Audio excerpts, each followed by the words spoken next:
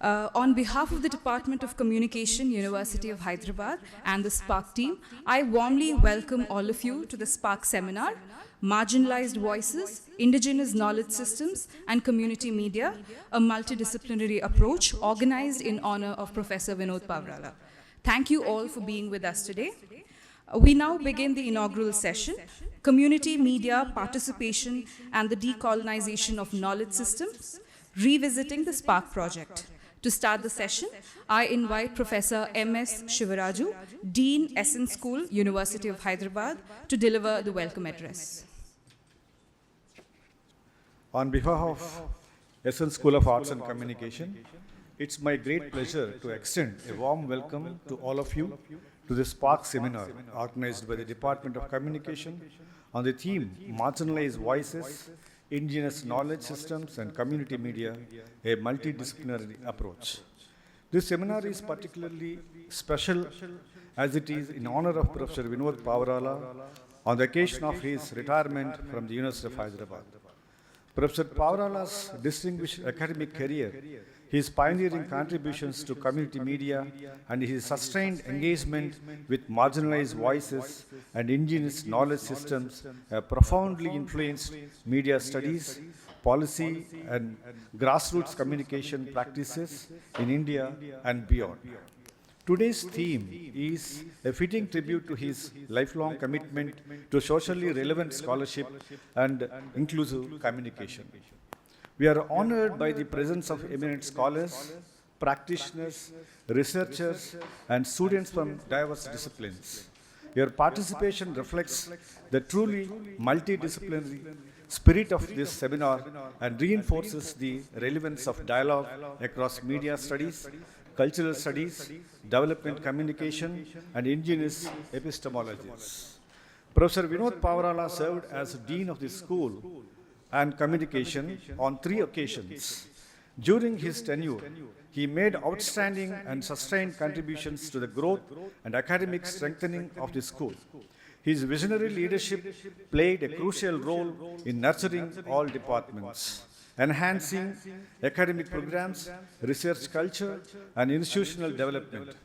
His commitment and service have left a lasting impact on the school and its academic community. I extend a special welcome to our invited speakers, panelists, and resource persons whose insights will enrich our deliberations. I also congratulate the Department of Communication for conceptualizing and organizing this timely and meaningful academic engagement under the SPARC initiative. I am confident that the discussions over the course of this seminar will generate critical insights, foster new collaborations, and contribute meaningfully to scholarship and practice in the field. Once again, I warmly welcome you all and wish the seminar every success. Thank you very much for having me this opportunity. Thank you once again. Thank you so much, sir. I now invite Professor Kanchan K. Malik, Professor, Department of Communication, University of Hyderabad, and Coordinator for the SPARC Seminar to present an overview of the project and the seminar. Thank you, Trisa. Thank you to our Dean, Essen School, for the opening remarks and for welcoming the panelists and speakers present here today.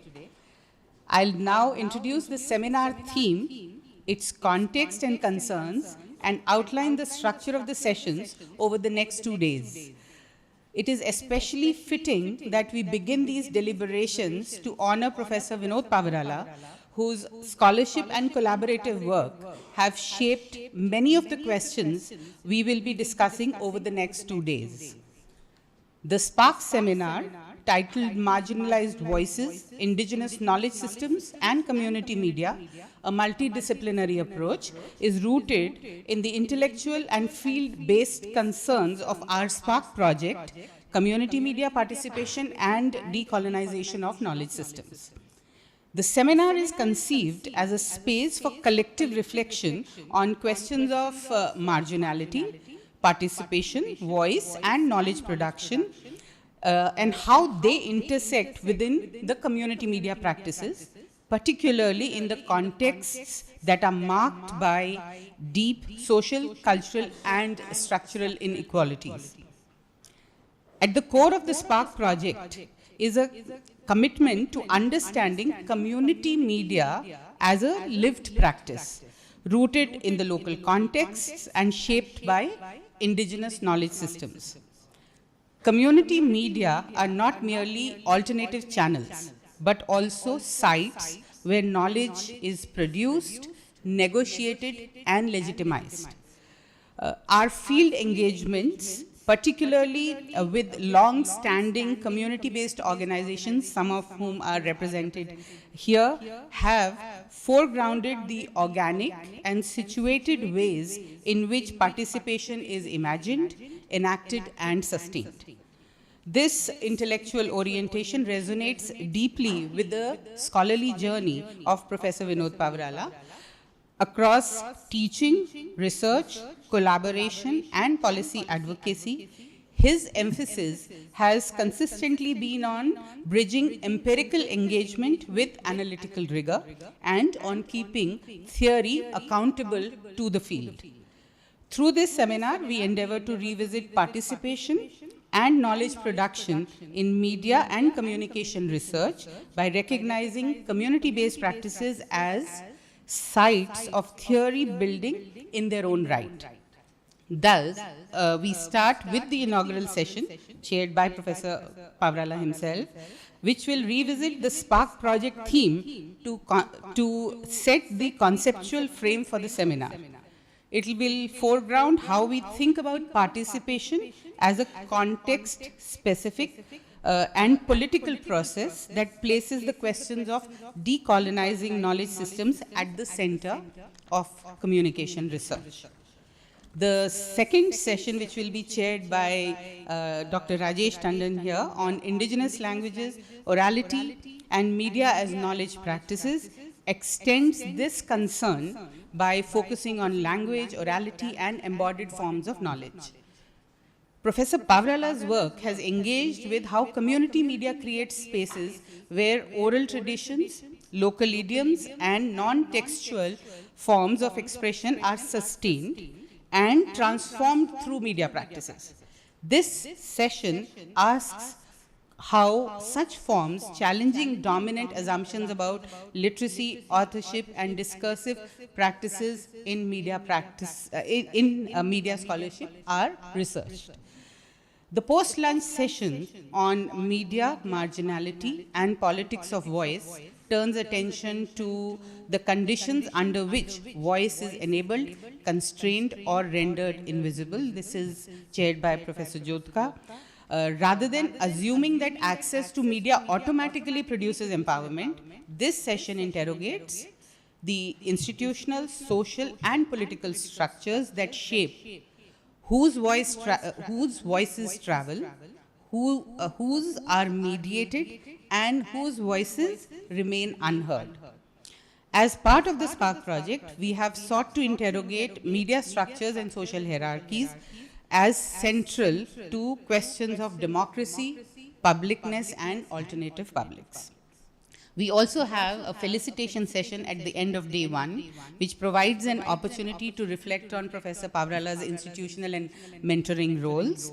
Beyond his scholarship, his contributions as a teacher, administrator, and collaborator have not only shaped Department of Communication at the University of Hyderabad, but also influenced broader national, international scholarship on concepts and some of the keywords that you'll pick during the discussions in the seminar.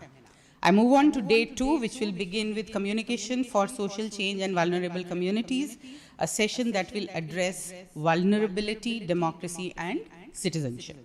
The SPARC project has consistently emphasized that vulnerability is not incidental, but produced through historical and institutional processes. This session will reflect on how communication for social change must remain attentive to power, context, and lived realities of communities. It will situate communication within broader struggles for social justice, drawing attention to how vulnerable communities negotiate visibility, agency, and rights through media practices. Tomorrow's second session will be on amplifying marginalized voices, community media in practice, and it will bring us firmly back again to the SPARC project's focus, which is community media.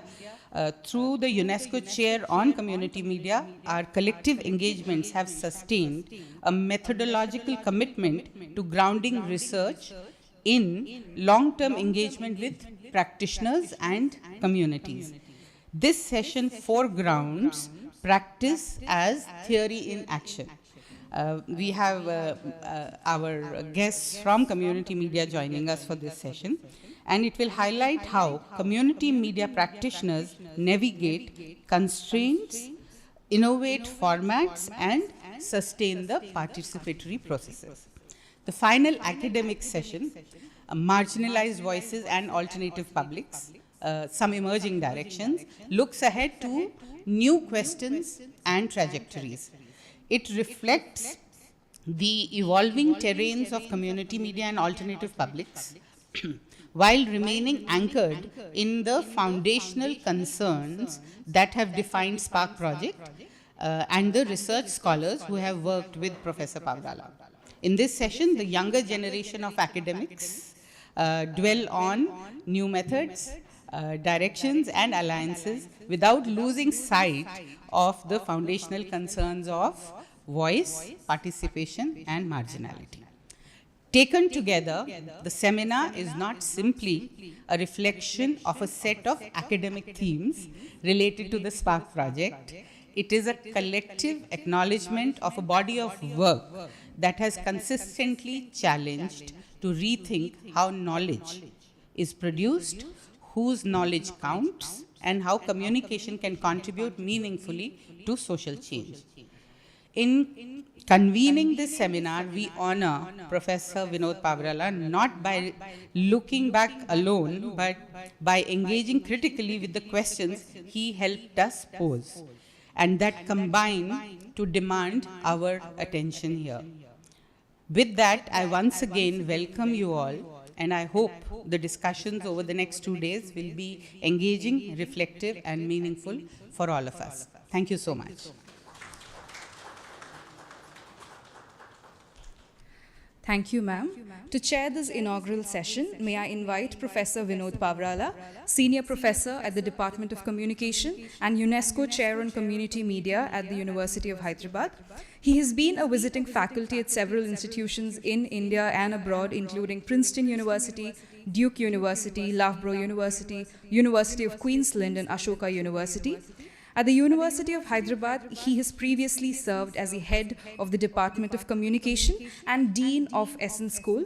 I now hand over the session to the chair, who will introduce and invite the keynote speaker and the panelists for the session. Thank you, Teresa. So let me first take this opportunity to welcome so many of you who took the trouble to come to this 2-day seminar. I see a lot of old friends, fellow travelers, colleagues from other universities, former students, present students. So I'm a bit overwhelmed, if you will permit me that feeling. So it's a bit awkward for me to be chairing anything in this seminar, considering, whatever has been said about the seminar. But I'm here primarily because we did this SPARC project, and we had a team here at University of Hyderabad. So I'll just say a few things about the SPARC project, about which Kanchan mentioned a little bit. But this is what's called the Scheme for Promotion of Academic and Research Collaboration. Those of you who are wondering what this is about. And across the country, a lot of SPARC projects were initiated, not too many actually in the social sciences and humanities. So I'm glad that our project was one of those. Broadly titled Community Media Participation and decolonization of knowledge systems. And the requirement of SPARC was that you collaborate with an international institution. And in our case, we collaborated with our good friends at University of Queensland in Brisbane, Australia, with specifically Professors Pradeep Thomas and Professor Elske van de Vliert, both of whom are present online, part of the Center for Communication and Social Change at University of Queensland. So we have had some long-standing engagement with them, and we were very happy to be able to collaborate with them on this project. And Teresa already mentioned being part of this project. There were two PhD students of ours who visited University of Brisbane, University of Queensland for a short period to work with the professors there.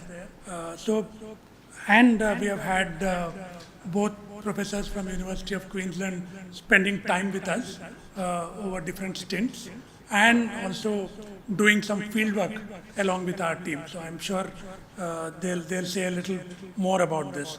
Here at University of Hyderabad, it was Professor Kanchan Malik, Professor Vasuki Belawadi, and myself who were part of this team. So broadly, in the project, we were trying to explore the organic basis for the idea of participation and the indigenization of community media, with specific reference to two community radio stations in India.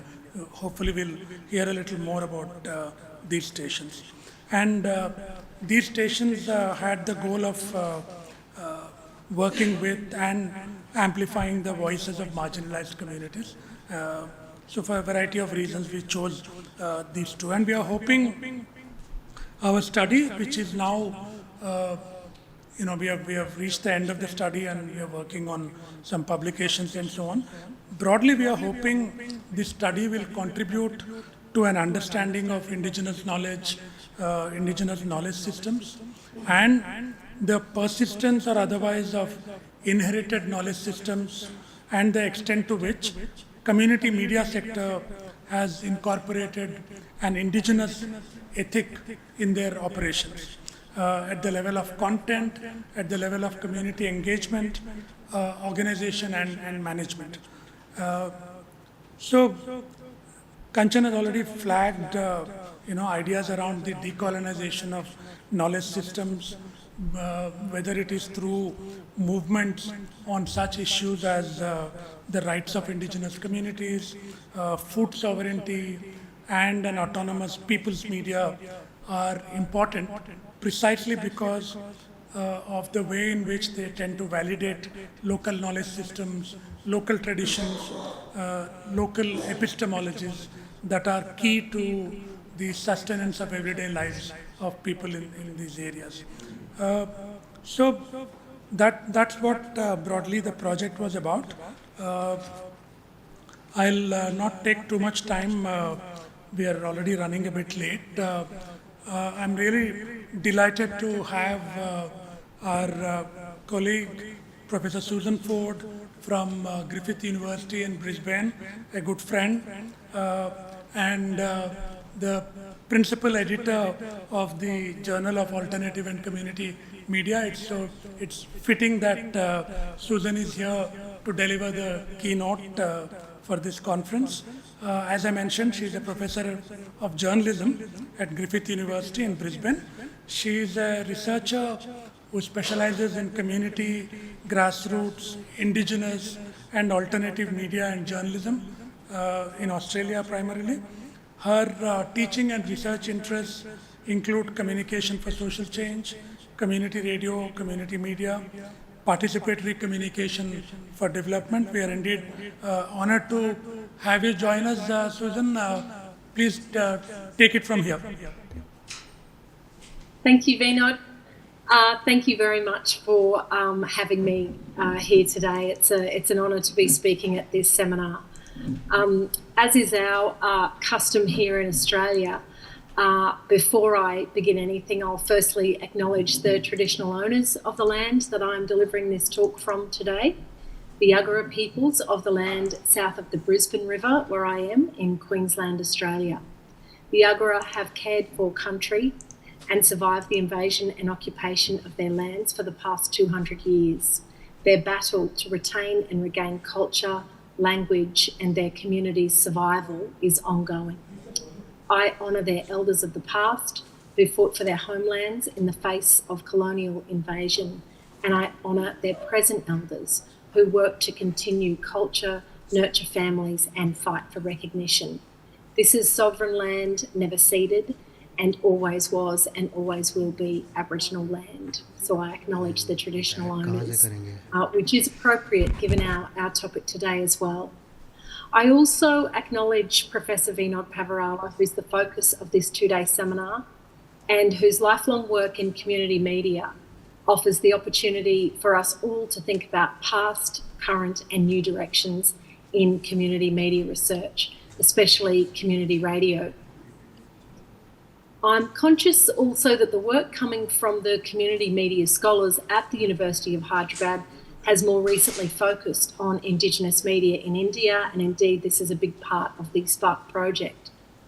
And as the title of this session suggests, on the decolonisation of knowledge systems within the study of community media.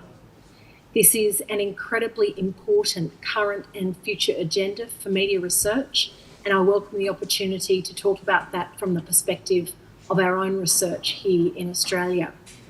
So today, what I'd like to do is to revisit some of Vinod Pavarala's work and put it into the context of the trajectory of community radio research over the past 30 years to acknowledge and recognise the spirit of this two-day seminar in honour of Vinod, and also then to think about the topic of the session this morning with a focus on recent work on Indigenous media and Indigenous broadcasting in Australia.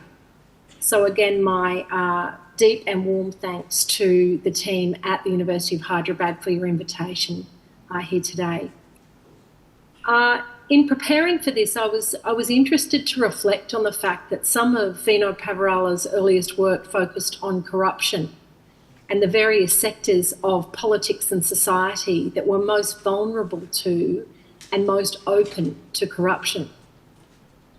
It seems that from this early work on corruption in politics and the media, where there was this real focus on the elites, this then led on a path of work which considers the ordinary rather than the elite in both media and politics.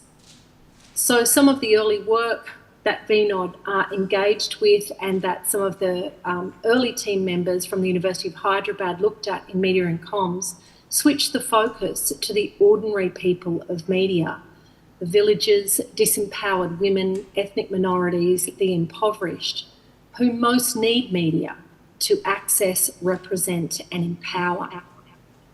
Much of Vinod Pavarala's work is collaborative, and his long-term collaborations with Kanchan Malik and others who are in the room today and who may not be here, but many people know who they are.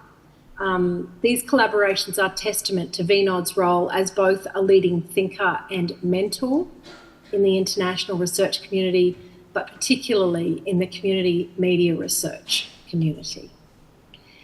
In the important work that Vinod Pavarala wrote with Kanchan Malik, the book Other Voices, The Struggle for Community Radio in India, which I know is well known to everyone. This work outlines some of the reasons why community radio took so long to come to a country and to communities that clearly so desperately needed it.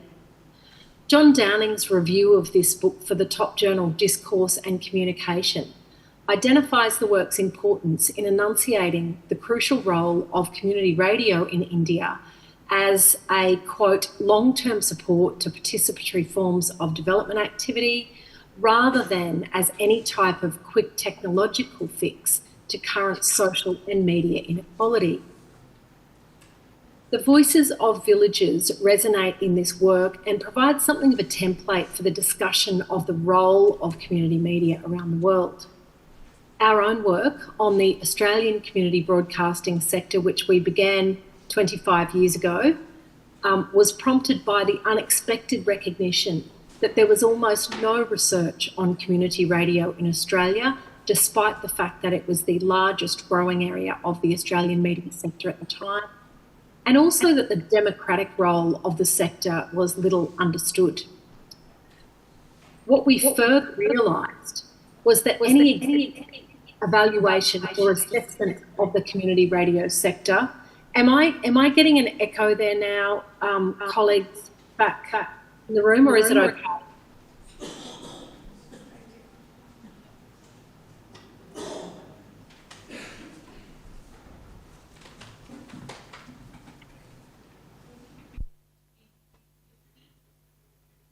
Okay, I'll assume it's okay.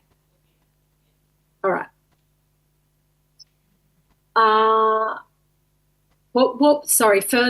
Further to that realisation that there was no real existing research on community radio in Australia, was that any existing evaluation or assessment of the community radio sector attempted to focus on audience numbers and reception almost exclusively, a classic media approach, without consideration of the arguably far more important role that community radio was playing in giving voice to the voiceless, providing training and skills opportunities in media, and creating a community of belonging and purpose around the station. Our initial work then, led by Michael Meadows, with both myself and Kerry Foxwell on the team, found that essential answers around the role of the sector in the lives of station personnel, volunteers, and local community groups had to be understood before we could begin to think about the audience and how they were receiving the content. So our subsequent work, which then brought in colleague Jackie Hewitt, conducted the first qualitative study of community broadcasting audiences. And it's in that work that the community radio research coming out of India perhaps most resonates or provides this fantastic opportunity for comparison. Issues of broadcasting in minority languages, providing cultural and language maintenance, addressing voice poverty, as Joe Tarkey, and I see Joe's name on the screen here, which is wonderful. Hi, Joe. Addressing voice poverty, as Joe Tarkey enunciated it in 2009, and as VNOT has evoked in some of his work, and contributing to the cultural and creative life of geographic communities, subcultures, and other communities of interest, emerged as key roles fulfilled by Indian community radio as well as Australian. And then as more work emerged around the world, these themes kept reappearing. The voices of ordinary villagers who had previously never been interviewed, who had never held a microphone, began to appear in work coming out of Indian community radio research, particularly women and girls, disenfranchised communities, poverty-stricken groups within society, those most vulnerable to being unable to access the benefits and opportunities of the country. This insight and illumination of the role of community radio in Indian politics and society is important, perhaps more important than in some other advanced democracies, given the conflation of community radio with the development agenda.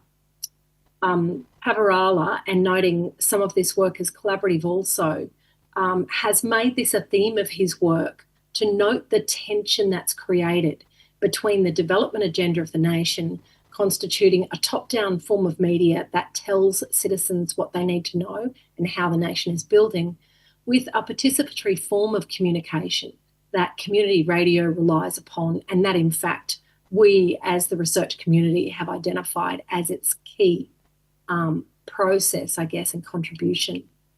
The heavy involvement of NGOs in the Indian community radio sector emphasises this, with a potential confusion between the democratic role of the community and participatory-based media organisation, the goals of the NGO and the broader development goals of the nation. And I know these are points and issues that many in the room well understand.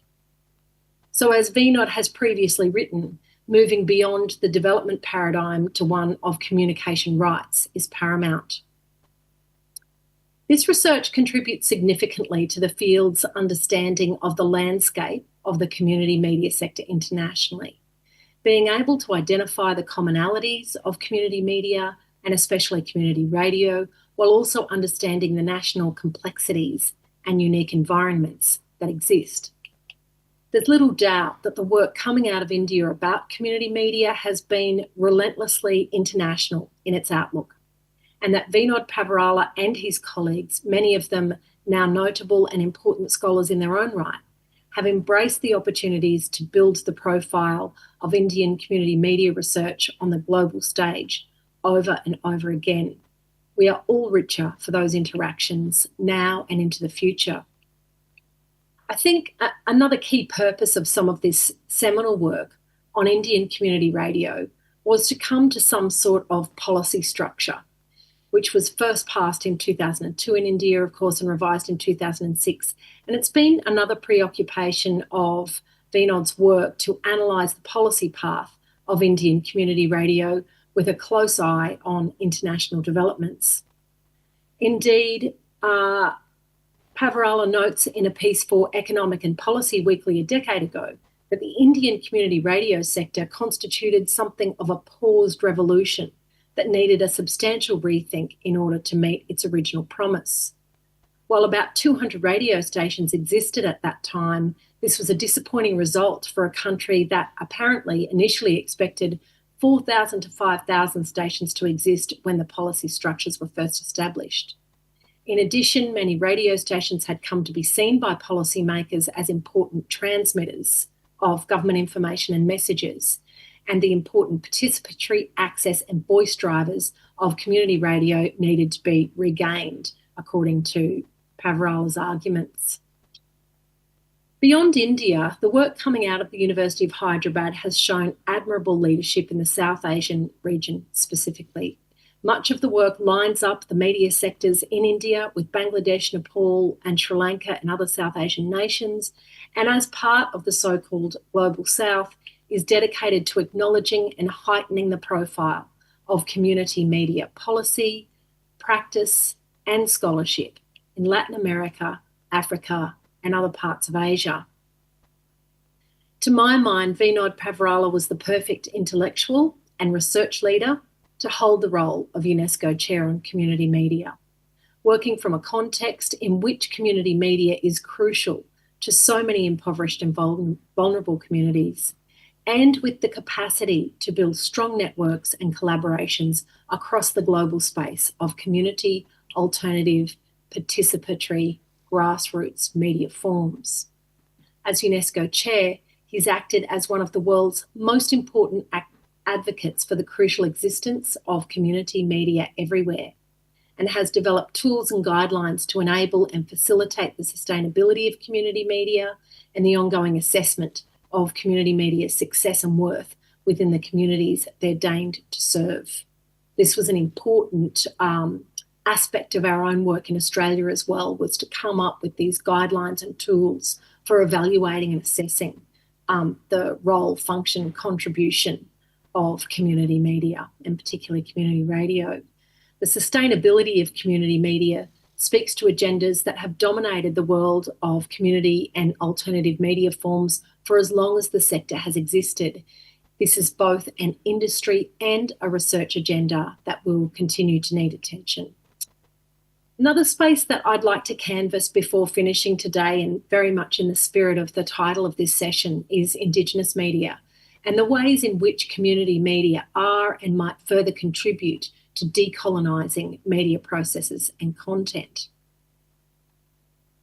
Our team, comprised of 3 Indigenous researchers and 3 community media researchers, has recently completed a national study of Indigenous broadcasting in Australia, and we're very pleased that the Community Communication and Alternative Media section of the IAMCR, of which Vinod is co-chair, could launch this work at our most recent conference in Singapore. I will say I've got like about 4 slides to accompany this as well, but I won't keep swapping between the screen and the slides, but I will provide them at the end if they'll be useful. They're simple book covers and that kind of thing to show you this report and work that I'm about to discuss as well. What this work on Indigenous broadcasting discovered was that the Australian Indigenous broadcasting sector is at somewhat of a crossroads in 2024-2025. Like many media organisations, Indigenous media are contending with technology and audiences that are both old and new. A sizable proportion of broadcasters and their audiences remain committed to traditional legacy forms of media such as radio and television, but an increasing number consume media on smartphones, iPads, and streaming services, often through the gateway of social media. What this means in the Australian context is a few things. Firstly, governments need to accept that a significant injection of resources is required to both upskill broadcasters and their studios to meet the growing need for short-form video, audio, social media content, and to encourage and support the development of influential young voices in Indigenous media. This is needed so the sector can fully embrace its potential and ensure its strength and power over the next 20 years. Secondly, we found through this work that technical support in very remote regions of Australia, including upgraded communications infrastructure, is essential. And while this has been called for at least the past 10 to 15 years by previous reports similar to our own and previous research similar to our own, it remains an unanswered call that we found was still one of the biggest hurdles for contemporary Indigenous broadcasting and for Indigenous community members wanting to access media. Thirdly, Indigenous radio and television continues to be identified by audiences as their favoured source of media for news and information because it is a far more trusted source than other media. This is a critical finding that is not new, but that reinforces the importance of nurturing and building an Indigenous public sphere comprised of Indigenous media, Indigenous content creators and journalists to provide news and content from the perspective of Indigenous peoples.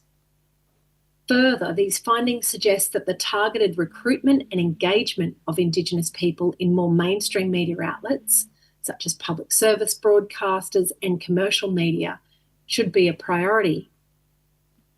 A number of Australian media organisations do have this as a recruitment strategy to increase the involvement of Indigenous media personnel, but what we find is that without concerted and informed anti-racism training and structures, these institutions will continue to be difficult places for many Indigenous people to work within.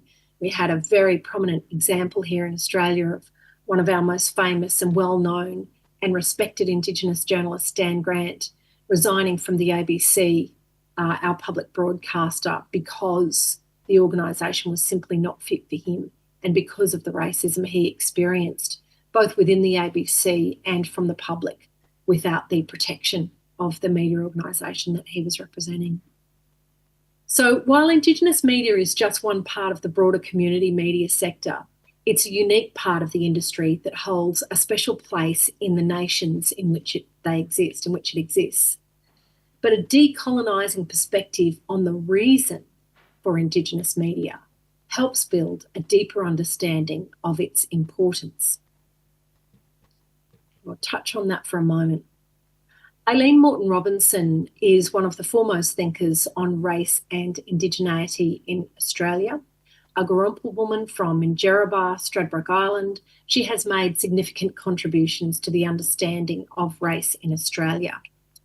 Her book, The White Possessive, was published in 2015 and outlines the colonial project in Australia. Her work enables a deeper understanding of what knowledge is needed in order to decolonise thinking here, not just about media, but about all aspects of land ownership, property, politics, education, the law, and so on. Decolonising our work would use Moreton-Robinson's perspective as a starting position. Following this treatise, our nation is socially and culturally constructed as a white possession, and race has been integral to the development of the nation state through the power to exclude and include in racially ordered terms. One of the team members working on our project, senior Indigenous researcher Professor Debbie Bargali, argues the contemporary experiences of Indigenous peoples are not isolated from the colonial project that is ongoing. Hence, Indigenous media exist to provide Indigenous space, perspective, advocacy, understanding and legitimacy to the Black voice. And I'll refer colleagues and people in the seminar to the new work from Amy Maguire, an Aboriginal journalist working here in Australia who's written a book last year called Black Witness, which particularly addresses that idea of the white witness, the Black witness and Black voice in Indigenous media. Indigenous media is critical, necessary, a non-negotiable component of our media landscape that should be well-resourced when we understand and accept those points. It provides a real opportunity and forum for Indigenous voices to continue to resist the colonial project and for those of us who support Indigenous advancement to do the same, and to highlight the impact of white possession, dispossession and attempted genocide on First Nations communities.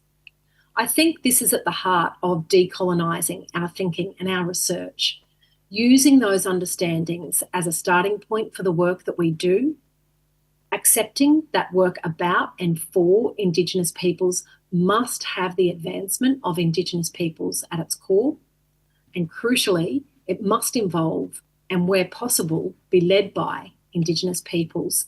And I will refer colleagues again to Lester Rigney's notion of Indigenous research, which he enunciated in the 1990s, but has recently really received traction here as an entire broad encompassing method.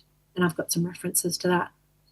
So it's a really important addition to the research agenda of the University of Hyderabad team and to Vinod's work as the UNESCO Chair on Community Media that Indigenous media in India is now receiving research attention and advocacy for understanding its contribution and role in the Indian media context. And I note, of course, that some of the colleagues and people mentioned as being part of the SPARC team when visiting Brisbane came on a visit with me to AAA Murray Country, the Aboriginal radio station, urban Aboriginal radio station in Brisbane here. And that was a really useful visit to AAA and also to the National Indigenous Radio Service. It's indeed a further indication of Vinod Pavarala's contribution that this is now front and centre in the research work of this group. For us here in Australia, I wonder if anything is more important than the uplift and delivery of justice for our Indigenous First Nations peoples and research into these spaces that develops knowledge, understanding and action. It's fundamental. I'll finish up, conscious of time, by saying to you, Vinod, congratulations on a career that we can already see evidenced by this seminar has significant legacy. The respect that you have from your past and current graduate students, colleagues, and international scholars who collaborate with or know you is clear. Perhaps for all of us, that is our most enduring contribution. Not necessarily the particular thought or contribution we make to the field that may be highly cited, but the impact we have on the intellectual community, the developing and emerging scholars, the stimulation of ideas, enthusiasm, motivation, commitment. You've delivered this in spades, Vinod, and your collegiality and generosity will continue to be felt for many years. Sorry for that interruption. Will continue to be felt for many years. Thank you very warmly to Professor Kanchan Malik for the invitation to speak here today. Hello, also a warm hi to Vinod and to colleagues that I know from over there in the University of Hyderabad and also on the screen. I look forward to more discussion this morning. Thank you very much.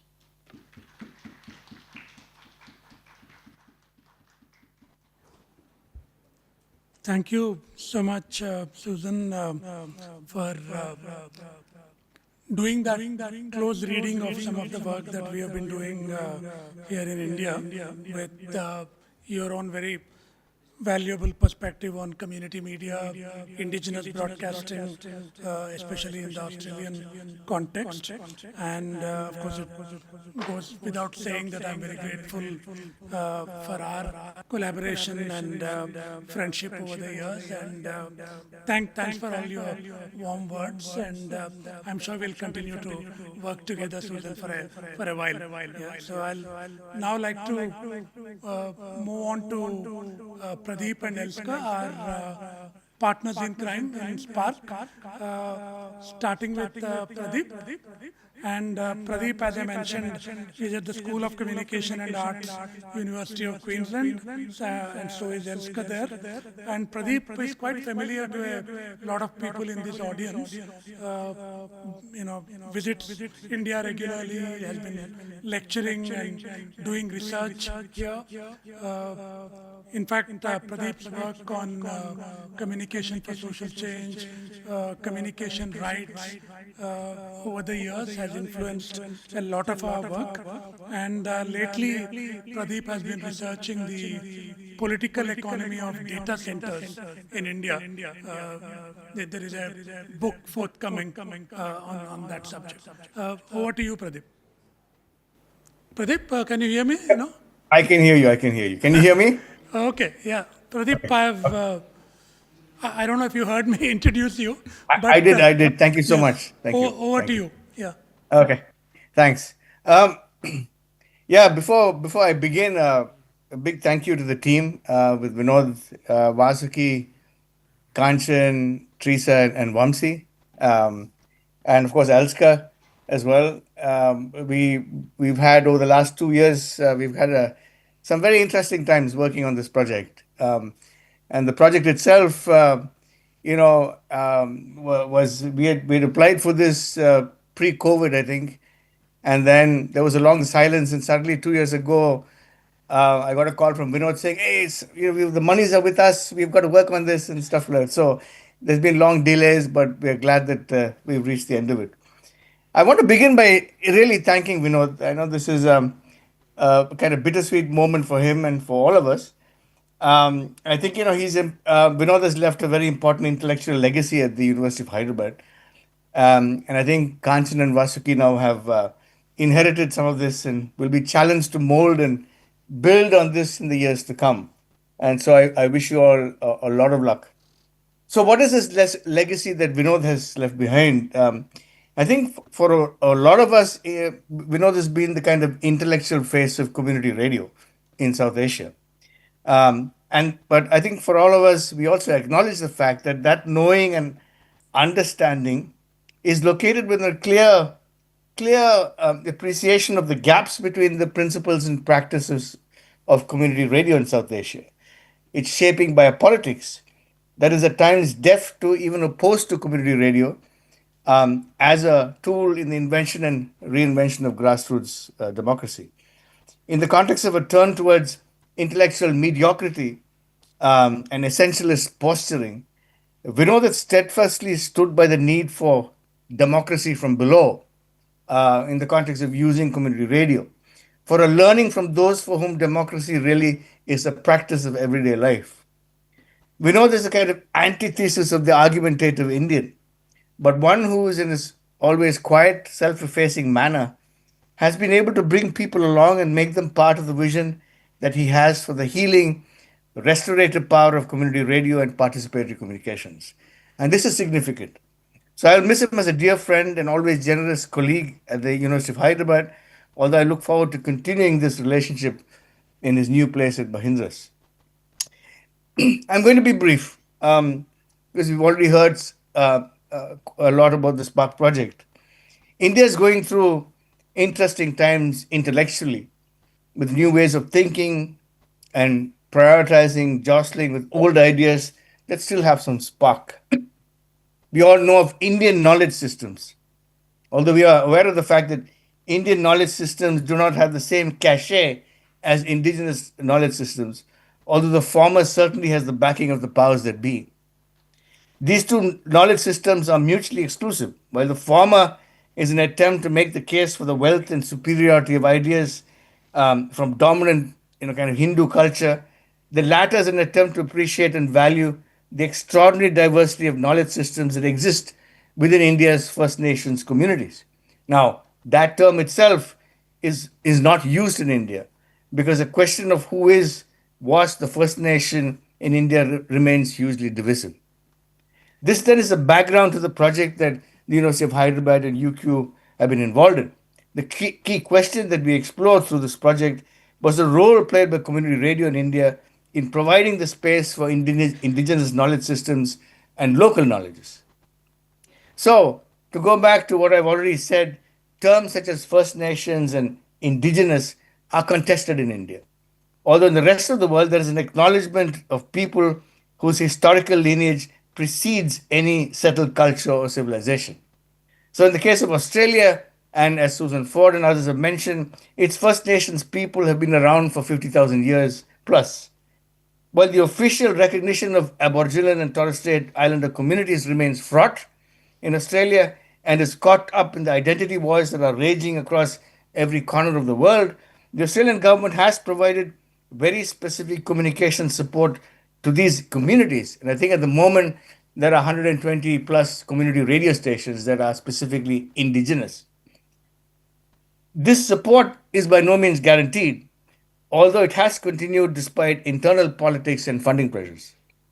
The key thing to note for this particular seminar is that there is a dedicated government-supported network of Indigenous radio stations in Australia. Right? That is a reality.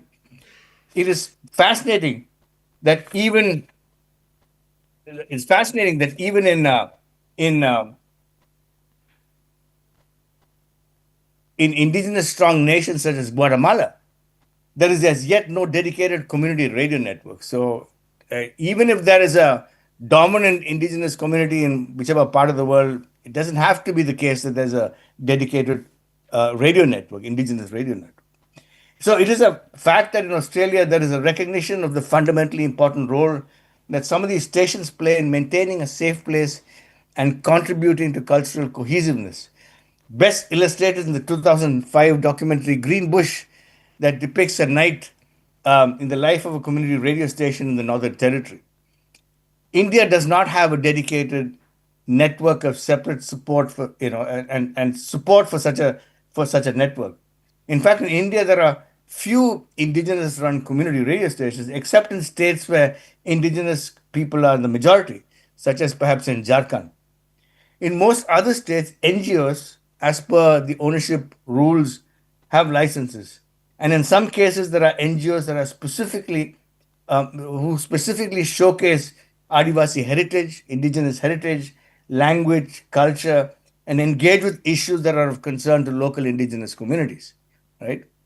Now, this project that we worked on has explored the role played by community radio in India in the context of supporting indigenous knowledge systems. And we specifically dealt with Radio Nityananda in Purulia in West Bengal and Radio Sangam in Pastapur in Telangana. While the station in Purulia specifically deals with Santali culture and issues, Radio Sangam deals more specifically with local knowledges, especially in the context of agriculture, the preservation of seed, and biodiversity.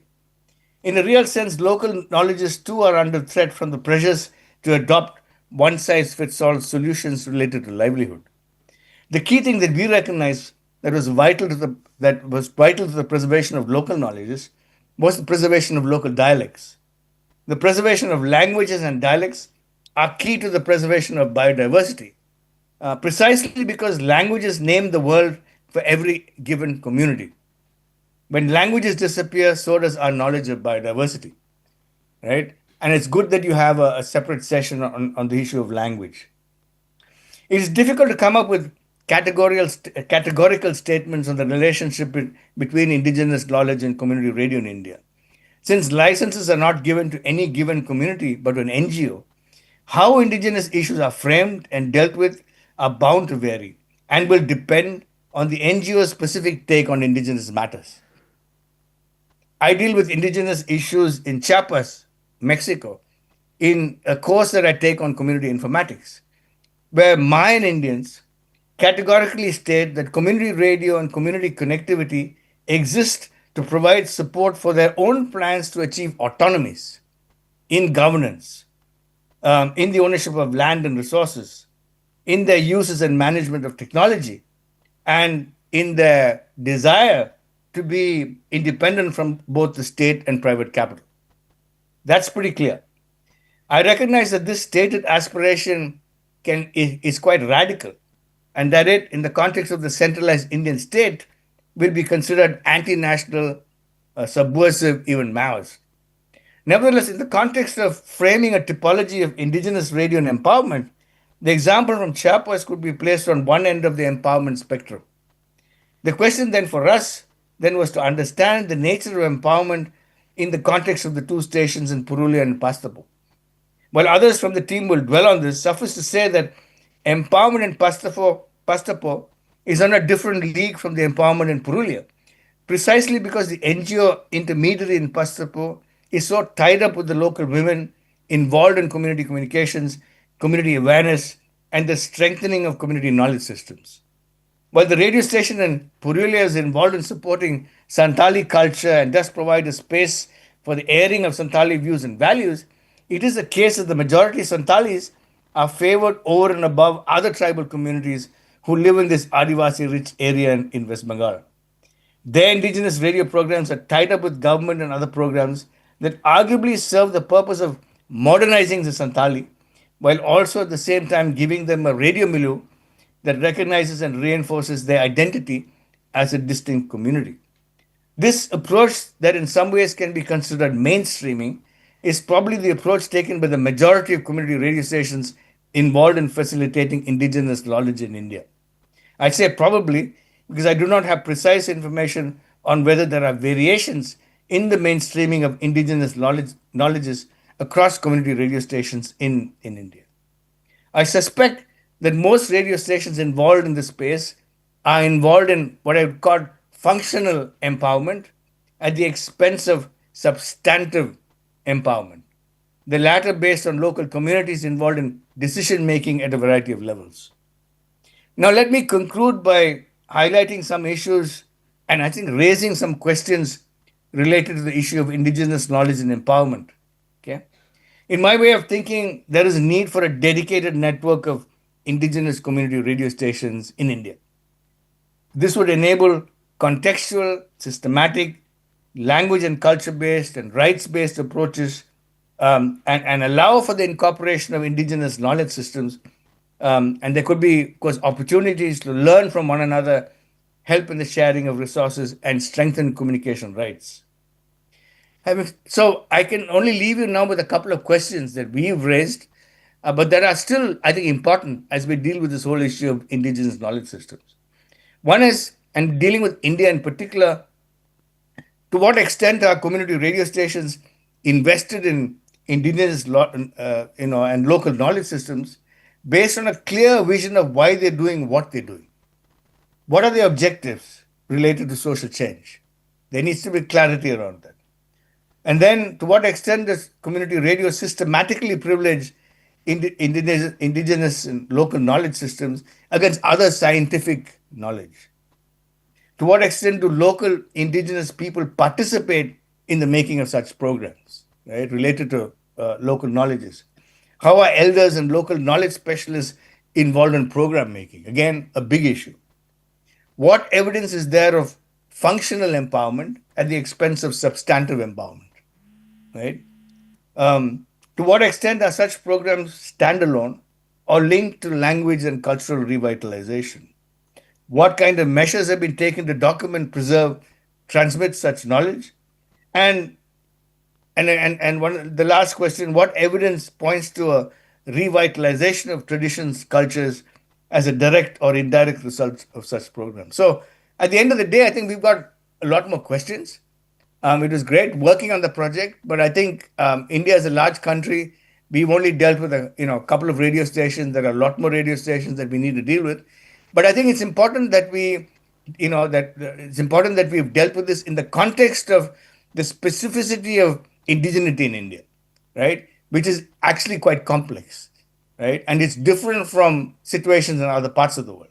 So I think India has got a long way to go in the context of this incorporation of both indigenous knowledge and traditional knowledge. I'll leave it at that. Thank you.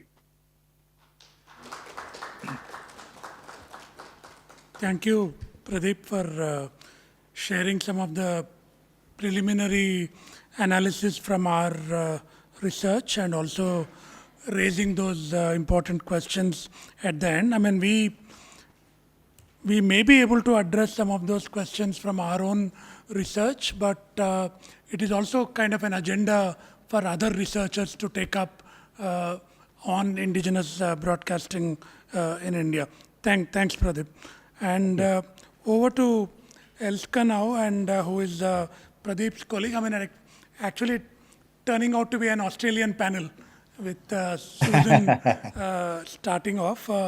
Elska's own research has been on participatory development communication, transdisciplinary research for sustainable development, impact assessment of social change processes, and she has worked extensively in Southeast Asia and in Africa, Indonesia quite a bit, and we were delighted when she could join us for some fieldwork here in India. Over to you, Elska. Thanks very much, Vinod, for this opportunity to share some of my ideas. Thanks also to Kanchan for inviting and organizing the panel, and the whole team, Vazuki, Pradeep, Trisha, and Vamsi for collaborating. I also want to thank Susan for acknowledging the traditional owners here in Brisbane, which she did beautifully, so I don't need to repeat that. I would like to share a few slides. Sorry, sharing isn't turned on. If you can turn it on, please. Okay, thank you.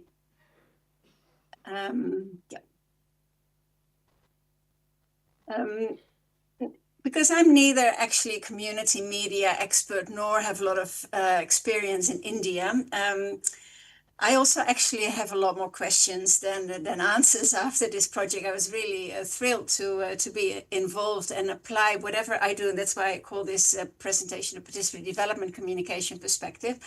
To bring that to the team, but also actually learn a lot from the colleagues in their experience, which is very rich and long-standing, as we know. So I'd like just to give a few reflections from that perspective on the SPARC project. Share as Kanchana some of the more theoretical ideas that I use in my work and how it relates to this project, and then let's see what's next, which is mainly adding to the questions that Pradeep has. The objectives here, I put in very small font so you can't actually read them, but I just wanted to show them how of a small project like the SPARC project, how big those objectives of the project were, which is probably testimony to the way that Vinod thinks and has worked, and all the wealth of insights that he brings to the project. But the core was really about community media and indigenous knowledge systems, decolonizing these knowledge systems, and participation as a kind of a mode of doing this. Now, for me, looking at that from that participatory communication development perspectives, this whole sits in the context, of course, of sustainable and equitable community development. It cannot exist in a vacuum. And that's also how I've been looking at those cases. How are these specific initiatives of the community media in the cases that we visited, and the focus on indigenous knowledge systems, how are they sitting in the larger kind of context of sustainable and equitable community development? And for me, that, of course, therefore, we also have to look at the different modes that community development is happening. Of course, in many rural communities, a lot is self-led. People do their own things, but of course, in many cases, they are influenced by government programs and or by NGO programs. Now, what we've seen in those cases, the NGOs that led those community media stations, which of course the community media has to be led by NGOs who are a registered entity, some followed for some of the knowledge systems that were applied, they follow more mainstream kind of knowledge, or a combination, which we saw in Perulia, mainstream for development, more kind of rural development aspects, whereas for the more cultural and linguistic kind of aspects, they looked at the indigenous knowledge systems. And others, like DDS and others that were used, it's more about sovereignty and how that can be enhanced through these processes of participatory action and through the community media. Now, a framework that I often tend to use, and I use a lot, and also actually having our students get to think about how participation can be operationalized, is this. And how do we actually, by identifying those phases of change? And of course, they're not as circular or linear in a circular way as it seems. Things go back and forth, but to achieve change, of course, we need to first really understand the situation, do the diagnostic kind of work. There has to be participatory planning, and then there is, of course, an action phase where participatory processes take place. And typically the media of the community media sit in this action phase where you hope to get that change. But participation I see really as a platform that carries these processes. And so you have these interfaces where the participatory processes kind of link into that and carry those change processes forward. Now, what does that imply? There's learning, there's collective action, there is reflection and self-mobilization that are important functions for the participatory kind of platform to achieve. Learning, of course, through the consultation, the dialogues, the exchange, through observing, through listening, in all those different phases. But it's also something that continues all through through all the phases. It can never stop. It's not just something that happens at an early stage. The collective action, of course, is particularly in planning, in implementation, in advocacy. The group dynamics needs to be understood. Reflection through the monitoring, evaluation, and impact assessment at those various stages. That again, if that is being done in a truly participatory manner, can be one of the processes that leads to empowerment and eventually the self-mobilization, where of course we're looking at sustained and collective planning and action, and eventually reflection, and eventually the self-governance.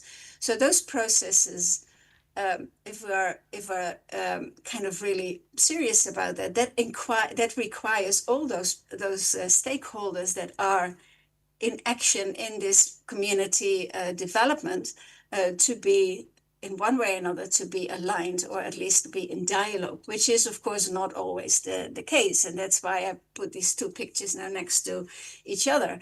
We can see that a lot of the community media, in the case where we looked, were really managed by the NGOs, some linked a bit with government, but some really only linked with self-led communication. Now, what are then the influences of the other processes that are still happening in this overall kind of context of community, of rural development?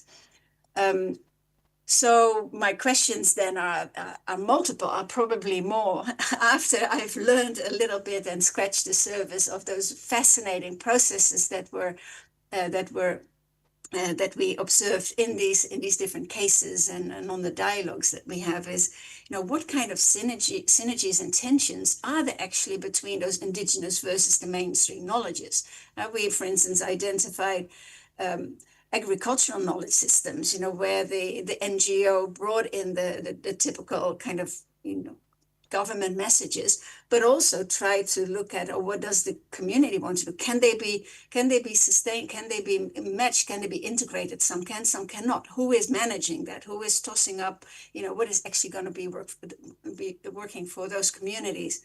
In the end, of course, it's the communities themselves who can figure it out, but do they have the skills, the critical skills, to do that analysis with getting multiple inputs from different elements? Second, the synergies and the tensions between the centralized versus the participatory versus the self-led development processes. Who takes control? Where is the power? What works in the end? Who has the capacity to actually make those decisions?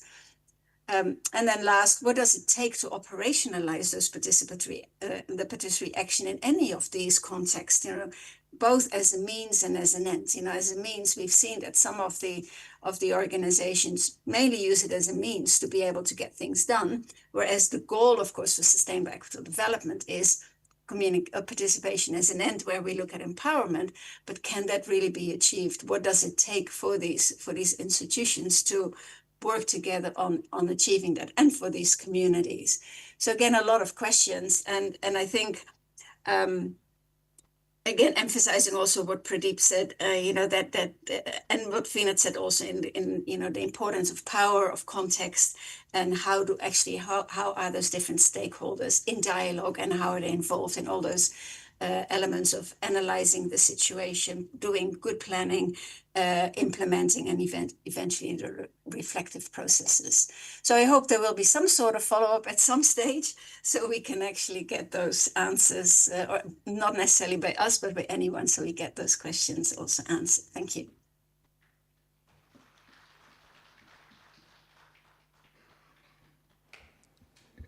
Thanks a lot, Elske, for laying out the conceptual and methodological framework within which one can look at participatory development communication, and some critical questions arising from our own project.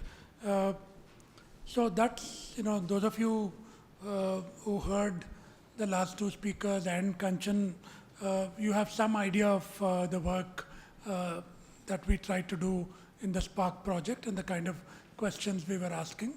I also, before closing this session, like to acknowledge the support extended by Pradeep and Elske and the University of Queensland in having our faculty colleagues, visiting them and spending time with them, and also our doctoral students. So, it's been a very enriching, mutually enriching experience working with both of you. Thanks, Pradeep and Elske. And so with this, we come to the end of this session.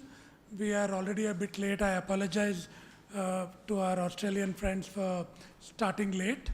And we'll now take a short break for tea and then come back.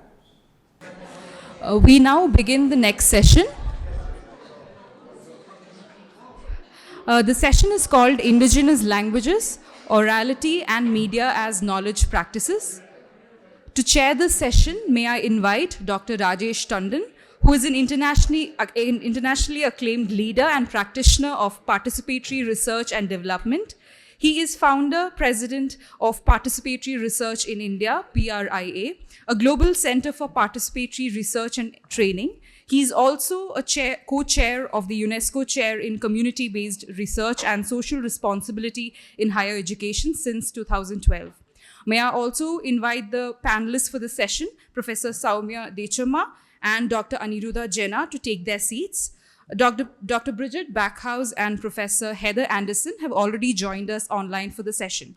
I now hand over the session to the chair, who will introduce and invite the panelists for this session. Is it still good morning, or more or less good morning? Thank you very much for that introduction. Good morning, everybody. I am, first of all, delighted to be here. Vinod is an old colleague and friend. We have a phrase, we are always trying to harass others by pretending to be professorial. And the previous panel and listening to SPARC's findings confirmed that approach that Vinod and I have taken, sometimes together, many a times independent of each other, but also keeping each other informed. So this is a wonderful occasion. I'm glad I'm able to join physically here. The introduction that you read, the phrase participatory research is now 50 years old. No harm in clapping. Because sometimes we don't acknowledge our own contributions, our own values, and we wait for some reference to be given. No, participatory research is no longer a reference. It is a real world practice. I have been on this campus, beautiful campus, for the last 4 days in the MMTTC, which is a training center. A batch of 44 young professors from 5 southern states are undergoing a residential faculty development program on community-based participatory research.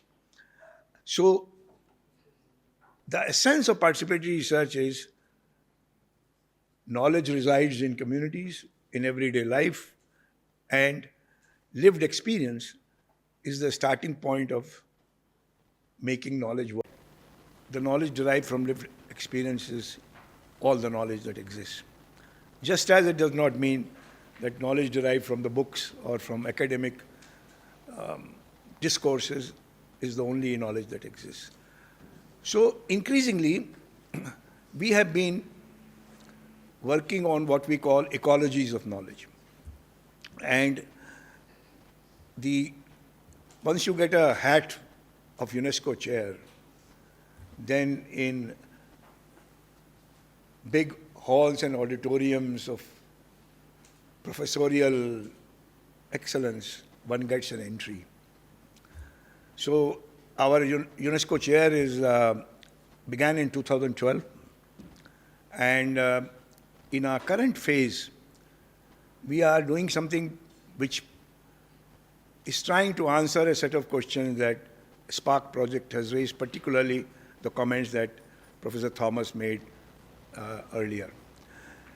I am showing you the website of UNESCO Chair so that you visit it after I leave, not right now, because, and the next one I will show you is a project that our UNESCO Chair is running. It's called Decode Knowledge Project, Decolonize Co-Construction of Knowledge.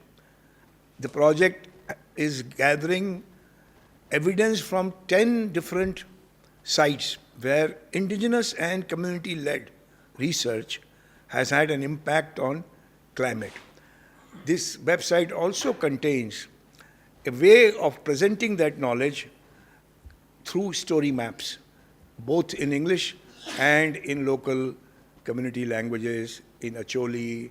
So the case studies come from Malaysia, India, Uganda, Ivory Coast, Bolivia, Colombia, Brazil, and northern Canada. The most interesting case study, if you ever visit this site, is the one about Nanook territory in Arctic, where the polar bear represents a knowledge system. And that is similar to what the questions Professor Thomas was raising. The findings from our study and our work, we used over the last 6-7 years in campaigning for the adoption of UNESCO recommendations on open science. They were adopted in November 2021.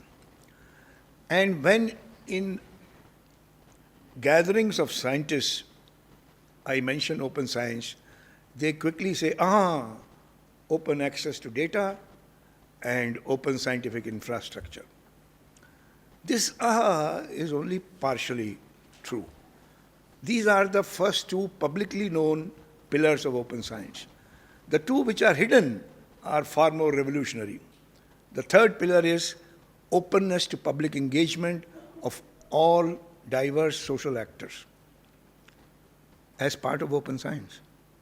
And the fourth one, nobody has been able to do anything other than the project SPARC and the work we are doing. Open dialogue with different knowledge systems, with multiple epistemologies, and indigenous knowledge system, increasingly an important part of that. So UNESCO in Paris and all the national governments, 190 of them who adopted the recommendation, are still trying to figure out how do you do open dialogue with other knowledge systems, because we are so seeped into our own knowledge system that we can't understand how any other knowledge system can coexist. So this SPARC project, this initiative, And this session particularly, which talks about indigenous languages and orality, the case studies that we were developing tended to imply that orality is not just a form of communication. Orality is a science of knowledge, because what you can do through orality, you cannot do with paper and pencil. And nowadays, of course, with digital words. So I'm very happy to be here. I'm not going to do any more publicity, except towards the end when I gift this book to my colleague Vinod, which is a work that we have been doing on teaching community-based participatory research, which is socially responsible and ethically anchored, because a whole bunch of people are running around with participatory research without focus on ethics. So let me invite all the panelists who are here, 2 of them physically here, 2 of them online. By the way, this seat says chair, yes, and this says speaker, and I've been doing both, chairing and speaking, but now I better stop that. So, Professor Soumya, where are they? You moved there, okay. Lekama, she is a professor at the Center of Comparative Literature, University of Hyderabad. All of you here know her. And she researches cultural discourses in contemporary India, translation studies, literatures of India, minority language and politics, and Kudava performative cultures. So we begin with you. I have been told to monitor time, which, given my reputation, I do it brutally. So I will encourage you to monitor it yourself, and we do want to have lunch. That's the sort of the end point. So 12:07 by my watch, take 10, 11 minutes. Welcome.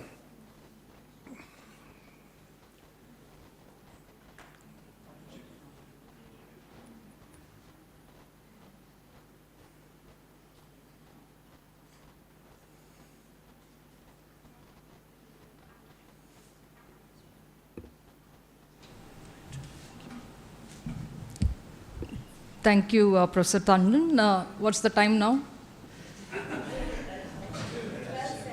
We'll go by this. Yeah, okay. Yes, I don't think I need monitoring because I'm hungry too, and I get very hungry. Couple of thanks to the Department of Communication, who's been. It's not a very good occasion, Usharaman and then Vinod Pavrala, but then there is still an occasion to gather, discuss ideas and thrash them out. So thank you, Satya, for facilitating this. Thank you, Kanchan, Teresa, Vamshi, Jumana, if I got her name right. And of course to Vinod, I wish we had become familiar with each other's works a little earlier. I know last 1 year or so we've been talking to each other and participating in each other's work, but I wish I had learned much more from you in this long decades of both of us being in campus. I agree with what Pradeep Thomas said about Vinod. He said he is an antithesis to the argumentative Indian. Especially when I think of myself, very impulsive and argumentative, I think that is something which I should have definitely learned from Vinod. There is nothing new that I can say today to this audience who've been working on indigenous issues, indigenous media. Instead, I thought, and especially in 10 minutes, there's nothing new I can say. So I thought I'll just follow a strain of thought that has been troubling me. And of course, in my head, it is clear what we should understand as indigenous. I will just put across my thoughts that are in my head. So the whole theme of this project, the whole idea of this project is anchored in this idea of indigenous, right? What exactly is indigenous? I'm sure all of us here in this room, most of us in academics, whether it is faculty or student, we use this term very often. I'm not sure how many of us, use it after much thought or with a very definitive sense of understanding. When I say that, I don't mean to say that the idea of indigenous has a very definitive definition. No, definitely not. In fact, there is no one single understanding of indigenous. I mean, that's true for most other concepts. If there was one single understanding, I don't think academics need to exist at all. Academics need to exist because we should further this understanding. So what exactly is indigenous? There's no one acceptable kind of an understanding. And in some parts of the world, this also Pradeep kind of touched upon, right? Whether it is South America or in the Northern Americas or in the Australia. It becomes pretty clear what is indigenous as opposed to the colonizing settler kind of communities and languages. If you take South America, it is Spanish, Portuguese, or English occasionally, vis-a-vis Aymaran, Uruchipaya, Kunza, etc. So in Australia, also it's very clear, vis-a-vis English, it's a whole lot of Aboriginal or the First Nation languages and communities. But when we come to India, how do we understand this idea of indigenous? Right? When it is very clear in certain parts of our world, but when it comes to India, indigenous, the idea of indigenous gives rise to a whole lot of complex questions. I don't know much about Africa. I'm sure it is as complex as India is. So I thought I'll just trace the idea of indigenous through very dominant dictionaries to begin with. In fact, when I looked up the etymology of the word indigenous, indigenous comes from two words, root words, which is Indu or Endo. Endo is a Greek kind of, it has a Greek origin. Indi has a Indu, has a Latin origin, which means from within. So Indi, Indu, Endo, from within. Genus being produced, having emerged or beget. Right? So something from within is something that is produced within, something that has emerged from within, something that is native. Right? So that is where the term etymology, the etymology of the word indigenous comes from. Now if you look at the dictionary meaning of indigenous, you can read this. In fact, the chair and the other presenters were not too happy with using PPTs, but I thought you can actually just see and focus on certain things which I want you to focus on. Used to refer to the people who originally lived in a place, okay? Or not foreign, or not from outside an area, etc., etc.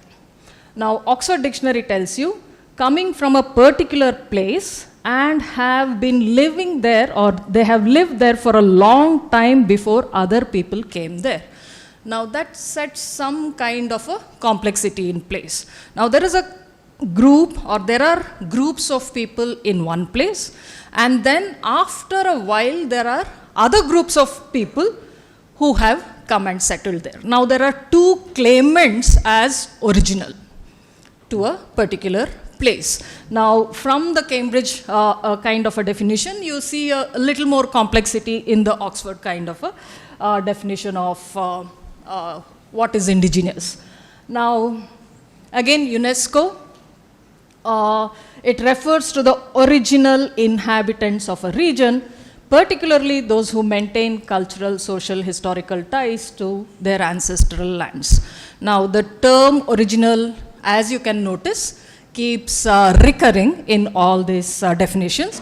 I'm sorry I didn't look up the SPARC project understanding or usage of indigenous, but I'm sure they have explained their usage in their work. I'm not even sure, I didn't look up your website. I don't know if it's available as well.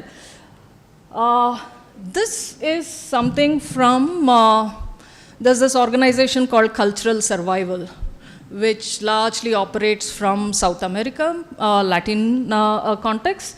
I occasionally read their magazines, and therefore I thought I'll look up what they say. And here you see that again, the idea of original inhabitants has come into being, right? They're called tribal people, first people, native people, and indigenous people. These original inhabitants call themselves by many names.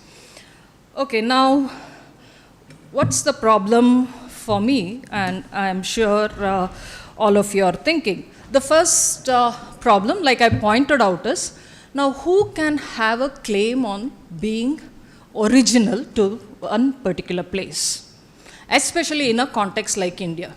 Who can be called as the original inhabitants, right? I'll come to the examples in a while. So, and this question of origin is also a problem because it kind of places people in a very linear kind of a history. You came first, you came second, you came third, you came whatever it is, right? It's a very linear understanding of history, this idea of being original to the place. And for me, the other problem which is interconnected with this idea of original is, as we know, human history is a history of migration. From the times of evolution, right, since Homo sapiens evolved, human beings have migrated from wherever you believe Homo sapiens evolved, right? Whether it is from certain parts of Africa, or if you want to believe that evolution was a place that was happening in all across, in different places, not just in one part of Africa. Since the time of evolutions, human beings have migrated.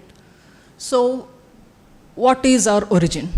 Where do we locate our origin as? If you trace back a linear history, right, to our original place, how do we locate the origin of all of us? So migration that has actually defined human history from evolution till today is a fact, is a historical fact that has defined each one of us. And if migration was not a problem until recent times in history, I mean, today, I think what is defining American politics, European politics, politics in Assam, politics in India, is a question of migration. So when did migration start becoming a problem? Why is this important? This is important because this is very intimately connected to the idea of indigenous as well. Whoever is not a recent migrant is an indigenous person, right? And migration and the idea of indigenous, they are inseparable. And therefore, when we talk of somebody as original inhabitants, when we talk of somebody as foreign and not original, I think we will have to look at the idea of migration that has shaped human history. Right? And therefore, and I asked a question a couple of minutes ago, when did migration start becoming a problem? If 70,000 years of human history has seen migration, the coming of nation states with very particular boundaries, and its connection to the capitalist state, right? When moving across these very tight ethno-nationalist borders started getting regulated, you have a problem with migration. You began identifying somebody as a migrant and not as an original inhabitant in that particular place, right? And therefore, migration, origin, and the conflicts that these things have led in the last 300 years or so. Prior to 300 years, at least to my knowledge, I have not known any issue with who is a person who is original to this place. Is there a migrant? As long as somebody could move across and be part of the community, the question of outsider was not a big question. But today, it is, right? So today what this has led is this idea of origin. has led to conflicting claims of those of belonging. Who belongs to this place, who is indigenous and who is not.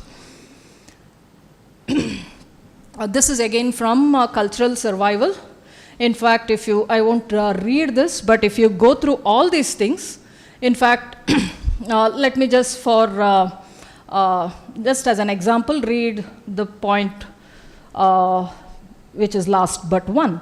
Indigenous people have had their own land and territory to which they are tied in many ways.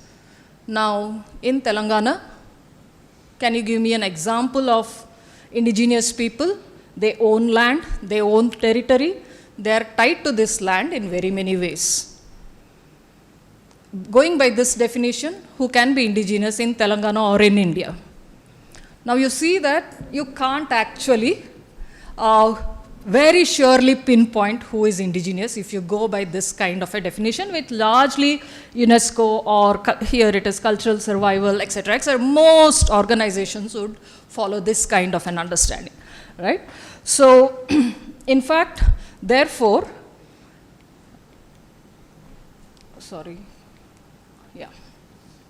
the first point which I took from cultural survival, indigenous people are distinct populations relative to the dominant post-colonial culture of the country seems to be the most relevant. Now, given all these problems in relation to migration, in relation to understanding what is original, who is original, and the contesting claims, right? So understand is a better term, understand indigenous in terms of relativeness, right? It has to be relative to the dominant post-colonial culture. Now, what is the dominant post-colonial culture of this country? Going by very dominant discourses, English can be the only foreigner or non-indigenous kind of a language. But is that the only dominant post-colonial culture of this country? So, in a way, I kind of tweaked this, and I'm sure most of you do this without stating it on one's face. Indigenous people are distinct population relative to the dominant post-colonial and dominant caste structure and dominant communities of our country. Right? Because one of the points that we read out earlier, you belong to the land, or you have land, you have territory, distinct cultural practices. Now, Kamma groups can claim this, Reddy groups can claim this, Mala groups also can claim this, and very many tribal communities can also claim that kind of an understanding. So, in order to understand indigenous, we have to be a little more nuanced and look at what are the dominant structures that exist today and how can we actually understand indigenous. I gave you the Telangana. I request you to summarize? Oh, yeah. That's it, nothing. I'll end by this. What is clear in my head is what is indigenous is a question marked by power and the relative nature of this.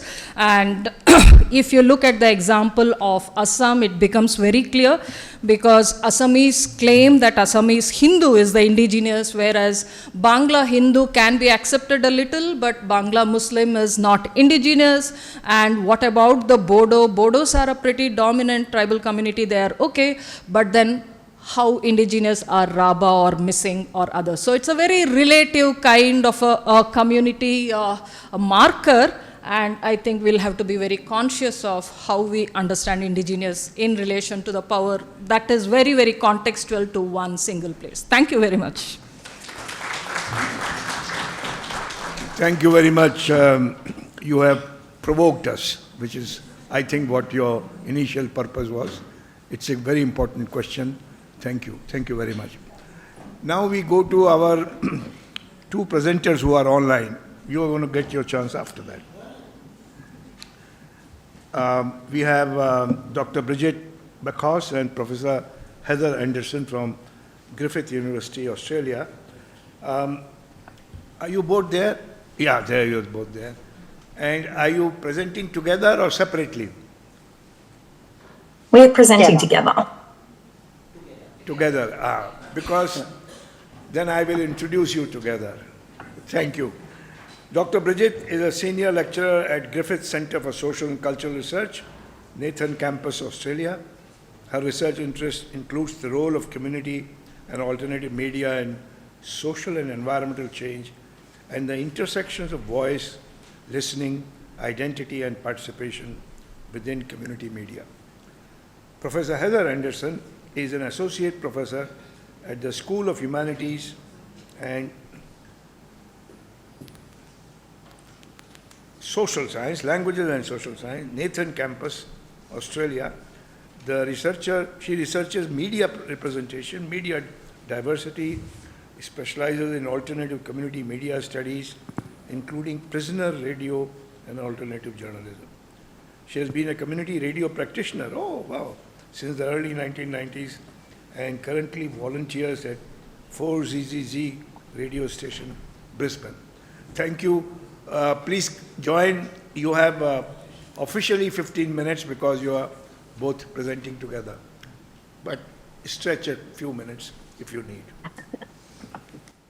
Great. Thank you so much, Professor Tandon. Hopefully you can all hear me okay, and we'll try and stick to time. We don't want to keep you from your lunch. I'm Bridget and I'm presenting with my colleague Heather.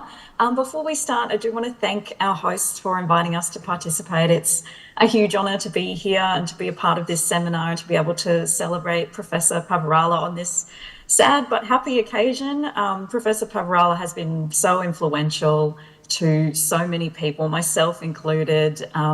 And one of the many, many things I've learned from Professor Pavarala is about balancing advocacy and critique and knowing that it's possible to be a really staunch supporter of community radio while also still holding it to account and hopefully working towards making it better. And it's in this spirit that this project that we're going to be talking about has emerged. So just a bunch of white bureaucrats talking about Indigenous people is a quote from one of our interviewees, one of our interviews with a community radio journalist. And unfortunately, it is quite representative of coverage of Indigenous issues on the most popular syndicated community radio news and current affairs shows in Australia.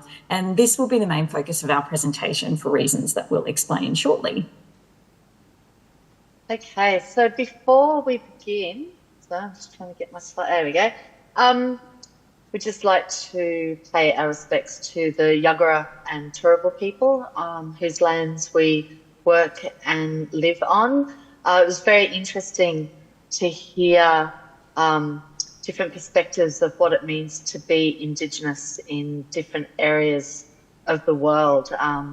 And I think that there are so many nuances around the world with that concept. So where I'm speaking from today is on the lands of the Yagara people. And I work, play and live, as does Bridget, on lands of both the Yagara and Turrbal peoples. And we'd also like to pay our respects to the custodians of the different places that we visited during our research. We, like Susan Ford earlier, recognise that this country that's now known as Australia is a colonised nation. Sovereignty has never been ceded by the original inhabitants. We also acknowledge the integral role that's been played by Indigenous broadcasters in helping to both establish and to sustain the community radio sector in Australia. The photos that you can see here are ones that were taken during a research project that Professor Susan Ford mentioned in her keynote, which I'll speak very briefly about soon. So theoretically, we take our lead from Love and Tilly and the nascent global discipline of critical whiteness studies, which examines and deconstructs whiteness, putting it under the microscope. So in this way, whiteness is named and recognised as a specific racialised cultural identity, as opposed to the unmarked normative position that it tends to be in a lot of Western nations. So as such, we investigate the presence and ultimately the prevalence of non-Indigenous sources and content. So this also explains a little about why our presentation isn't explicitly connected to the theme of this session, Indigenous languages, orality and media as knowledge practices. And yeah, we did raise this beforehand, that as white Australians living on unceded lands of sovereign Indigenous people, it is not our place to talk about Indigenous knowledge systems when there are so many brilliant Indigenous scholars who are doing that work. What we can talk about is the over-representation of white voices and other non-Indigenous voices in the media, and unfortunately, yes, also in community media. So there is, of course, lots and lots of research that critiques the mainstream media's portrayal of Indigenous people. It's plentiful, it spans multiple decades and regions, and our work aims to build on this to examine news and current affairs programs broadcast on Australian community radio. And this has international significance as the Australian community broadcasting sector is one of the oldest and most well-established of its kind. It's often considered an exemplar model, and it's been around for almost 50 years. Very briefly, some background about community broadcasting in Australia. Almost 5 million listeners tune in to over 500 community-owned and operated broadcasting services across the country. And this includes 53 licensed Indigenous media organisations that manage 214 licensed transmission sites that serve audiences from the inner city here in Brisbane to remote desert communities. So given the theme of this panel, we will give a brief overview of the history of Indigenous broadcasting in Australia. If you caught the keynote earlier on from Professor Susan Ford, she referenced the study that you can see an image from on the slide.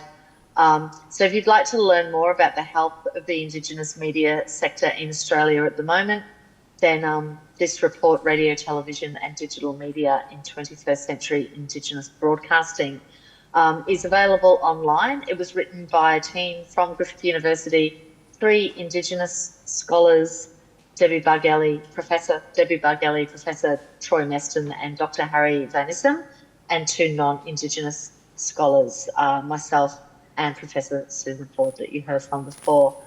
But just in terms of a brief history, the move to establish an Indigenous broadcasting sector emerged in the late 1970s in response to the long-standing exclusion of Indigenous people from the mainstream media and the need for Indigenous people to tell their own stories in their own voices and their own languages. So it was part of a broader wave of Aboriginal community-controlled initiatives in areas such as health, legal services, education and land rights that asserted self-determination against a backdrop of state paternalism.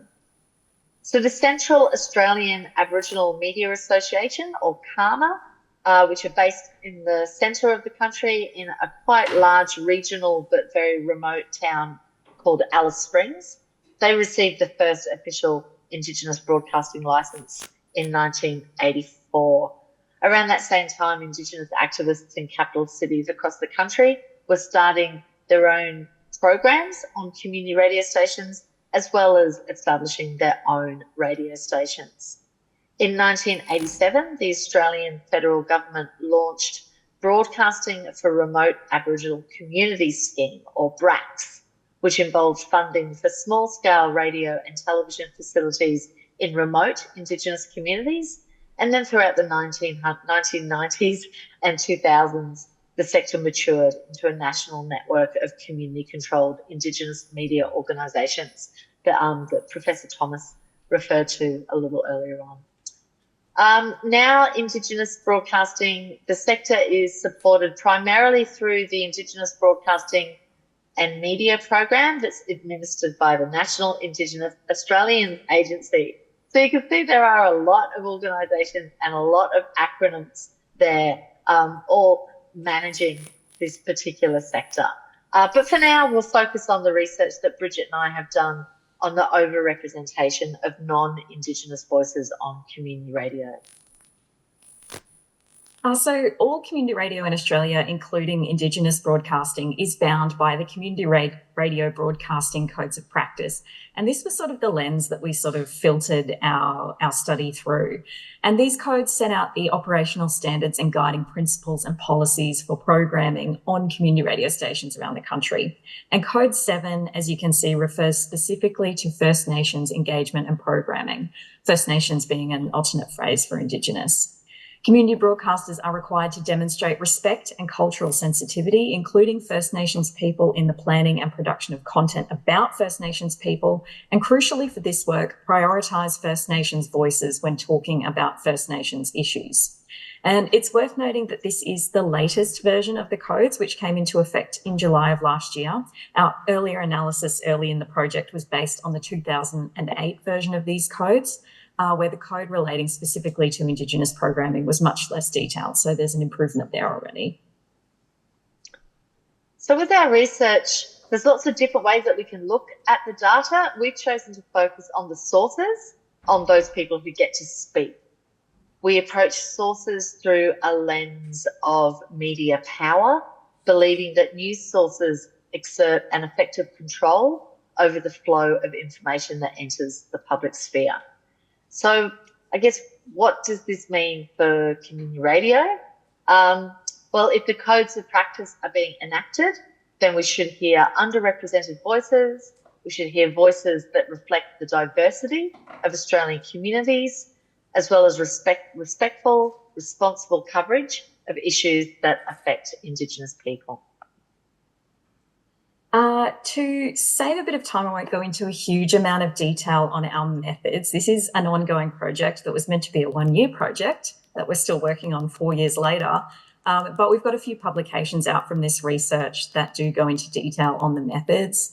In a nutshell, we've analysed content from two of the main nationally syndicated news programs on community radio in Australia, the current affairs program The Wire and the news bulletin service National Radio News. We also conducted some semi-structured interviews with news directors and journalists from these programs, all of whom were non-Indigenous, and indeed the majority were white Australians, which is definitely part of the problem. We purposefully selected weeks of significance in the Indigenous calendar. So Invasion Day, which is actually coming up next week, it's a national holiday known to some as Australia Day, which in the mainstream celebrates the nation of Australia, but for many is considered a celebration of the beginning of the invasion and colonisation of the continent. We also selected NAIDOC Week in July, which recognises and celebrates the survival of Indigenous people and cultures. So we took content from these two specific and quite significant weeks in the Indigenous calendar. After we presented and published this research the first time around, we received feedback that it would be useful to consider how the community radio news compared to Australia's national broadcaster, the ABC. So we did another round of content analysis around NAIDOC Week in 2025. So in the first two phases of content analysis, we found that every journalist and producer of every news bulletin and program was non-Indigenous. The vast majority of stories could be considered generic about non-Indigenous specific issues. So in other words, issues that can be relevant to anyone, Indigenous people included, such as education, health, climate change, etc. So the relatively few Indigenous specific stories that were broadcast were mostly about the upcoming, at the time, Voice to Parliament referendum, and some were about the challenges facing the town of Alice Springs.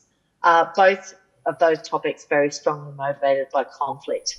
There were only 13 stories of this rather large total on Invasion Day and 12 about NAIDOC Week. So of the stories that were identified as non-Indigenous specific, so those generic stories relating to issues that affect everyone, non-Indigenous people were overwhelmingly chosen as sources in 97% of cases. Yet when we consider Indigenous stories, non-Indigenous people represented nearly half of the people given a voice. In other words, non-Indigenous people were often sought to comment on issues that do not relate to them directly, However, Indigenous people were rarely given the same opportunity to speak on generic issues like education and climate change that affect everyone. And it's here that the dominance of whiteness in the reportage is most stark. So we mentioned earlier, we recently compared the community radio program The Wire with the ABC's radio program PM. This time, there were no stories about generic issues that used an identified Indigenous source. On the positive side, there were less non-Indigenous people speaking on Indigenous issues. The next couple of slides visually show the comparison between the community radio program The Wire versus the national broadcaster's program PM. And we can see that The Wire had more sources in general and a higher proportion of Indigenous sources. And then we drill down a little bit further into sources used in Indigenous stories by type, and these are drawing on categories defined by Beckers and Van Aelst. The most interesting thing to point out here is that the national broadcaster is exclusively speaking to non-Indigenous professionals and experts, while The Wire did not speak to any political or government representatives. So the findings of our research raise several issues, despite seeing some positive shifts over time. The overrepresentation of white and non-Indigenous voices in syndicated news coverage on community radio clearly requires deeper interrogation. Many of these reasons that we've considered reflect broader issues within the Australian media landscape and that of other colonised nations. And we see this in the smaller analysis that we recently did that included the ABC's program PM.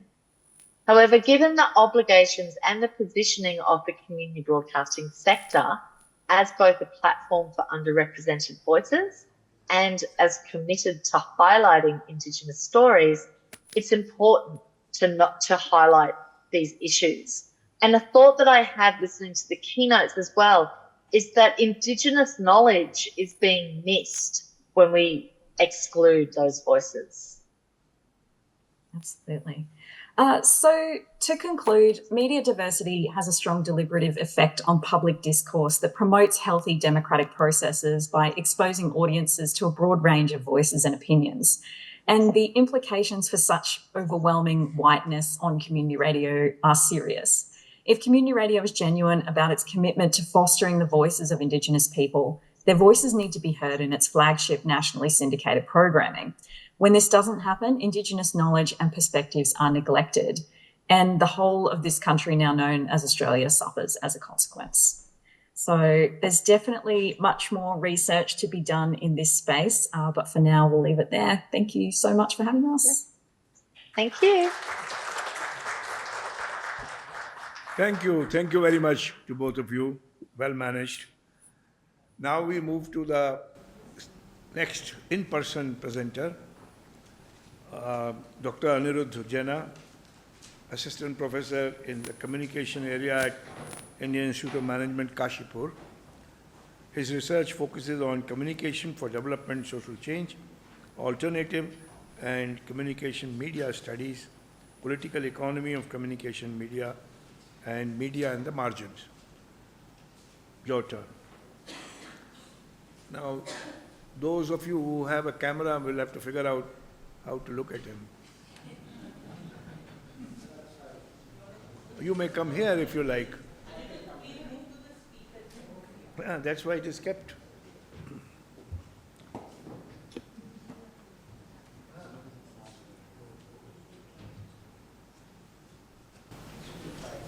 Am I audible? Okay. So, first of all, thank you, Professor Tandon, for that generous introduction. My sincere thanks to the SPARC team here at Department of Communication, University of Hyderabad, for convening this deeply consequential conversation. It is indeed an absolute privilege to speak in this session surrounded by people whom I have been referring to an academic text, but also have been fortunate to meet them in person, different academic outings such as conferences and seminar. And on Bino sir, he has been a guiding light, more than that, and I'll reserve my views and opinions for the felicitation. You will get to watch that in the video. So listening to previous speakers, what becomes especially evident is not simply the resilience of indigenous knowledge practices, but the persistent struggle of who gets to translate that knowledge, under what circumstances it is being mediated, under what institutional conditions it is being rendered as legitimate knowledge. So my intervention today is therefore less empirical, but largely intellectually informed by the n number of conversations that I have had with community members at the grassroots, particularly bracketed as indigenous tribal communities in India. So I am to reflect on this uneasy relationship between orality, media and knowledge legitimacy, especially in the context where indigenous knowledge systems or epistemologies encounter modern communication infrastructures. So let us look at orality as knowledge, not just a mere precursor. So if you look at the dominant communication theory and development discourse, orality has often been framed as a pre-modern condition, something that precedes literacy, archives, and formal knowledge systems. This evolutionary framing, which scholars like Jack Goody once made influential, has been extensively critiqued, and it's implicit hierarchy of knowledge forms. That is why it is very problematic and at times questionable as well. As Walter Ong himself later acknowledged that orality is not a lack, but a different mode of knowing, which Professor Tandon also indirectly hinted at the beginning, that indigenous orality doesn't merely store knowledge, it performs, it negotiates and renews it over a period of time.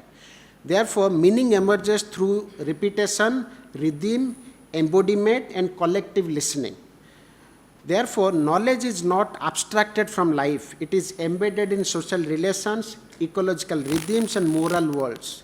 In this sense, indigenous orality aligns closely with anthropologists such as Tim Ingold, describe a knowledge in practice, that knowledge that lives through doing, telling and remembering and listening together.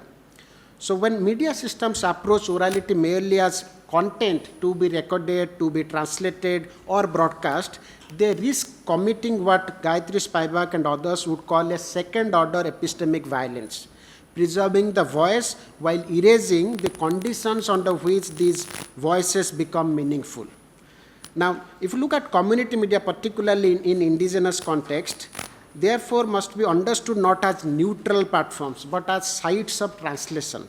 As scholars of language power have long reminded us that translation is neither neutral nor innocent. Translation always raises uncomfortable questions. What is lost when oral knowledge is made legible to institutional publics? Second, who gains authority when indigenous narratives are reformatted into the grammar of developmental reports, policy briefs, and academic citations? Such as, going forward, James Clifford reminded us that translation is always partial. It is always situated at the same time. Whereas community radio, participatory video, and local language journalism can indeed function as what Nancy Fraser would call counter-public infrastructures, but only when communities retain narrative control or narrative sovereignty, control over form, text, silence, and even refusal. This is where scholars like Nick Coldry are very instructive. He argues that voice is not merely about speaking, but about having one's account of the world recognized as legitimate. Media that merely amplifies indigenous voices without altering the structures of listening risks becoming a technocratic bridge, connecting marginalized voices to dominant institutions without disturbing the power relations at either end. There is today a growing enthusiasm, particularly within universities, funding agencies, and international organizations for what is called mainstreaming of indigenous knowledge. In contemporary terms, there is a gaga going around this phrase called Indian knowledge systems as well. While this impulse is frequently well-intentioned, it also carries significant risks. Once indigenous knowledge system is compelled to comply with peer-reviewed formats, impact metrics, project timelines, and policy deliverables, it is subtly reshaped to fit institutional expectations of evidence and utility. As Beauvoir de Sousa Santos reminds us, epistemic inclusion often comes at the cost of epistemic domestication. This critical question, therefore, is not simply how to include indigenous knowledge within existing institutions, but rather how institutions themselves might be performed by indigenous epistemologists, by their ethics of care, their temporalities, and their modes of accountability and their relational understanding of knowledge. Without such transformation, inclusion risks becoming another mode of extraction. What this demands from scholars like us is epistemic humility. Epistemic humility means recognizing the limits of representation. It means accepting, as anthropologist Vinay Das has argued, that not all knowledge seeks visibility, and that some forms of knowing reside in silence, hesitation, and opacity. It means acknowledging that refusal and the refusal to translate, to document, to circulate endlessly can itself be a political act. At its most radical, community media doesn't simply amplify voices. It recognizes listening, it challenges who listens, how listening happens, and whose knowledge is allowed to remain situated, partial, and protected. And to conclude, indigenous orality invites us to rethink communication not just as merely transmission, but as relation, not as visibility, but as responsibility. Thank you.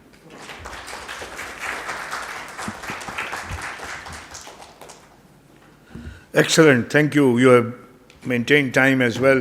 Give me 3-4 minutes to add a few more words. The problematic you pose, madam, who is indigenous, is definitely a contentious problematic. But increasingly, if you come to the question of knowledge, knowledge systems, language and culture are the sites of various knowledge systems. And as diversity of languages is being eroded, deliberately and otherwise, the diversity of knowledge systems are being eroded. So, in the domain of climate, for example, the heavy-duty climate scientists sitting in IPCC have just recently invited 12 indigenous scholars to sit with them and share their perspective of knowledge.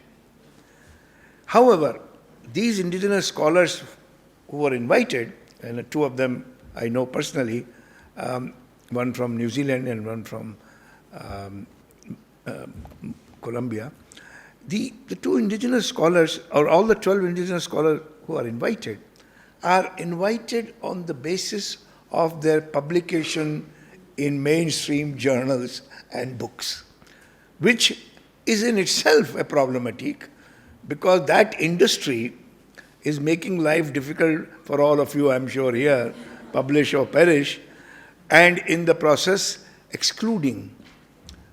So when we talk about orality and indigenous knowledge, we need to look at the structures of knowledge, control, research funding, the modalities of disseminating that knowledge, which are restricting even availability of that knowledge for discourse, let alone acceptance. So even the questions that are coming. So in our work, what we are discovering, that by its very nature, community knowledge, including rural communities, women in the communities, all this issue of witchcraft and all, by the way, which is still going on, not just medieval Europe, in Jharkhand, lots of studies coming on. So the question of indigenous knowledge, community knowledge, linked to local language and local culture, can produce knowledge solutions for context-specific issues. In modern science, we are obsessed with global generalization, the truth. While in the case of the apple falling from the tree, it probably will fall more or less wherever you are on the earth. The same logic need not be or cannot be perhaps applied in dealing with impact of climate change on oceans, even in our country, on the East Coast versus West Coast. Theory can tell you that erosion will happen. Theory can also tell you that erosion will happen in this dimension, at this speed, etc. But what to do when erosion happens, that requires local knowledge and local solution. So this is the distinction. The comparison in terms of the frameworks and tools and metrics, as you said, will always be problematic. The issue that has been raised by our Australian colleagues is fascinating. I would look forward to reading your paper about the distinction between knowledge that newsroom boys got trained into in large number of even community radios, and the knowledge that local communities and especially indigenous communities were dealing with. So this is a question that we need to raise in professional education of our young people, because if the site of socialization is only one mode of knowledge, then they become blind to all other modes of knowledge. And the International Science Council's recommendations now on multidisciplinarity, interdisciplinarity, they use the phrase interdisciplinarity. And they say interdisciplinarity means going outside the academic center and finding knowledge and integrating that or having a conversation with that. So I think the issue of orality, indigenous knowledge, and its links to social change or improvement, or even media training, for example. So this is a very fascinating, problematic as it is, particularly for all of us who are sitting in this hall, who have been socialized into one mode of knowledge, that this can question our own ways of understanding. There is enough material coming out now which compares the features of indigenous knowledge from different locations. And one feature which is fascinating, which, in my growing up, nobody taught me as knowledge, and I have had heavy-duty electrical engineering and management education. So is that indigenous knowledge has a spiritual worldview. The spirituality is not religiosity. Spirituality is about valuing earth, nature, and it's not just the knowledge about human beings and human phenomena, it's also the happenings in the larger ecological world, what the water bodies tell you, what the birds tell you, what animals tell you, etc.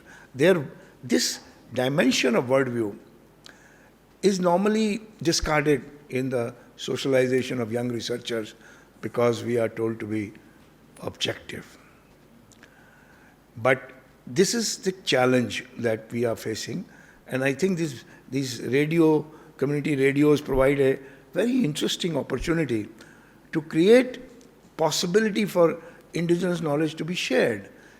Stories about what is happening to impacts in climate, or even to migration, and where people are reaching and where they came from. So thank you very much. This is a wonderful stimulation, and congratulations to Vinod. Not only he has done a good job here, but wherever else he goes, he will do a good job, and we will hold him accountable to that. Thank you very much.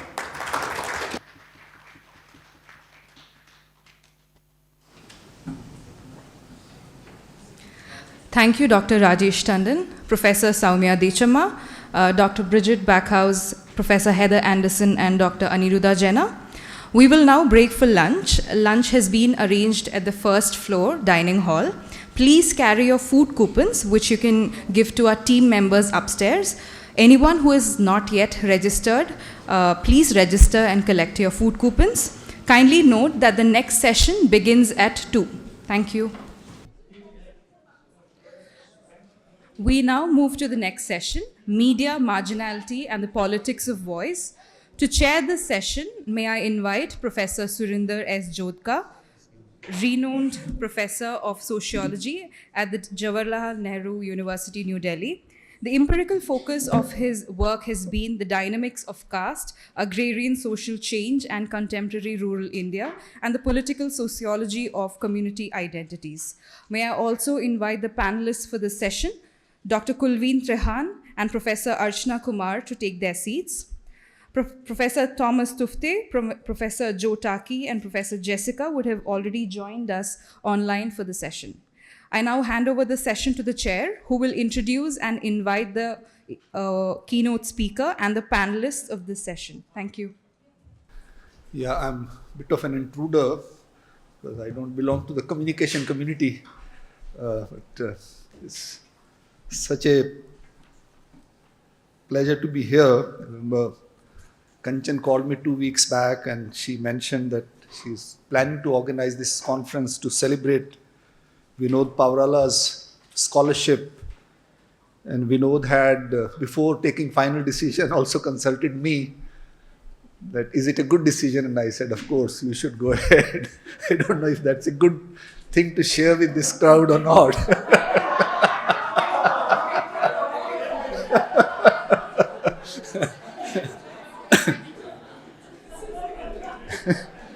So, Vinod and I kind of, actually, most of you perhaps would not know, I started my teaching career here in the Department of Sociology in 1991. And Vinod and Aparna came a little later. And ever since they came, we were introduced through their patron supervisor, Professor Ratna Naidu. And it didn't take us very long to become friends. And over the years, we have become a family. If I have to count my family members, they figure in the first list of 10 people or something like that. So, I mean, how could have I not come for this? It's actually, thank you, Kanchan, for asking me to come. Apart from, obviously, friendship and knowing each other well, and every time he is in Delhi or Aparna is in Delhi, they definitely come to our house, or, you know, if possible, if it's not very far away, the night is also spent in our house, and vice versa. Vinod and Aparna, for me, when I was here in real, proper, physical sense, they were a source of big support for me. In those days, I was young, quote unquote, a notorious young faculty member of University of Hyderabad. Maybe some of you still know those episodes, or those episodes were circulating for some time, but now it's past history. Mostly forgotten, and history should be forgotten, I think, many times. So, and I don't need to say many things about Vinod, but only one thing I would like to say, that Vinod has also always been a source of pride for us, the kind of work he has done. I mean, all of us at some level do our professional work. Yesterday I was in some function and they were trying to say that I've done a lot of work. We have done it for our own middle class career, and it's nothing like you do for others. But Vinod has never been like that. You know, temperamentally, it's perhaps, you know, the kind of family he comes from. I've known his father, his mother. There's something else in Vinod. I think most of you would have also noticed. He was focused on his career like all of us. We should. As academics, if we don't do research, we can't be good teachers, we can't be good supervisors. I think that is also a moral responsibility.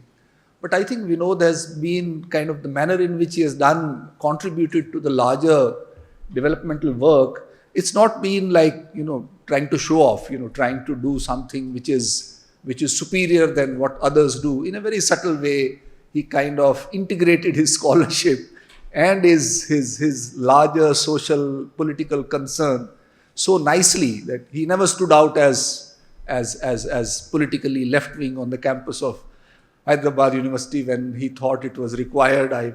Because I have lots of friends here, many people would kind of give me all the gossip that is going on. Vinod Pavrala is on this committee, Vinod Pavrala is on that committee is called Vinod Pavrala committee. So he's also been part of establishment, and without any guilt or hesitation. I think that's what, as members of institution, a lot of work needs to be done from inside. And I think that's the kind of things that I've learned from Vinod. I used to be, as I said, very kind of aggressive is perhaps the wrong word, but notorious certainly. But after that, I kind of realized that if you have to do good work and work for a long time, you need to kind of do it in a, professional again is a wrong word, because the way academy has been professionalized outside India is not something that I like, but I think kind of living it, that is the better way to say. So Vinod has been living that kind of work, and when he goes for a meeting of Deccan Development Society, it's like he goes for a conference. It's not like he would say that he's been, to this great place and it was such an important, inspiring moment and I spoke to such a large crowd. He never makes those statements, but we know how community media initiative that he started, conceptualized, engaged with the state, worked with the state, and then he has been teaching all over, and his kind of UNESCO Chair, all those things, all those institutions have functioned so well. And I think that's where the point I'm trying to make is that personalities matter. The kind of personality he has, it automatically kind of helps institutions get institutionalized. And I think as a kind of nation state we need much more of that. And lately we are actually losing out on those things. We need to have solid institutions, working institutions, institutions that function as institutions rather than depending on one person or appearing to be identified with one person, despite Vinod Pavarala being the title of some committees. So I think, given that we have only 1 hour left, 1 hour, little more than 1 hour, so I should not speak much more. Maybe in the later session, I can come back. So we have in this session, apart from me, there are 5 more speakers. So we have, timing is already given, so I'm calling Professor Thomas Tufte 3 minutes late, Tufte. So 3 minutes late from Loughborough University in UK, and is he joining online? So over to you, Professor. You have 20 minutes, and I suppose if you could speak for 15 to 17 minutes, we'll have at least 2 or 3 questions. Colleagues, I'm communicating with Thomas via WhatsApp, but he's having troubles joining. So I don't know if you might be able to change your program around a little bit. Okay, I'll keep helping him in the background. That's fine. So we'll go to the first speaker here. That person is also from UK. Third person is also from UK. So Professor Joe Tachi is there? Yes. Yeah, I'm here. Yeah? So Joe Tachi, you are not a keynote speaker. You have only 10 minutes. So please go ahead. Okay, thank you very much. I just want to share some slides, and I'm not used to Zoom, so just give me a moment. Might have to do it. Documents, here we go. Sorry about this, wasn't ready. Yeah, I can't figure out how to do this. I want to share my screen because I've got some photographs that I want to show you. So let me share my desktop. Let me do it like that. And then I can pull up my slides. While she puts the slides, let me introduce her. She is the director of the Institute for Creative Futures and Professor of Media and Creative Industries at the Loughborough University in UK. I think you can go ahead. We want to spend more time. Yeah. Thank you so much. I'm going to try and keep it to 8 minutes, which is really hard when you're talking about your work and your connections and relationships with Vinod. So I just want to say at the start, Kanchan, thanks so much for inviting me. It's a real honour. And Vinod, I hope that everything that people are saying so far and will continue to say, I hope you understand the importance of your contribution to our learning, our thinking, and our careers. So with that in mind, the title of my short talk is It Depends, and that's actually a quote from you. And I'll come back at the end to pointing out where it comes from. So I want to talk about the sort of key interactions, influences, and intersections that I've had with you over my career. And it started in 2000 when I first met you. So I met you at the workshop that you chaired, organised around community radio and the struggle for community radio in India. And for me, as a postdoctoral researcher at the time, and I was travelling around South Asia trying to understand community media, having worked on community media and radio in the UK, and meeting you and all of the colleagues there and experiencing the visit that you took us on to Pastapur and the Deccan Development Society really helped me to understand the importance of issues like voice. So this led to me working on a project later on called Finding a Voice, and it was highly influenced by what I learned from you and others about the importance of local content creation. So underpinning this was my understanding of the importance of context.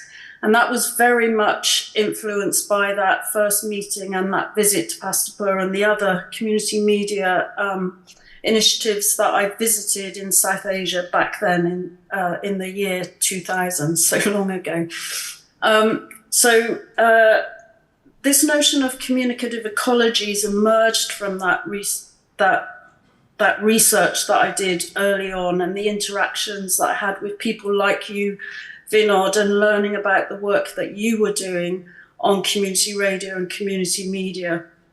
And communicative ecologies is a way of helping us to think about what's happening when new media or existing traditional media is introduced into a community.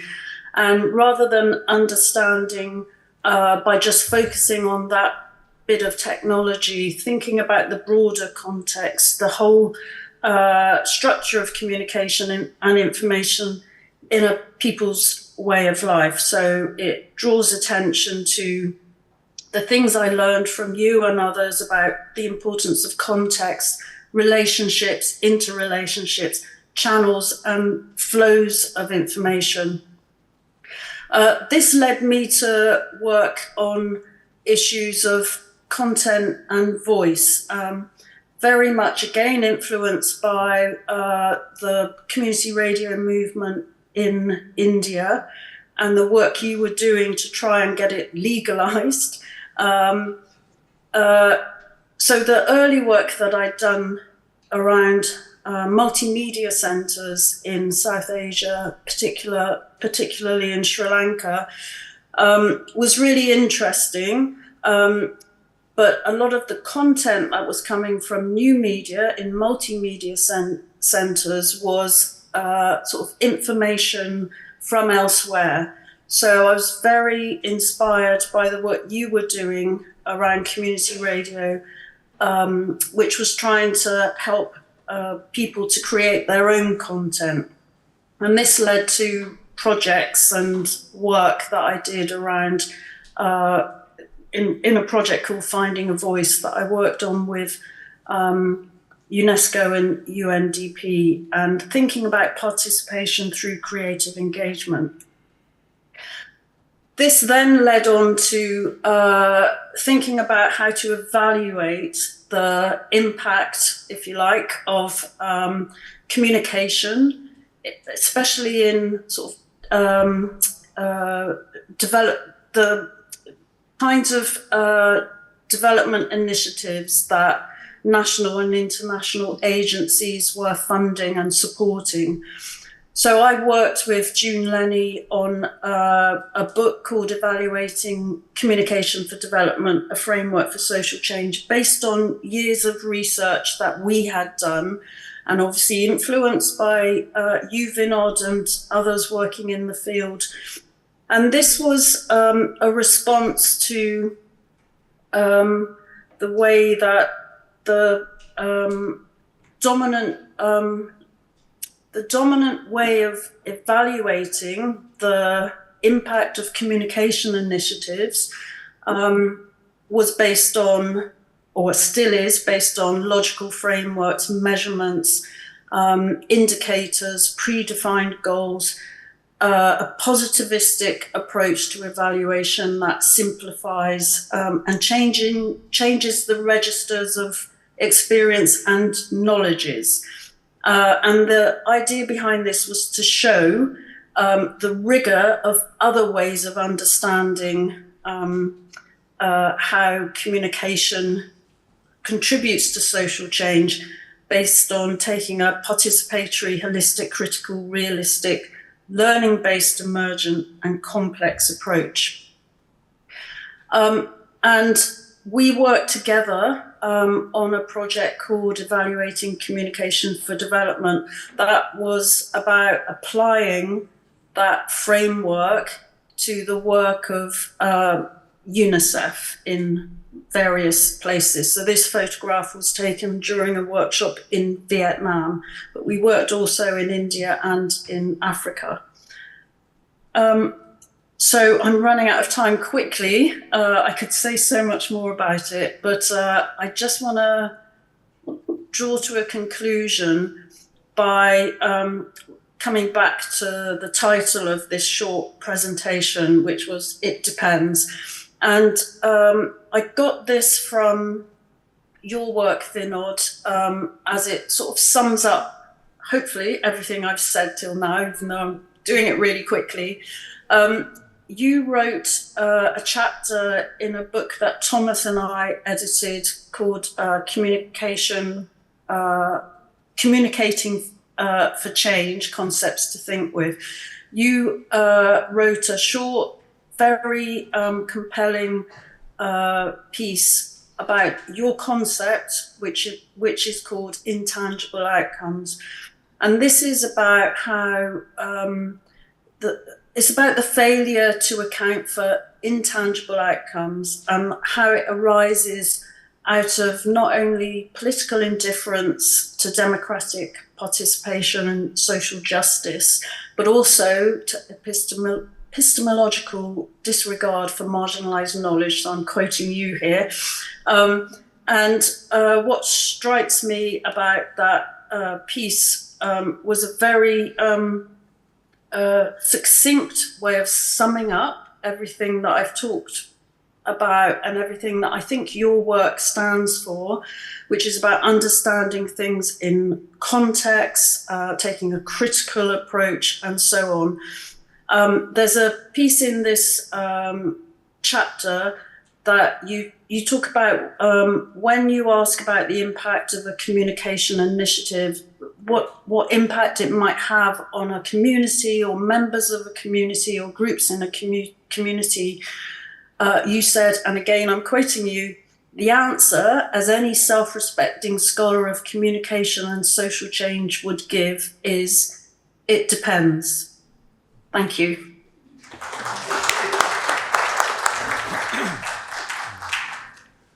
I'm sure if we had a proper conference, we would have given you half an hour, but it depends. So there's so much enthusiasm from all over the world, for, among scholars who have worked with him to be present here in this meeting. So we can't really stretch our time, and given that, university also has its own teaching. So thank you so much, and I think we will stretch our time by 2 minutes if there is any question or anyone who wants to say anything to her.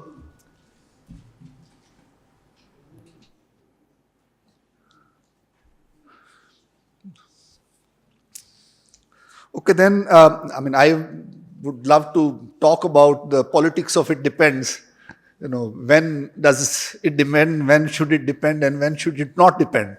And I think that is also very critical, where it needs to be things, when we are talking about marginalities, there are also things that need to be universalized, and there are contexts of it depends. So one can keep talking about it, given that we don't have much time. Is Professor Thomas Tofte there? Not yet. Okay, then we can go to the next speaker, Professor Jessica Noske Turner. Yeah, please go ahead, Jessica. Jessica, you Good morning. Hi. Hello. Hi, good morning, everyone. I would also like to share my screen, which I'll just... Yeah, she's a reader of communication and media in Loughborough University, UK. And I'll now move to you. You can take 10 minutes, as is the case with the last speaker. Thank you very much. Can you all hear me? Yes? Yes, we can. Very clearly. Beautiful. Very Thank clearly. you. We can see your slide. Thank you so much. Please go ahead. Thank you. So very good morning to everyone there, and from UK, and good afternoon, I guess, your time. So I'd just like to start by adding my own hearty congratulations to Vinod, and many thanks to the organisers of this event for such a wonderful celebration of the breadth of Vinod's contributions throughout his career. The title of my talk today is Reclaiming Community in Platformized Spaces. And this is part of my recent research. And I think it really resonates with the theme of this panel, Media, Marginality and the Politics of Voice. And also it's a way to share some of the influences of Vinod's work on my own scholarship over the years. So I first started collaborating with Vinod when I was a postdoctoral researcher. I was at RMIT University in Australia, and the project was, I think Joe's already mentioned this, was a partnership between RMIT University and the University of Hyderabad, as well as UNICEF C4D. And this is a photo of us from the early days of that project. Today's talk comes from a more recent project on which Vinod was one of the advisory board members. I was very honoured to have him part of the advisory group. The title of that project was Unmaking CSE, and it critically investigated issues of funding and particularly questioned notions of sustainability and development and social change. The research took place in 2 field sites, one in India and one in Malawi. This talk today draws from a chapter from my forthcoming book, the title of which is Communication and Development in a Capitalist World, Unmaking and Remaking Sustainability. And the chapter that I'll draw from today mainly focuses on the case of IT for Change, an NGO based in Bangalore in India.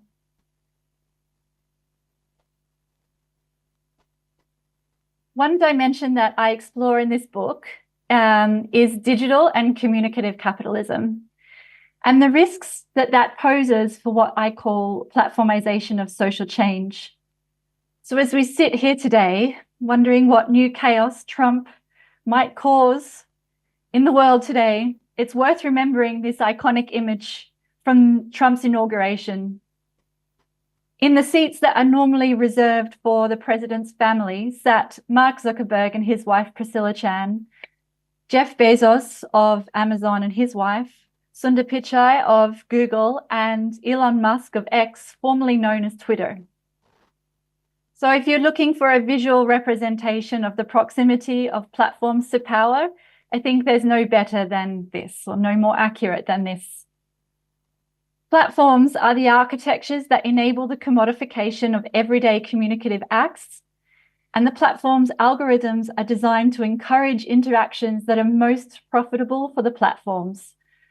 Scholars, particularly feminist scholars, have analysed the ways in which platforms reduce communicative acts to an economic logic, disciplining us by providing a deluge of data feedback on likes, comments, and shares, and coaxing communicators towards more palatable and apolitical activism online. Further, according to Jodie Dean, emotions, particularly emotions of outrage, circulate much more rapidly than cogent ideas and argument. Thus, while platforms rhetorically purport to contribute to participation and democratic debate, their profits lie in undermining democracy and accelerating global capital. So this begs the question, can such spaces be used for community communication and social change? Now, IT for Change is an organisation that I'm sure many of you are familiar with. They're based in Bangalore and they're known for their fierce advocacy of digital justice.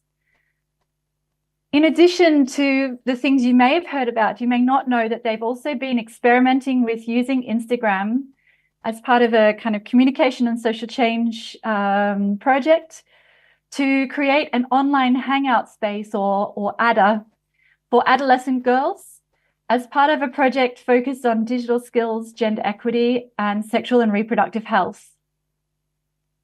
Now, prior to this, they had been co-creating radio programs for broadcast on community radio stations through to about 2020, 2021.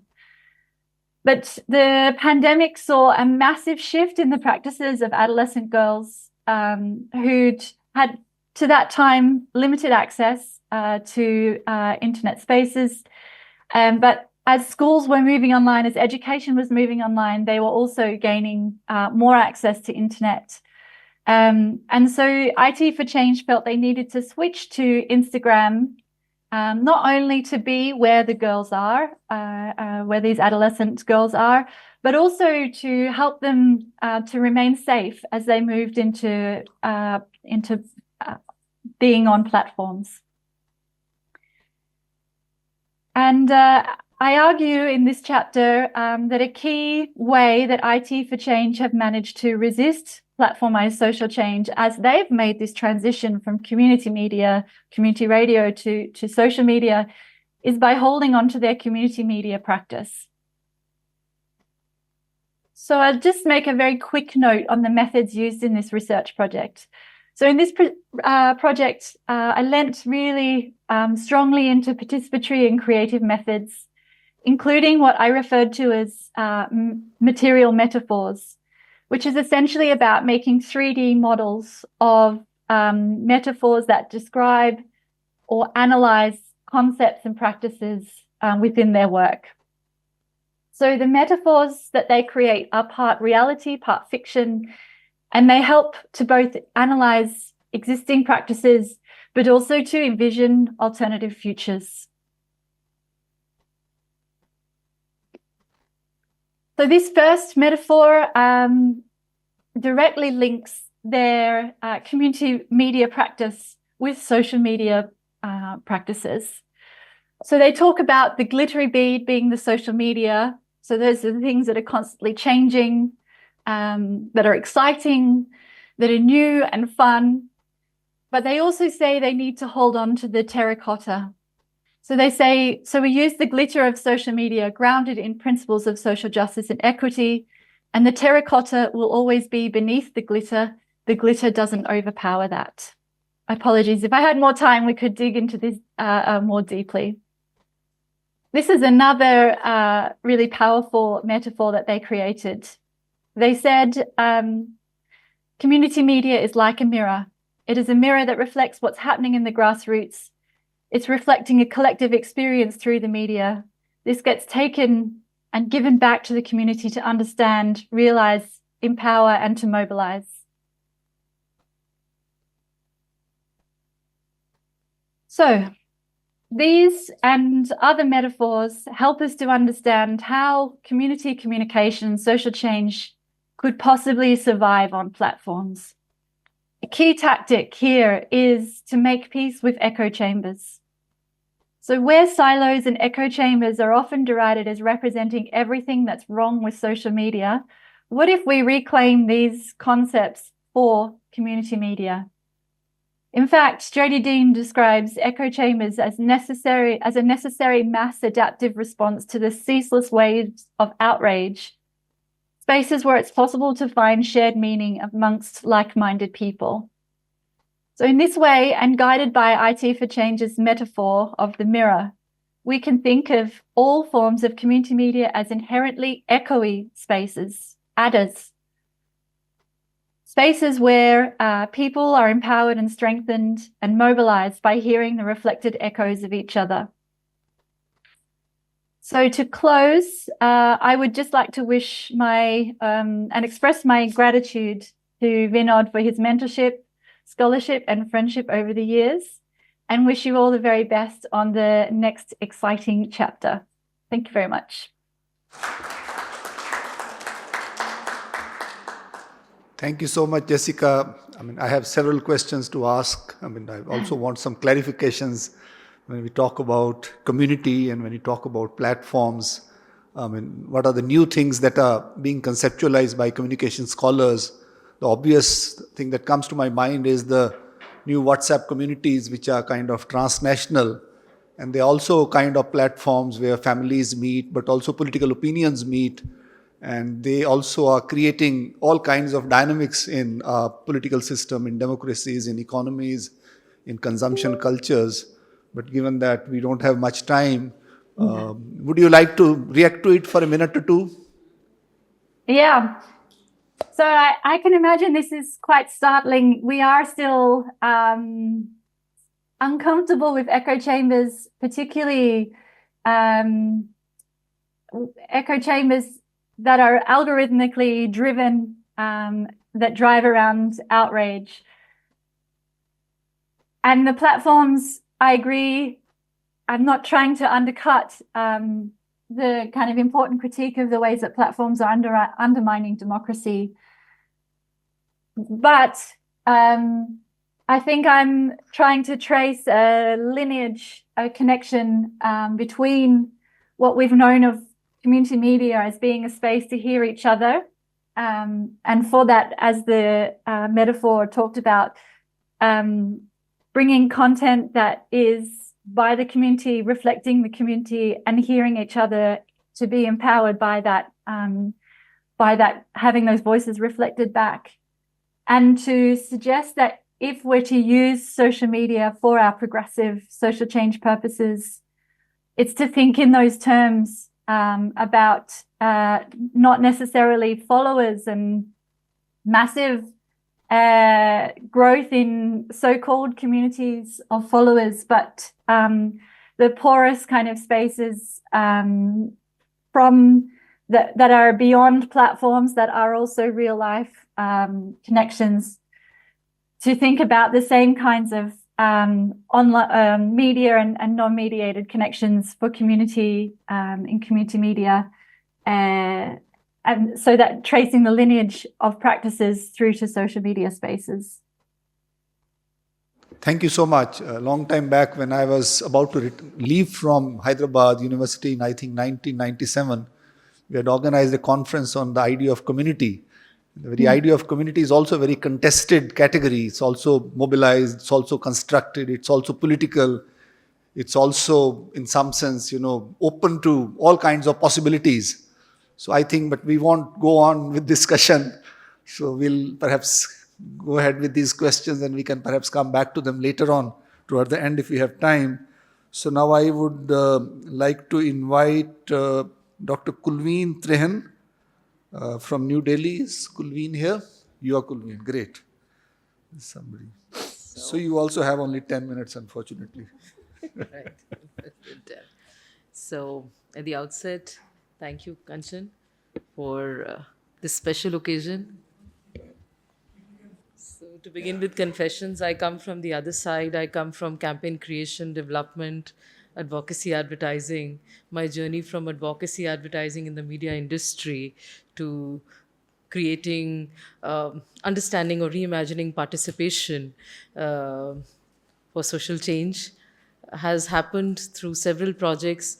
When we were writing a research grant in 2021 for impact assessment of Chaja, a campaign on digital-led interventions for SRHR, that is sexual and reproductive health rights, for adolescent girls in rural Rajasthan, that is where this serious transition in trying to understand or reconfigure participation really began.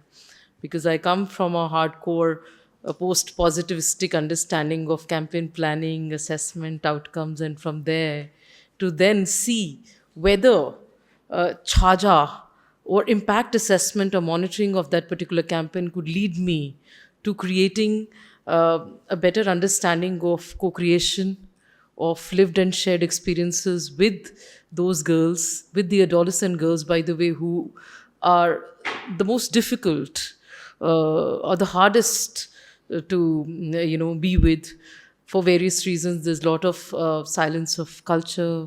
They are ignored. Often people talk about them rather than talk with them. They are underreported, underrepresented, and yet they have those beautiful young women had spark in their eyes when we went to the communities. Initially, there was a lot of hesitation in the fathers because they were very categoric. We are not going to let you, leave the handsets, the digital handsets you've come here with, to train them or so-called create knowledge or produce knowledge through these digital devices. Please don't leave them. Take them back with you. Our girls are not going to, have the mobile phones with them. So this mobile-led advocacy, we were questioning ourselves all the time. However, when we started over a period of time, this was post-COVID, when we started working, one thing we noted was the techno-enthusiasm. This huge desire, this huge expectation to know how to make it. And within that space, the peer-to-peer relationships between girls. And that led us to create a couple of interventions. Some metaphors have already been discussed by Professor Turner. Similar interventions, but since this particular community was majorly, some of the parents were involved in the chudi making industry, the bangle making industry. So a lot of depictions which came out in terms of understanding what a reproductive organ or vagina looks like. Then, of course, their understanding of teen pregnancies. So all of that, their experiences, their confessions, all of that started to happen through those depictions, either through line drawings or through, the use of chudi or bangles of various kinds. And very interestingly, we've been talking about commodification here. One thing which worked for us in breaking the ice with the parents was that if you allow us to help them understand technology and spend time with us, then they can help you make reels which will make your products popular and you can sell on Instagram. I said, is it possible? We won't allow them an Instagram ID, but will it help us commercialize our industry, our items we manufacture? They said, we said, let's try, but at least we got a little foothold there. From there, of course, it's been a journey. They are on Buck Buck Gang, the online community, and where they often engage with questions of creative expression. Again, Professor Turner referred to participation in the form of creative engagement. And digital social and behavioral change communication relies a lot on education, entertainment, even in campaign advocacy. But then being with them and allowing us an ability to learn that their understanding of dialect, their understanding of how stories on abortion, or stories on safe sex was surprising. It was such a learning experience, and they were extremely clear and conscious about certain things which we thought in top-down campaign advocacy mode that we are there to tell. So a lot of such experiences strengthened our observations, of course, and also told us very clearly, very honestly, that no such mobile alone or digital standalone advocacy can survive in communities of adolescent girls. A lot of other practices which are pen and paper based, practices which are based on ground, which require on ground activities coming from their end, will, in a very sustained manner perhaps, can make it a safe space for them, and then perhaps one day they can negotiate a more favorable space for themselves with their parents, with others, other stakeholders, because there are others in their neighborhood who also have a say. So also what we learnt was that from mother as the major confidant to digital Didi, there was a transition.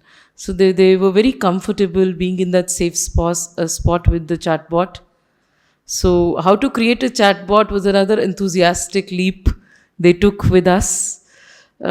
So it was an experience which then shaped my next project, which I'm currently working on, digital media literacies of adolescents in rural and urban Delhi NCR. And in those experiences, because I'm looking at media literacies, critical media literacies in terms of breaking the hegemony of content creation, in those experiences, what I've seen is that, preteen girls, when they create a fake news detector, if you equip them with, let's say, a prompt generator for image creation, Google Nano Banana, say for example, the way they're able to create fake news detectors and the social semiotics of creating a khabri or a news detector is a very interesting observation. In a couple of months, I'll be sharing my findings in a data validation workshop, and I'll be very happy to receive comments on that. So, and in all of these engagements and experiences, I think the Department of University of Hyderabad has been, such a motivation. Whenever we get helpless in media education, what's happening, where are we heading, is there a space? We look at everyone, we look at Professor Pavrala, Professor Usha Raman, we look at Kanchan, we look at everyone, and such inspiring spaces, where questions of absence, questions of invisibilization are raised without shocking claims of visibility.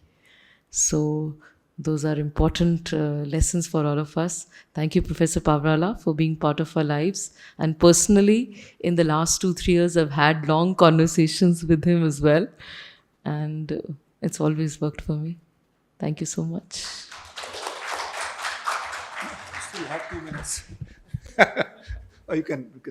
Yeah, I mean, any comment from anyone other than...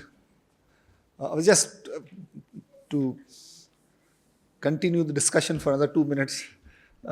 How do you operationalize marginality in this context? Obviously, one, you're talking about they are girls, adolescent, age and gender. Apart from that, you're also indicating that they come from kind of lower middle class, working class kind of background. Did you consciously think of these sociological variables when you look at... Yes. Mindful of those variables while factoring in, while creating those games with them. But like, for instance, there were certain parts in some of the villages. There were about 3 villages in Rajasthan where we were trying to gather these experiences with them. So there, some parts were from lower communities, right? Where caste played an important role in terms of how they depicted the role of a mother in terms of having a conversation on menstruation, role of a father, like for instance, a role of a grandparent in that entire hierarchy of menstrual communication. So that is where some intersectional realities did factor in. But otherwise, adolescent girls per se, whosoever was willing to have a conversation with us, was part of those experiences. Consent was important in that case. One can go on talking about these things. Dr. Kulveen Trehan is an associate professor at the University School of, at the University School of Mass Communication of Guru Gobind Singh, Indraprastha University, New Delhi. So we move on to the next speaker. I think we'll bring the keynote speaker at the end. By that time that works. Professor Archana Kumar, who is a professor in the Department of Development, Communication and Extension at Lady Irwin College, University of Delhi. Please.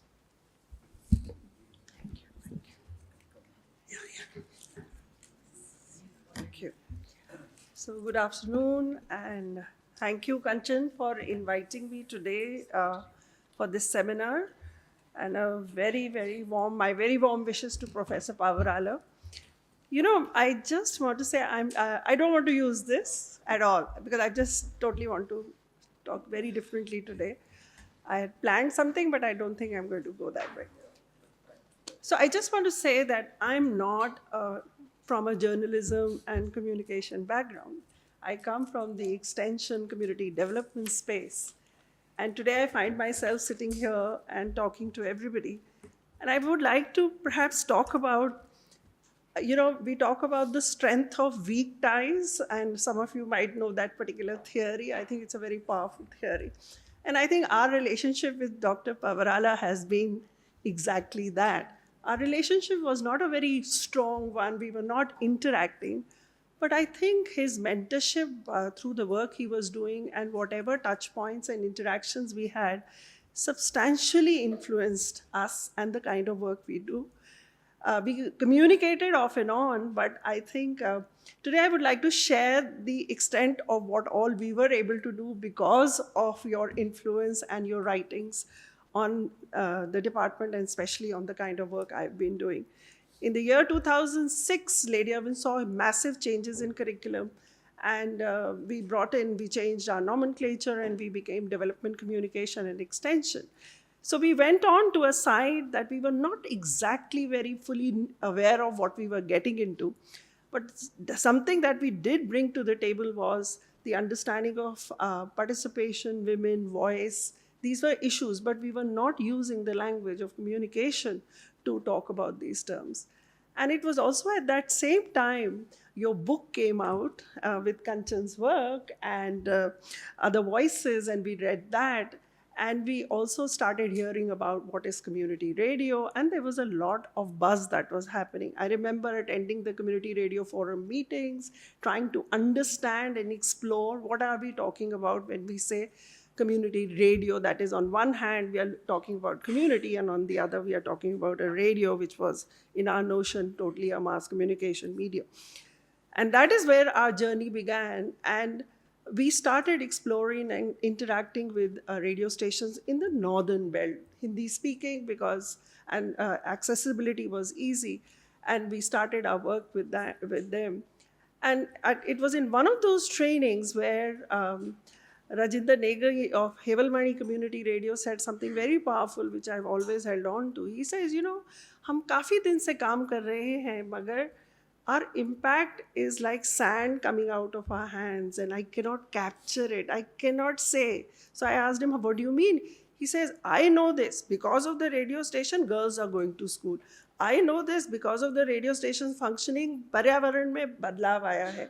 So he was making claims, and he says, but no survey is proving this. Nothing can establish this relationship between what we are doing and the impact it is happening or having on our communities. Now that got us really fascinated, and that's when our research journey with radio stations began. And we began researching some issues, thank you, sir, with especially with Hevalmani Community Radio. It was also at that time we got a very good grant to do research, and I think all our theoretical as well as understanding of community radio. We were able to do an experiment where we started looking at how radio broadcasting through a community radio station can impact social norms around maternal and child health. And we worked with the women, and a whole project was developed. And we developed a whole series that went on air. Because we had a little bit of control, we were able to do a lot of, in quotes, quantitative also, that we did a pre-test, post-test, wanted to see, had control groups and all those kind of things also, to see what would be the impact of our broadcast on these issues. The series was totally involved women coming together, and that is where our first thing that hit us was the whole business of knowledge systems. That is, on one hand, there were women and girls who had some knowledge, and on the others, there were these doctors and medical people who are working in communities who had certain messages they wanted transmitted. Now, when we all sat together, we realized there was so much of a difference in what each was trying to say to the other. And the radio became, and the development of the script and its finalization was such a powerful process of sharing, when everybody came together to produce a script that truly conveyed the meaning that had to get across. That is, the meaning as people saw it, and meaning as the doctors and the, in quotes, experts were wanting conveyed. So this amalgamation could only happen when all stakeholders got together and they were able to dialogue, discuss, come to a consensus, and the scripts got ready. They were then finally produced and the program went on air. But when we went on air, we realized that we created cycles, and what we were doing broadcasting as well as narrowcasting. And narrowcasting was important because it was giving us powerful feedback about what people were thinking about the program that was going on air. And we realized the subsequent scripts needed to be altered. So we had to remain flexible. We had to go back to our original scripts and we altered them. And we realized what we had initially thought was not working would need to be changed, because the feedback people were giving was different. The cycle hence had to change. What was supposed to be a 9-month cycle became almost a 1.25 year cycle, but we needed that flexibility. So the second thing that came about was that everything that we planned when we implemented was not the way we wanted it, and we needed the flexibility to be able to change. The series was very well received, and when we did our post-analysis and we did the quantitative measures, we didn't see much shifts. So we come back to Rajinder Negi's version that, is the radio program not making a difference, or is it, and how do we prove it? And we used another very powerful technique, the most significant change technique, where stories of change were collected. The stories powerfully brought out what the radio station was doing. They talked about what was the impact that was happening in the communities, and they captured things way beyond what the radio station was doing per se, and the ripple effect it was happening in the communities. So that got us really, really thinking about what are the tools and techniques we are going to be using for measuring change, especially in these dynamic, flexible projects where you cannot have a linearity and you cannot really know how they are going to be charting out as they are progressing. So it becomes very difficult to define. So these were huge learnings for us. And as we learned, we also tried to understand the notion of what actually is the meaning of participation and engagement. Because the traditional notions of participation as we theoretically understood them, and the ladder approach or the other approaches that we were familiar with, but we realized that participation needs to be understood from one angle. Yes, the ladder is important to help us conceptualize from tokenism to proactiveness, but we needed to look at participation as asynchronous and synchronous, because we realized everybody was not always with us. They were with us and yet they were not with us. We also looked at notions of active and passive, so that everybody was not as active. So there were gradients of these.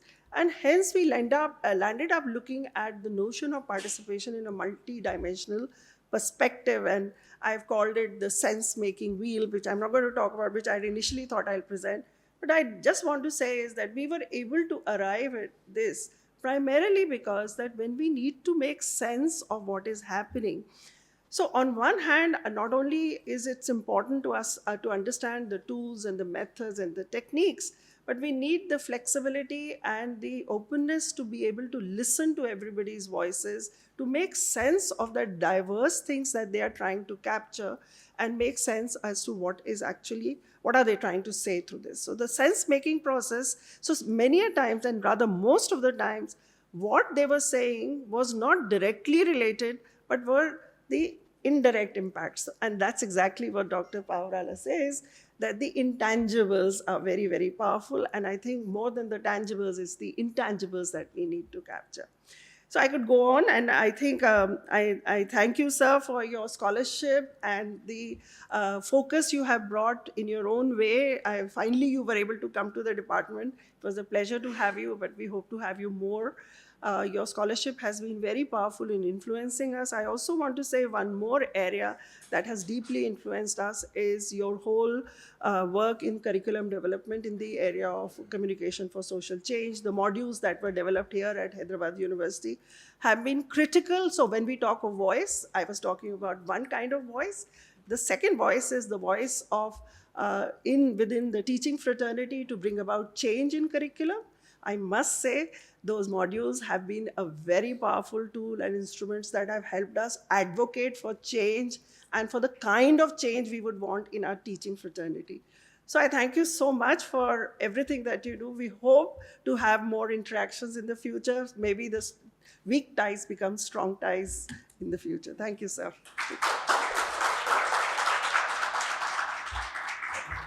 Thank you so much.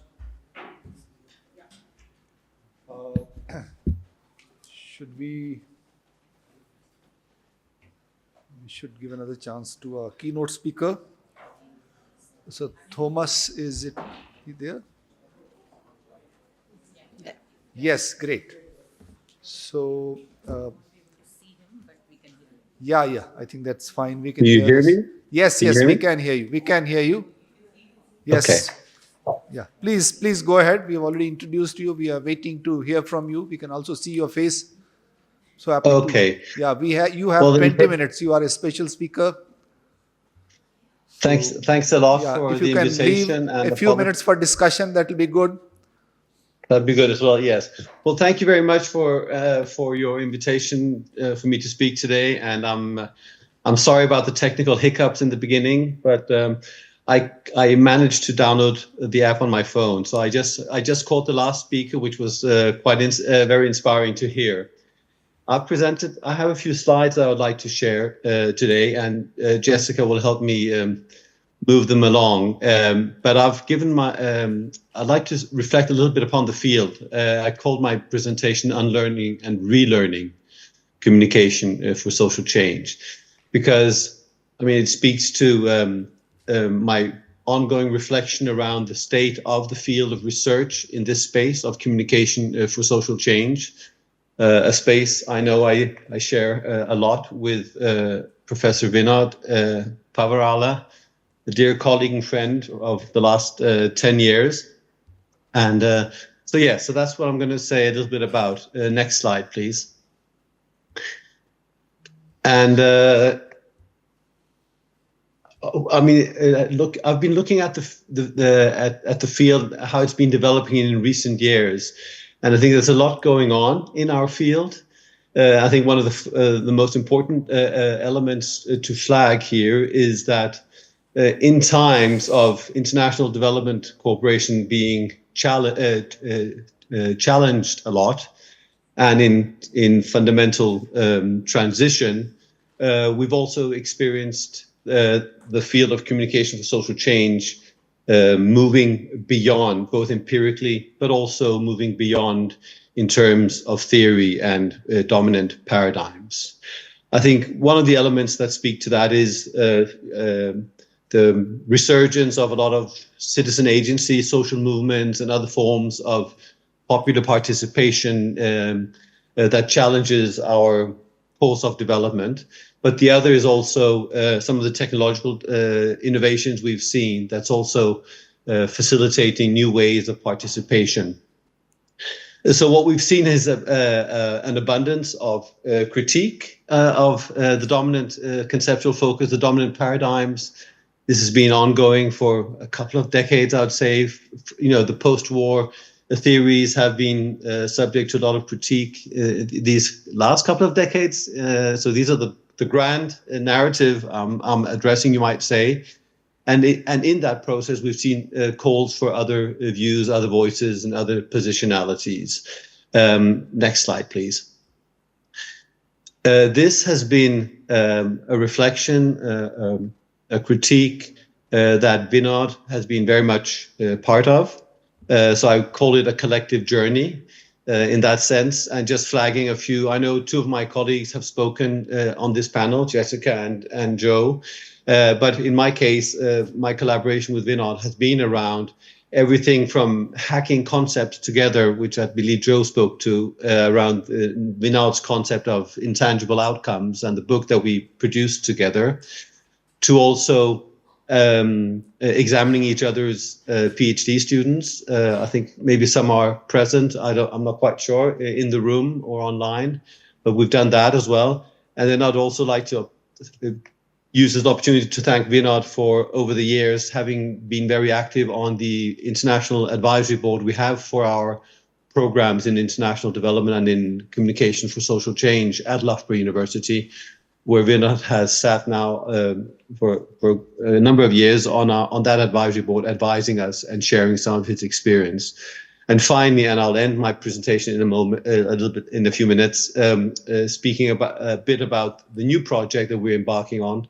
So, despite early retirement, I'm glad and fortunate to be able to continue collaborating with Vinod as he moves into the next phase of his work and life.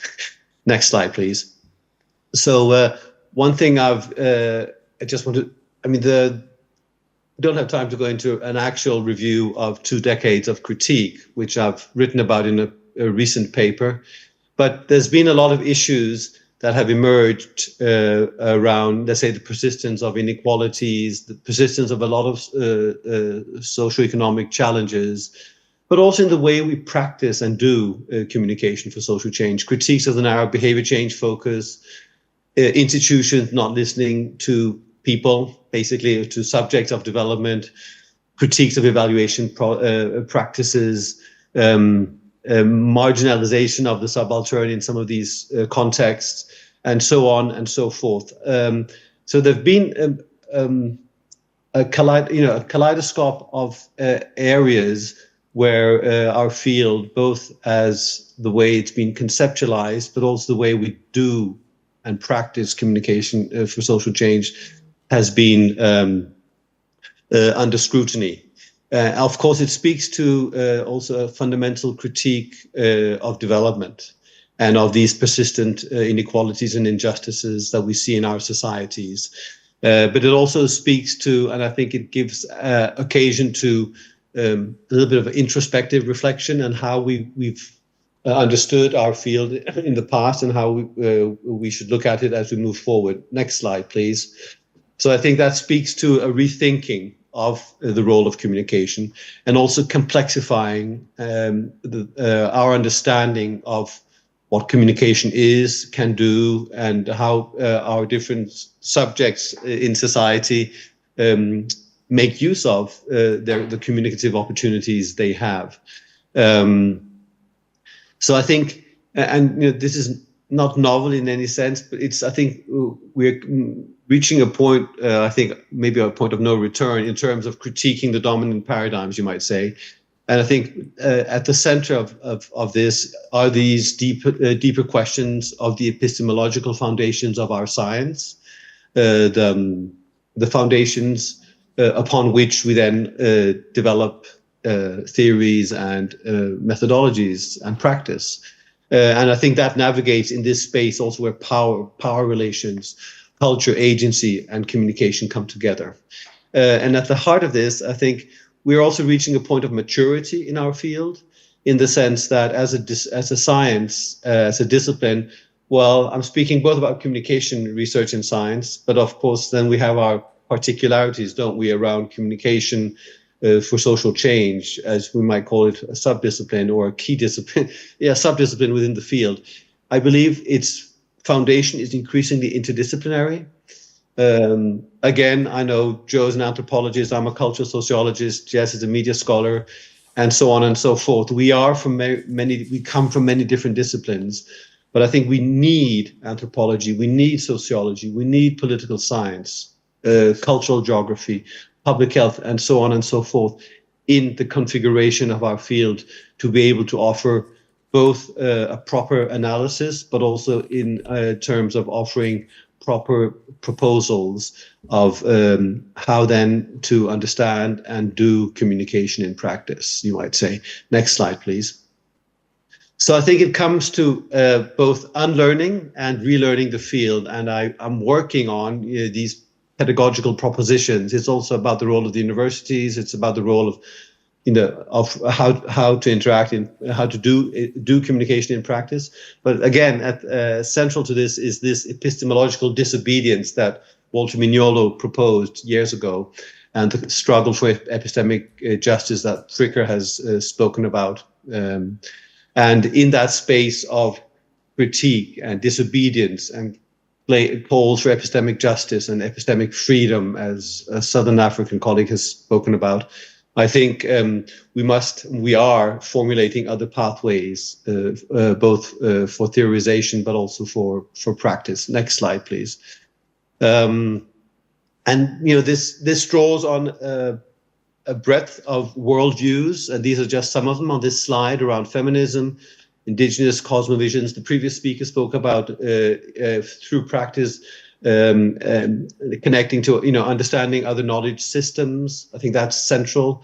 The whole field of climate change, environmentalism, issues around anti-racism. I think some of these different worldviews are are helping us. That openness to other worldviews is helping us understand and challenge both hierarchies, power relations, the need, the re-articulated, I think, emphasis on care and conviviality and community, and also the fundamental breaking of linearity of modernity and addressing circularity, like, for example, indigenous cosmovisions very much are embedded in. And this is also about cultivating planetary perspectives, linking again also to environmentalism. All of this having, obviously, implications for us, for our field as communication researchers and practitioners. The next slide, please. I have three, four more slides. I'm aware of time. But I think I'd also like to flag here a space where I also believe Vinod has had, in addition to the actual thinking and scientific production within the field and research in advancing the field, the role of universities and addressing issues of cognitive, let's say, injustice. And the Western-centric curricula that have dominated for many years. And I think Vinod's work in our advisory board is testimony to his role in that and to how that can happen in practice, in the way we've brought together people, not least Vinod, on our advisory board to help us rethink the way a university in the global north in London offers and teaches and frames the field of communication for development and social change. And the voice of intellectuals and colleagues, academics from the global south, like Vinod, has been really enriching for us in that space. I think that's a crucial element, the whole space of learning that takes place in higher education as part of this. Next slide, please. So I think some of this comes together around, finding there's a generic conceptual framing, but it's not about a new monoculture in that sense. It's about understanding the learning processes, but also this call for a need for unlearning from the dominant paradigm and relearning, listening better, more and wider to reality, to people. I think comes together around engaging critically with society, being inclusive to dialogue, also the dialogue of knowledges, of world systems, and in that process, obviously challenging our canons, our academic canons and whatnot. And being attentive to in practice, just like the previous speaker was sharing some experience from. But so it's both, let's say, in the community, in the university, and elsewhere where processes of, let's say, awareness raising, conscientization, as Ferreira would say, happen. So being attentive to these actual learning processes. And for me, and that's the next slide, it translates into different, pedagogies of positionality, relationality, and transition that I'm also working on and that are influencing the current project that I have. So this is about being attentive to our ways of seeing our own positionalities in the field, but also in construction of theory. It's also about new subject positions, about also understanding how individuals relate to collective spaces and processes of change, something which is central in my new project, which is on my next and last slide.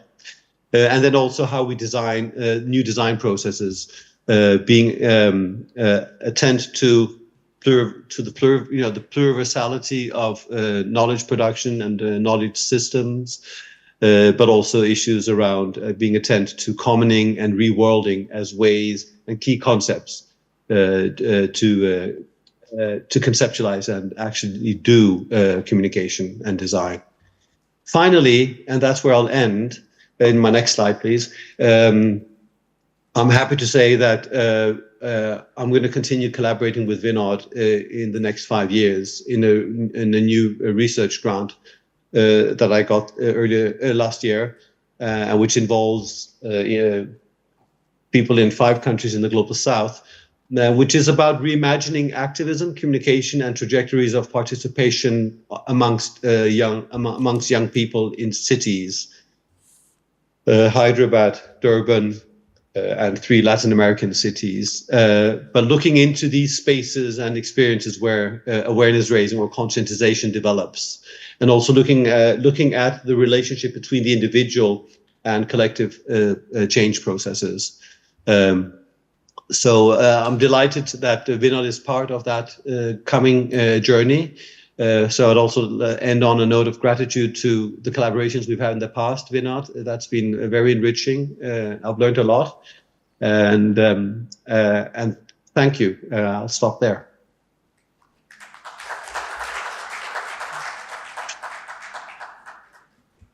Thank you so much. We actually have time of around 5 to 6 minutes for discussion. If anybody has any question.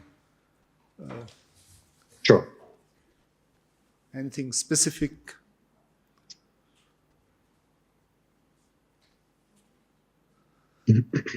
So Thomas, may I ask you a question? I mean, others are not really raising questions because they're all in a kind of relay race mode. I really liked your presentation. The word that I liked most is epistemological disobedience. But at the same time, when one is talking about activism and social change becomes a kind of central assumption, but change is also, in some sense, pre-imagined, at some level. Historically, it's post-Enlightenment world.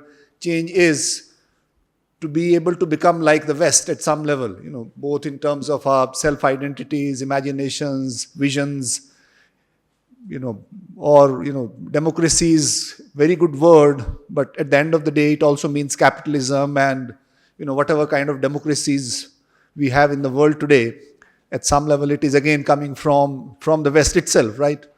So can you say something on that? Have you thought about these things, the current challenges that all of us face? We expected until some time back that, West will lead us to a new kind of humanity, and that humanity is now actually going the other way. Suddenly it's kind of appears like it's only some kind of exclusion, race, identities of being superior, being different, and others have to be subordinate and given. I think that's a really good question. And I think maybe you're right that there has been maybe in the past this pre-imagined notion of change as being the type of development you just described as a Western ideal transferred elsewhere.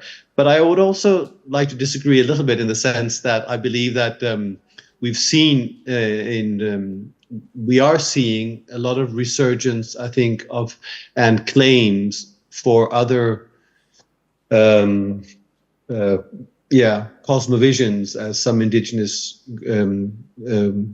cultures would call it, or other worldviews, is the notion that I've used here as well. And in that sense, I think, I know Latin America better than I know India, for example. And I think in Latin America, you see a lot of these movements that are very articulate in their critique of capitalism, for example. Very articulate in their critique also, you see in Southern Africa, for example, of the imperial legacy.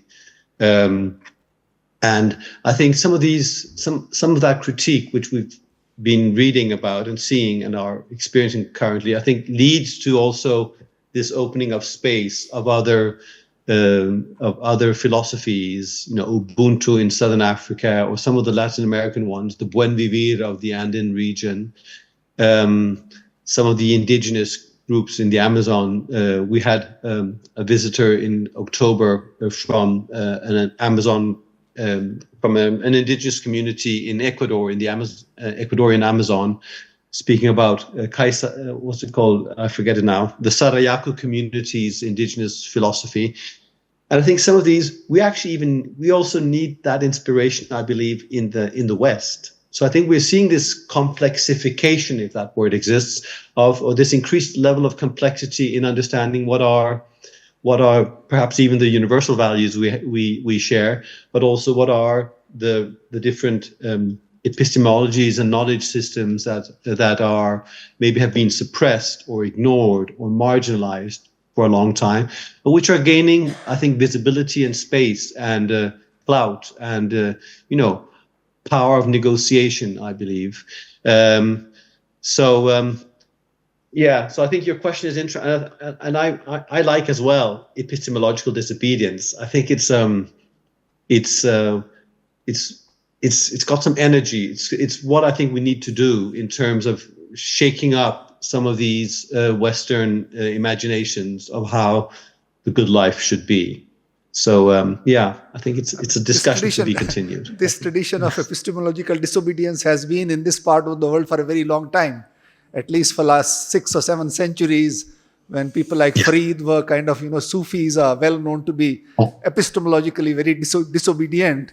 And they also have a vision of life which is very different from a good life as the kind of post-enlightenment West thinks of. So maybe I think we need to have a different word than social change. I mean, social change again is a very flat, ideologically embedded category where everyone kind of thinks of individualization and becoming a consumer, being part of market economy and, educated in a particular manner, career-oriented and, self-oriented in some sense. So that's where eventually participation gets to be operationalized. That's where, so if you're talking about words like community, again, one can end up on the other end of the spectrum, which is very problematic, which can be very problematic because these indigenous communities, so-called, they also have their own vision, but those visions also operate within certain social structures. And those social structures could be very hierarchical, very exclusionary, very patriarchal. So I think those are some of the questions that perhaps, given that we are not together, I thought, one can perhaps, start thinking about them in the kind of perspective that you are presenting.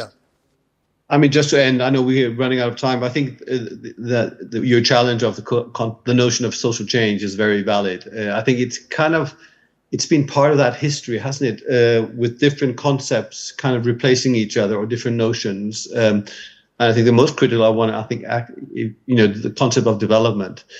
But I think social change, you're right, is that, does that really capture what we're talking about when we're talking about?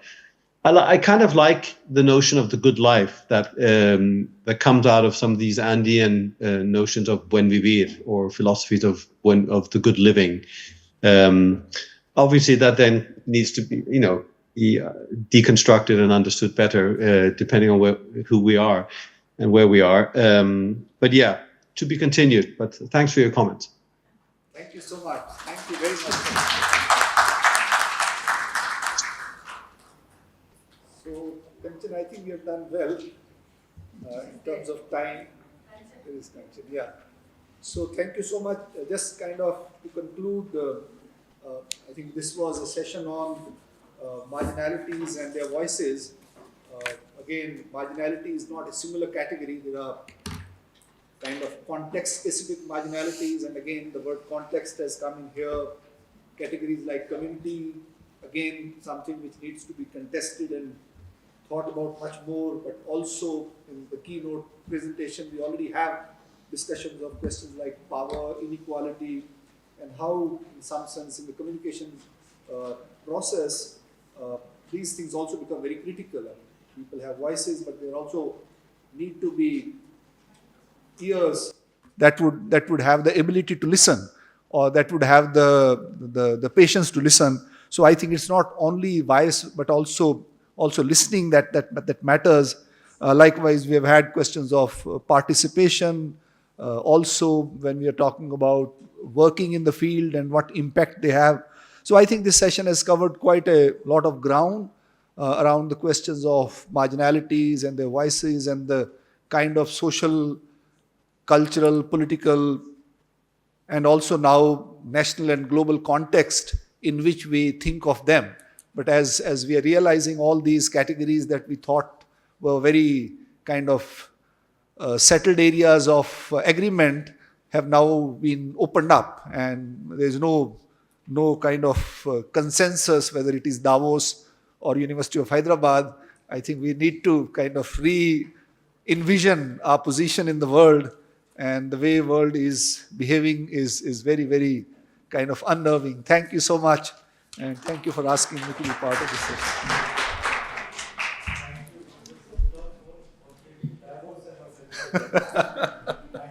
Communication.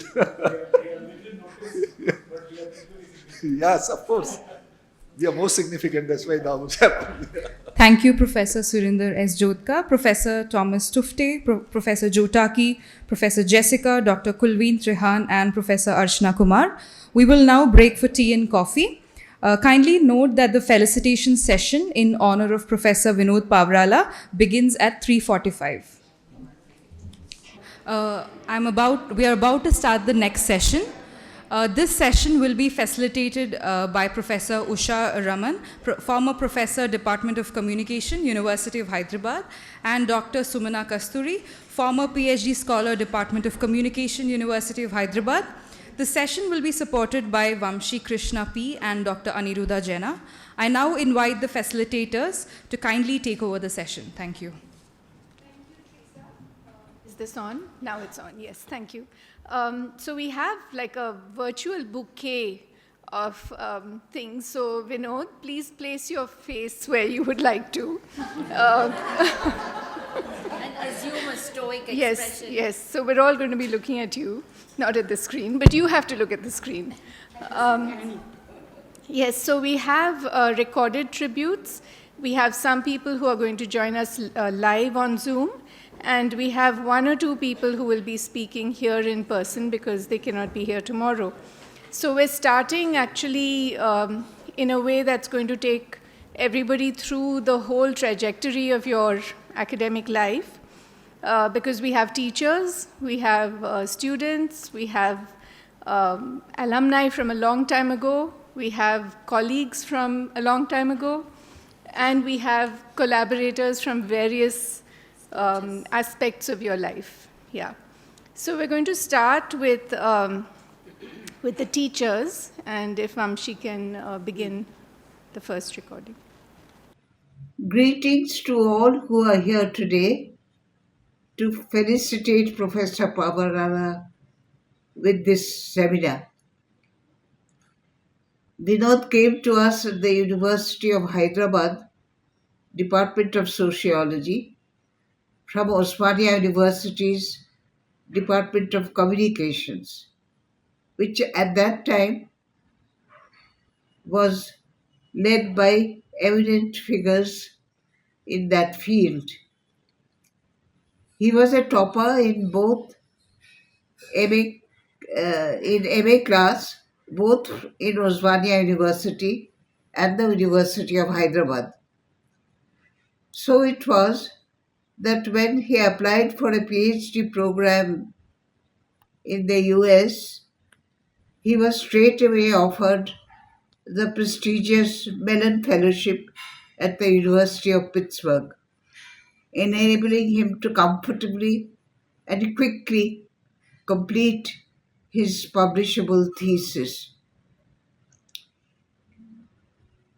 His thesis, or which became a book, was titled Interpreting Corruption, Elite Perspectives in India.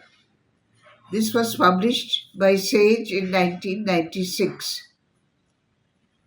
Though not of as much attention at that time, it is of enormous significance now.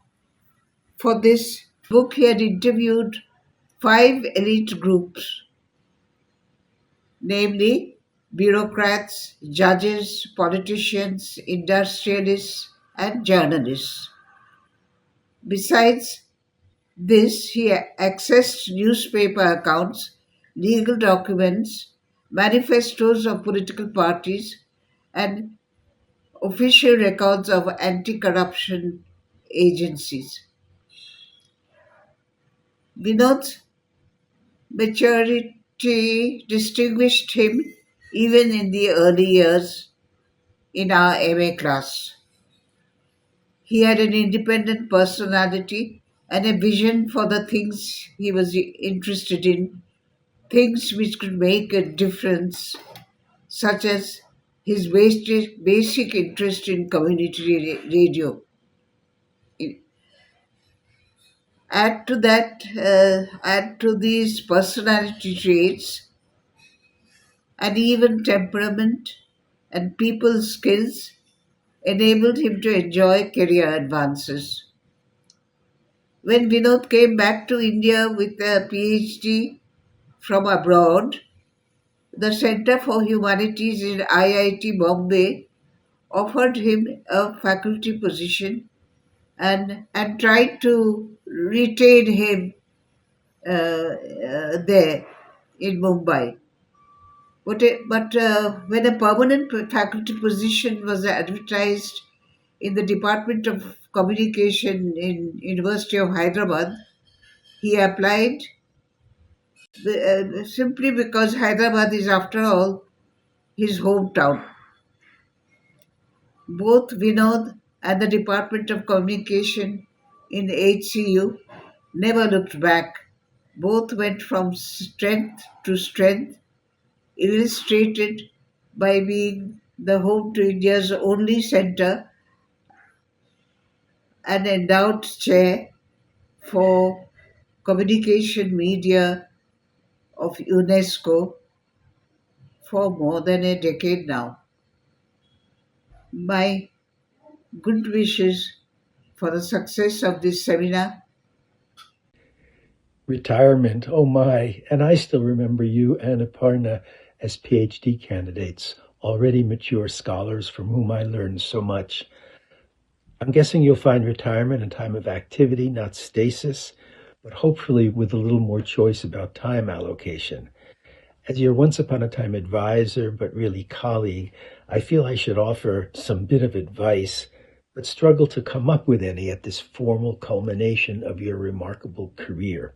To see a student rise to such heights is truly the greatest joy for a teacher, and I've been overjoyed to follow your career from afar. The only thing I might offer is this tidbit from a character in a novel. It is a privilege to grow old, said this wise character. Having preceded you in retirement, I try to remember that and hope you might too. Meanwhile, much love and respect to you and Aparna, and greetings from a still standing but much troubled USA. Hi Vinod, Bob Hayden calling from Belgrade. I want to congratulate you on everything that you've accomplished at the University of Hyderabad, on your retirement from that institution, but on what sound like fantastic plans for new opportunities. As you know, watching a former student go to great heights and achieve great things is perhaps the greatest satisfaction in academic life, and you have brought me a great deal of satisfaction, And I'm also sure that the spirit of your advisor, Burkhard Holzer, is smiling down upon you from wherever he is. So, congratulations once again, and I do hope to see you one of these days in Hyderabad or in Europe or wherever it could be. Best wishes. Thanks. Bob.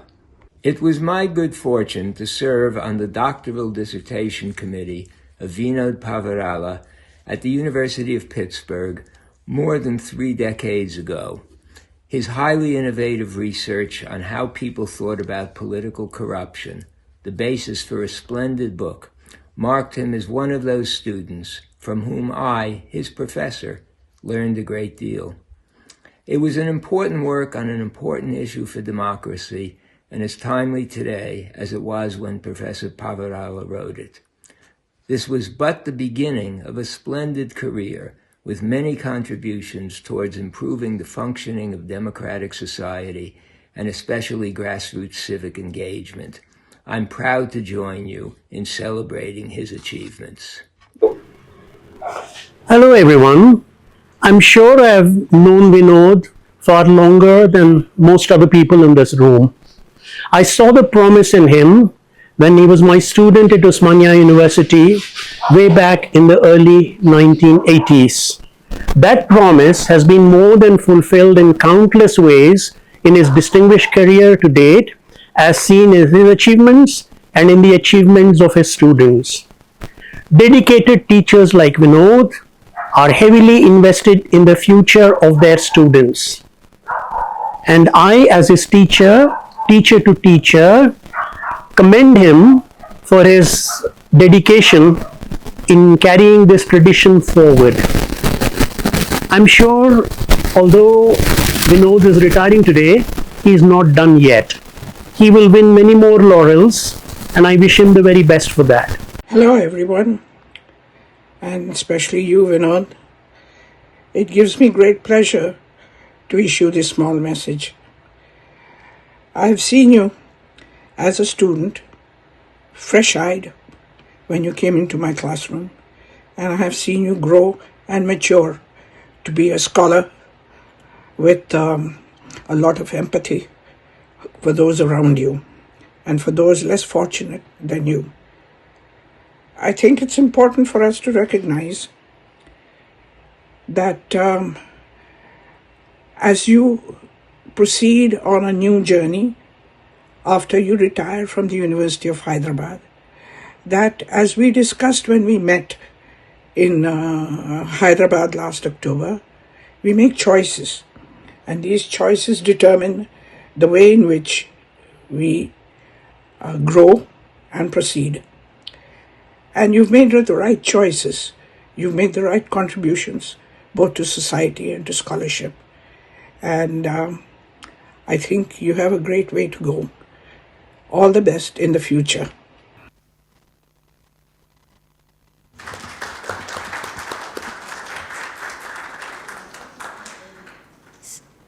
So from teachers, we are now going to a live Zoom call with MA alumni.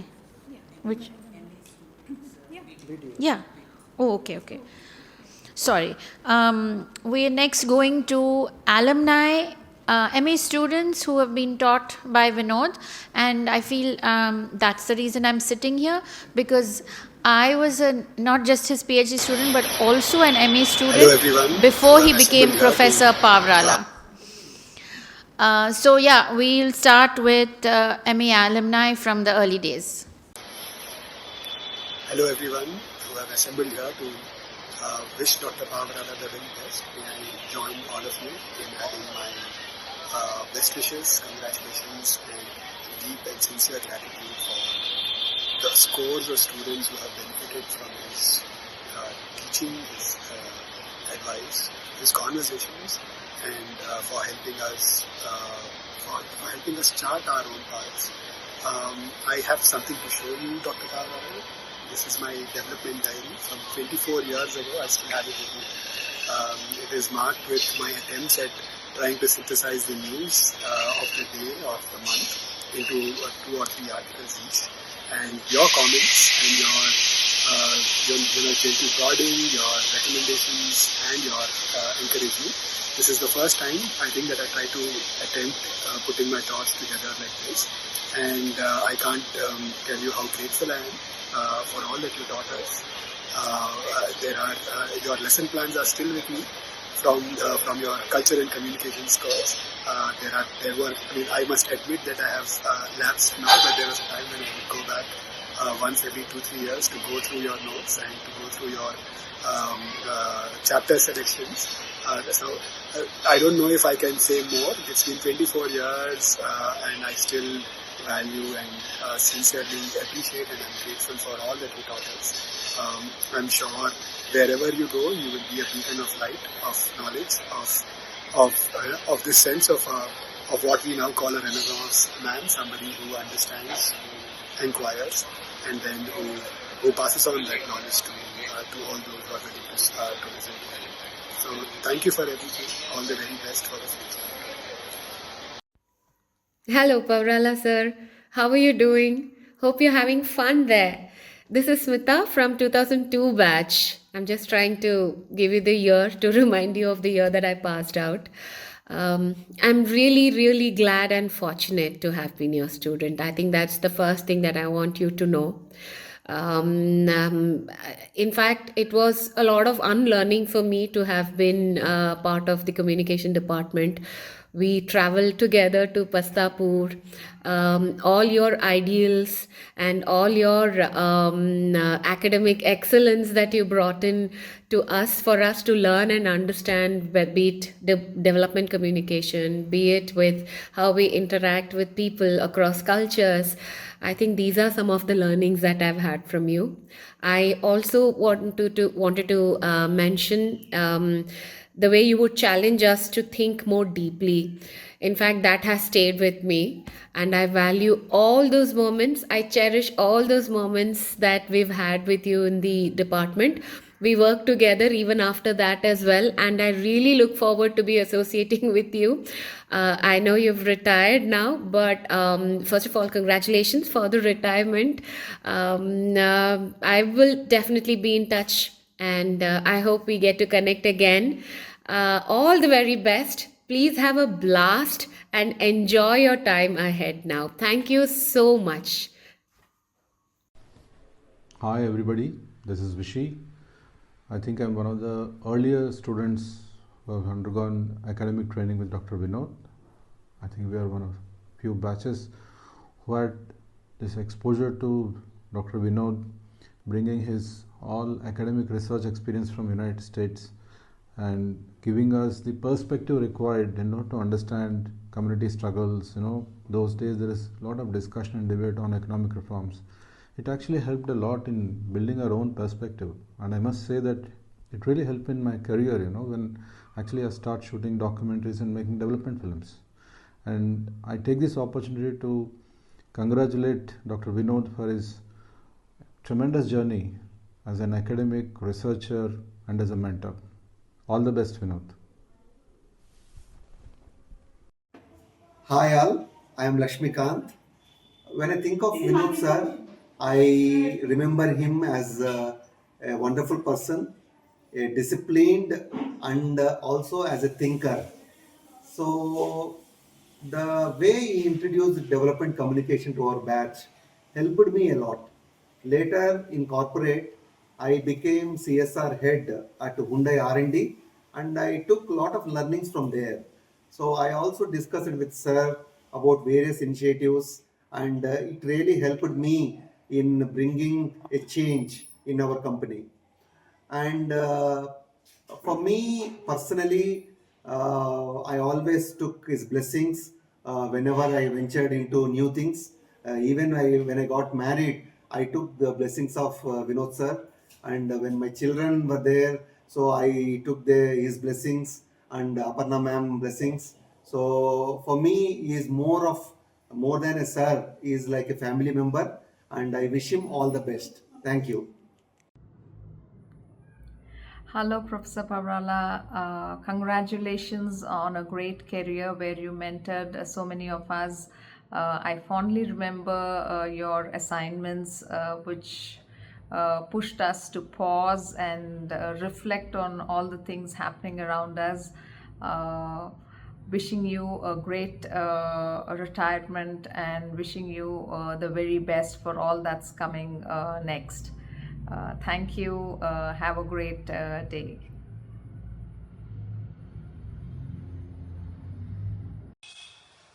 Hello, sir. As they say, one student's loss is another student's gain.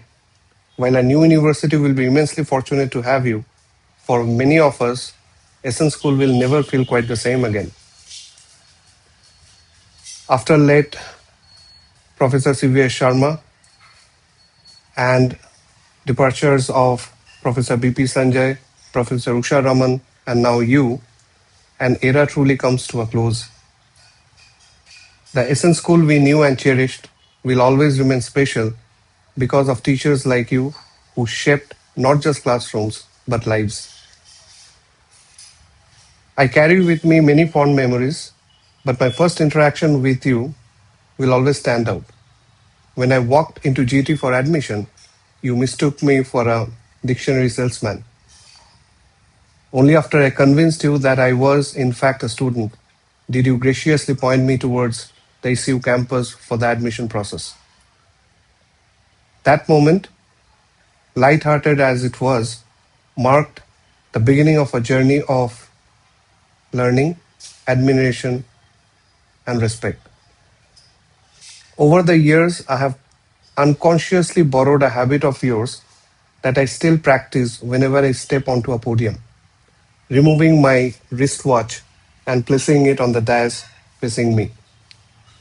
Back then, I thought it was the coolest Professor Vinod swag. And of course, your animated yet precise finger gestures, quote unquote included, made your communication not just engaging, but unforgettable. Sir, as you embark on this next phase of your teaching career, I wish you continued success, good health, and the same joy in shaping young minds that you have given so generously to us. Your influence will travel with your students long after classrooms change. With deep respect and gratitude, Nirupam Sarkar, Class 1999-2001. Well, I don't know from where to start, so let me go back to the first day of the classroom, the first interaction that we had with you. I think somewhere between the first question and the last discussion that we had in your class stopped being a class and it became beyond a classroom, beyond conversations, which kept us thinking, and every interaction with you left us thinking a lot about issues, not just about the subject, but it was beyond subject. But it was also about the life choices, the purpose, the approach, all of these. You didn't just teach communication to us, I would say you made us communicate, and with the ideas, with perspectives, and with ourselves. Thank you so much for that. We will really miss your presence in Essence School. Now we have some live presentations or people coming on to give their tribute to Vinod sir. Again, old alumni from probably the early 2000s. Meghna Haldar. She is not able to join. Ratandeep Suri. K.M. Chaitanya. Vijay Nirdavolu. Yes.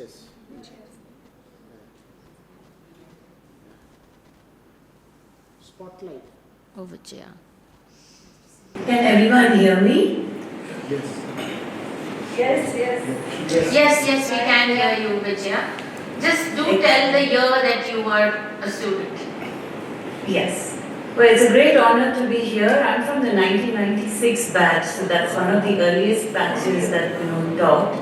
Big hello to Vinod, Aparna and everyone else around the table and everyone else who's joined online. Where do I start? Well, he electrified our classroom. One of the first memories I have is Vinod walking in with a t-shirt, subvert the dominant paradigm. And that pretty much turned ideas on its head and introduced the idea of development communications to us. He truly nurtured the classroom as a space for debate, for discussion, for questioning. It was never a student-teacher dynamic. And I know that's, he carried that through the generations of students he's mentored. The thing that we all learned from Vinod was curiosity, being able to question everything, and to bring clarity of thought. And I think that's something, the way in which he's conducted himself through his academic career in different institutions, but particularly in the University of Hyderabad and through all the positions he's held, is to let his work and his actions speak. He'll never be the one to shout from the rooftops. And I think that's a huge value that we've all learned from him. Finally, his ability to carry friendships through generations is something that we all have a lot to learn from. It's a friendship and a mentorship that's allowed us to call him Sir to now Vinod. It also helps that he hasn't changed at all, apart from a few grey hairs. He continues to look exactly the same as he did 30 years ago. The rest of us might have aged.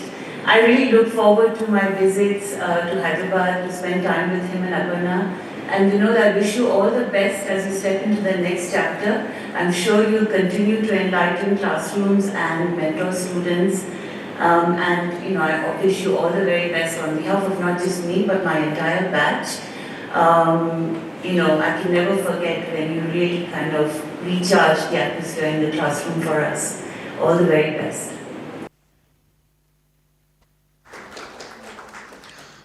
So the other three have not joined us as yet, so we'll come back to them when they join. Aniruddha is keeping track of them. The next group is, we have a set of videos from PhD scholars of Professor Pavrala, of whom I am one. You can start. We'll start with. Once a mentor, always a mentor. I am privileged to share this message as Professor Vinod Pavrala's second doctoral scholar.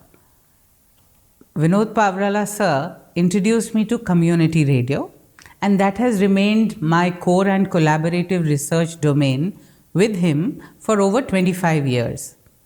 He taught me how to conduct research with communities. He convinced us that for meaningful research in alternative media and social change, we must immerse ourselves in fieldwork at the grassroots level and quite literally get our hands dirty. At the same time, he always insisted on weaving empirical observations with analytical frameworks.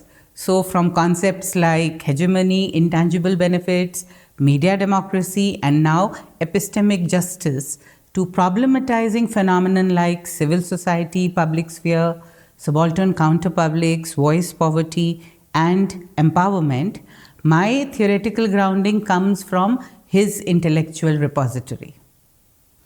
As Paulo Freire reminds us, education is a practice of freedom.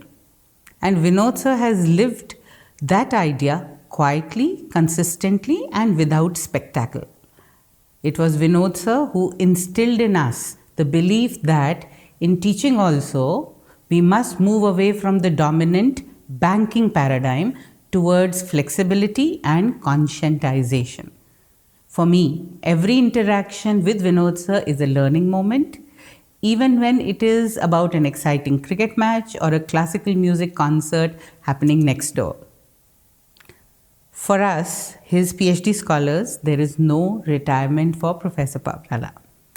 He will remain our advisor, counselor, and guide. And I know for a fact that jab tak community radio rahega, our association and our research will continue.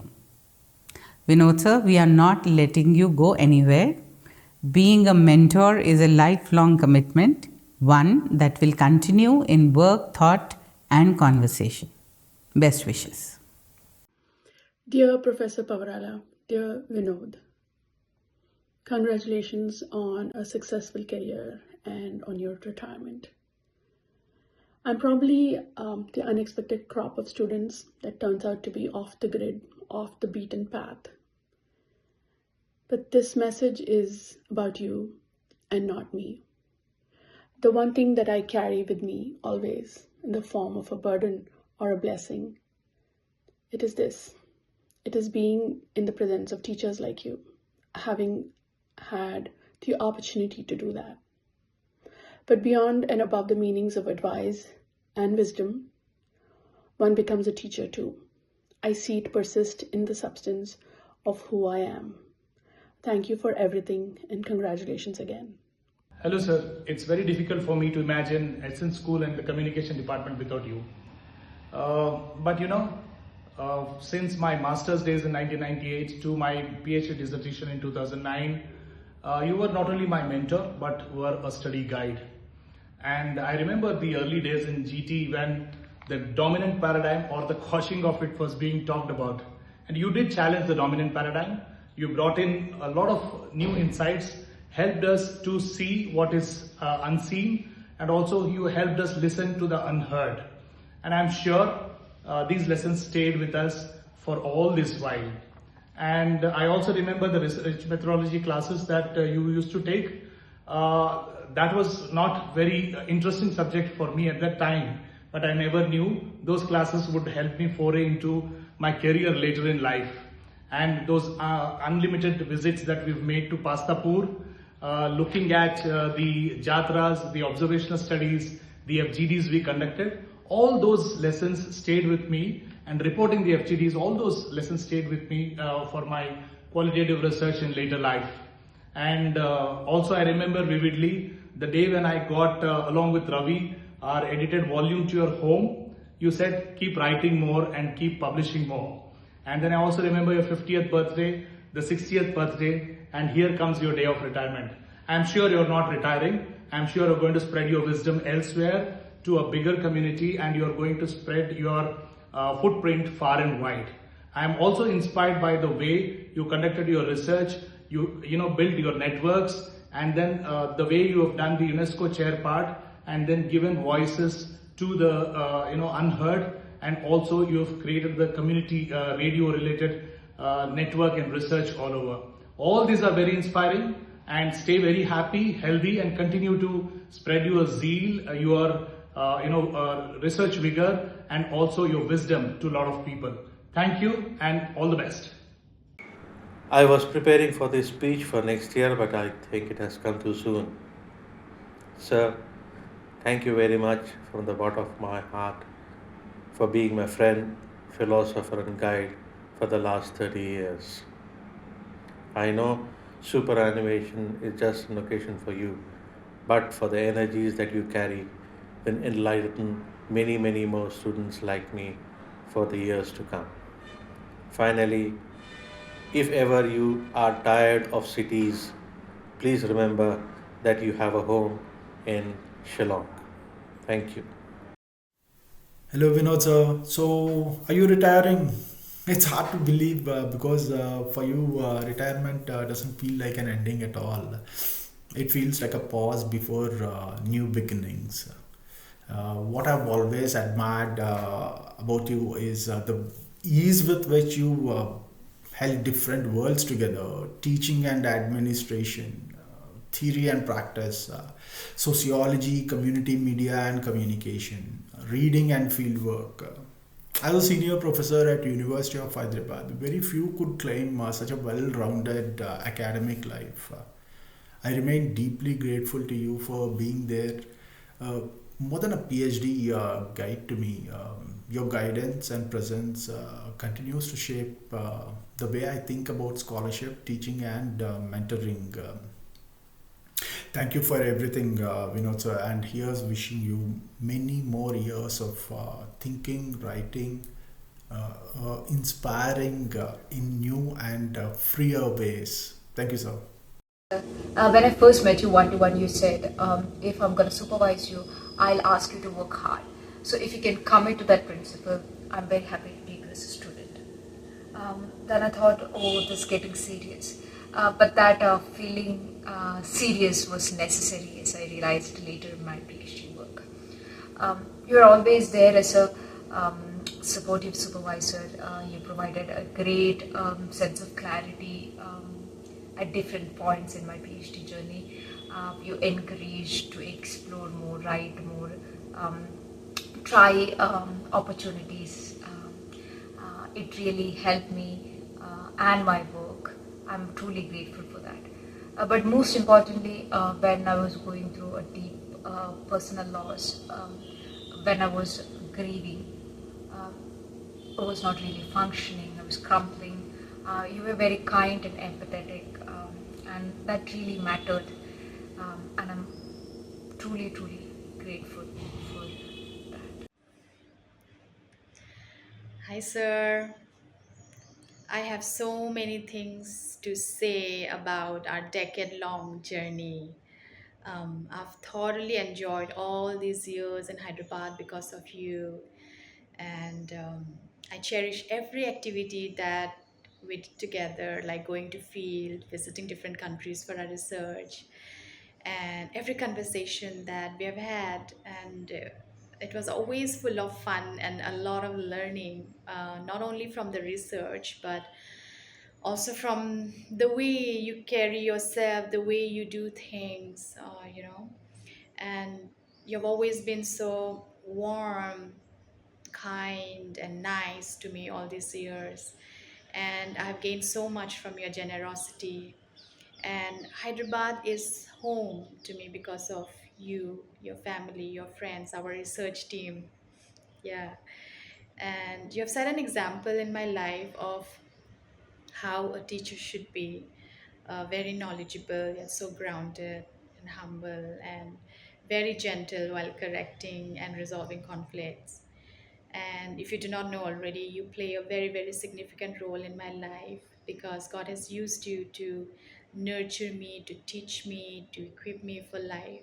And moreover, simply your presence in my life has been a huge support, and it has given me a sense of comfort when I needed it most.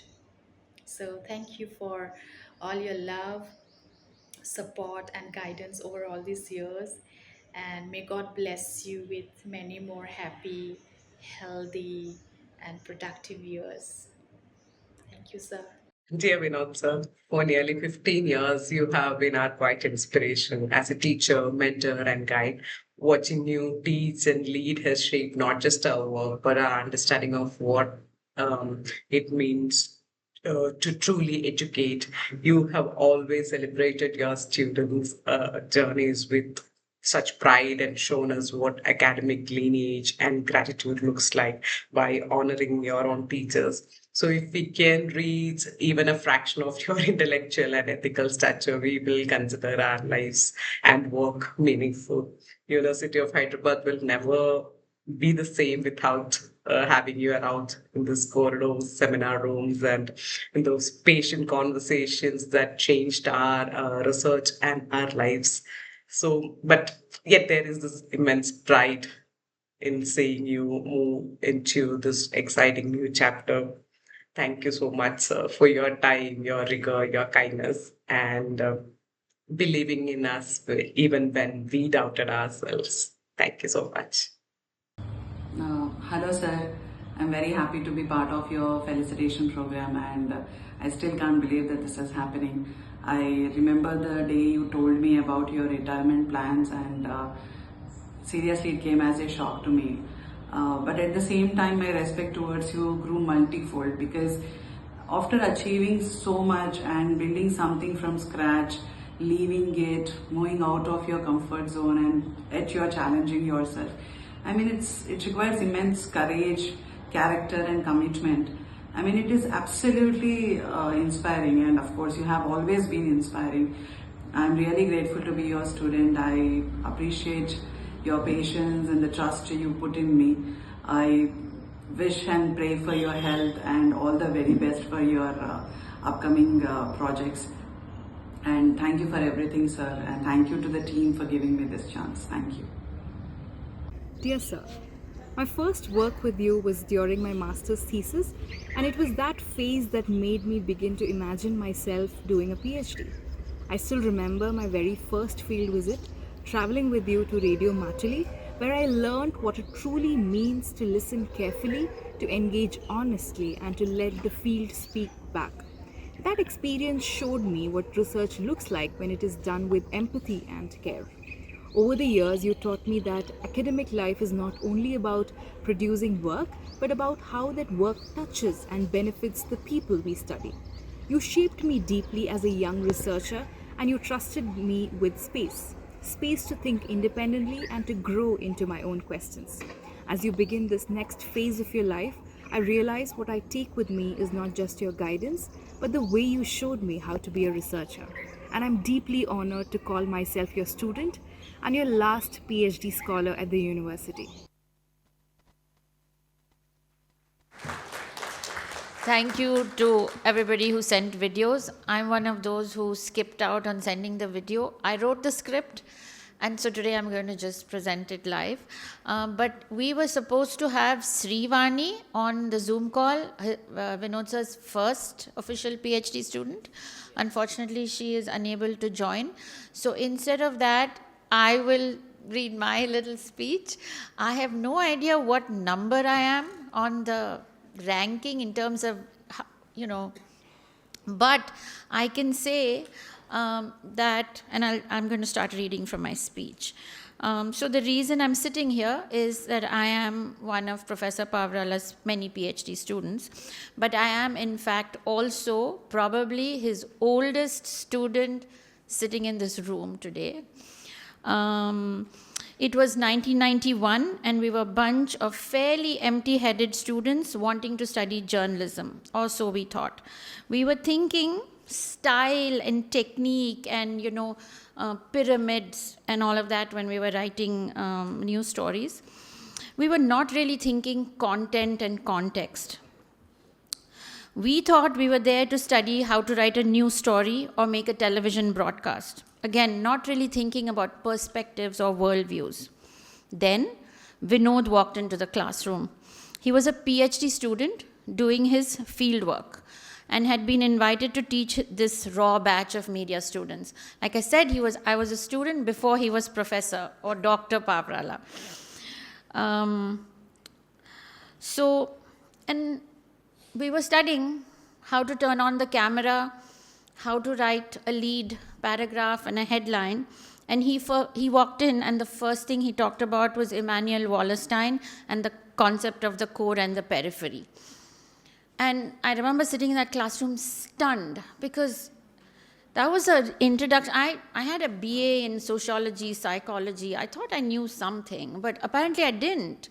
So core, periphery, the dominant paradigm, as others have remembered, the idea of hegemony, all these concepts that he sort of just introduced to us. He went to the library on main campus, because this was in GT, and we had this tiny little library, and brought about a stack of 20 books into the classroom. He proceeded to hand them all out, and he said, I'll give you a month and you come and do a book report. Most of us had never done, I think every single one of us had never done a book report in our lives. And we were wading through economics and sociology and all of that. I did have an argument on that book report at one time. I made him change the book, but that's a different story for a different time.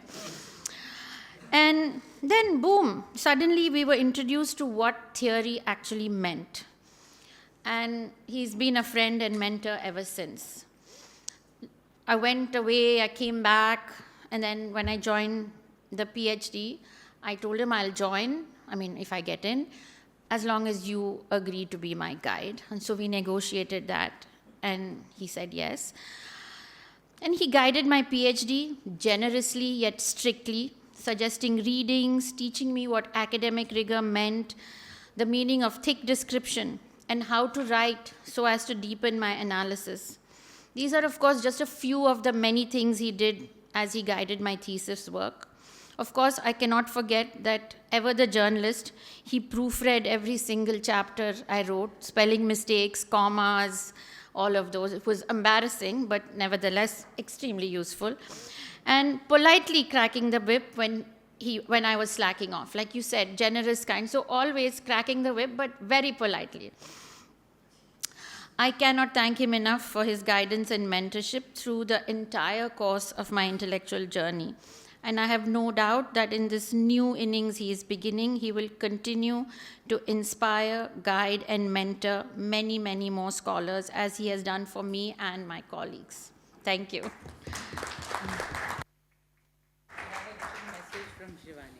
Yeah, so Shrivani was not able to join online, but I'll read her message.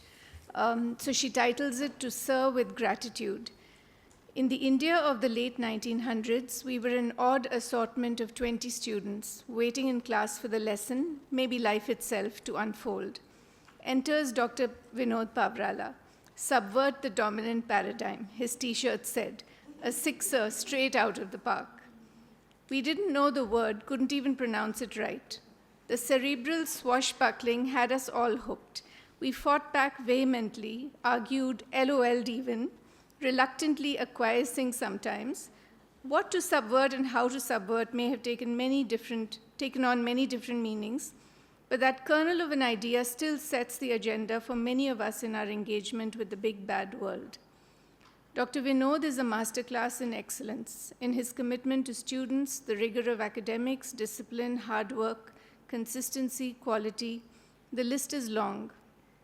Interspersed with heartwarming gestures such as hosting us for a home-cooked lunch, Aparna, lending a very patient ear with piping hot coffee to get his perpetually stuck first PhD student going. No, will not take names here. Precious memories, qualities for us to emulate, valuable lessons for life.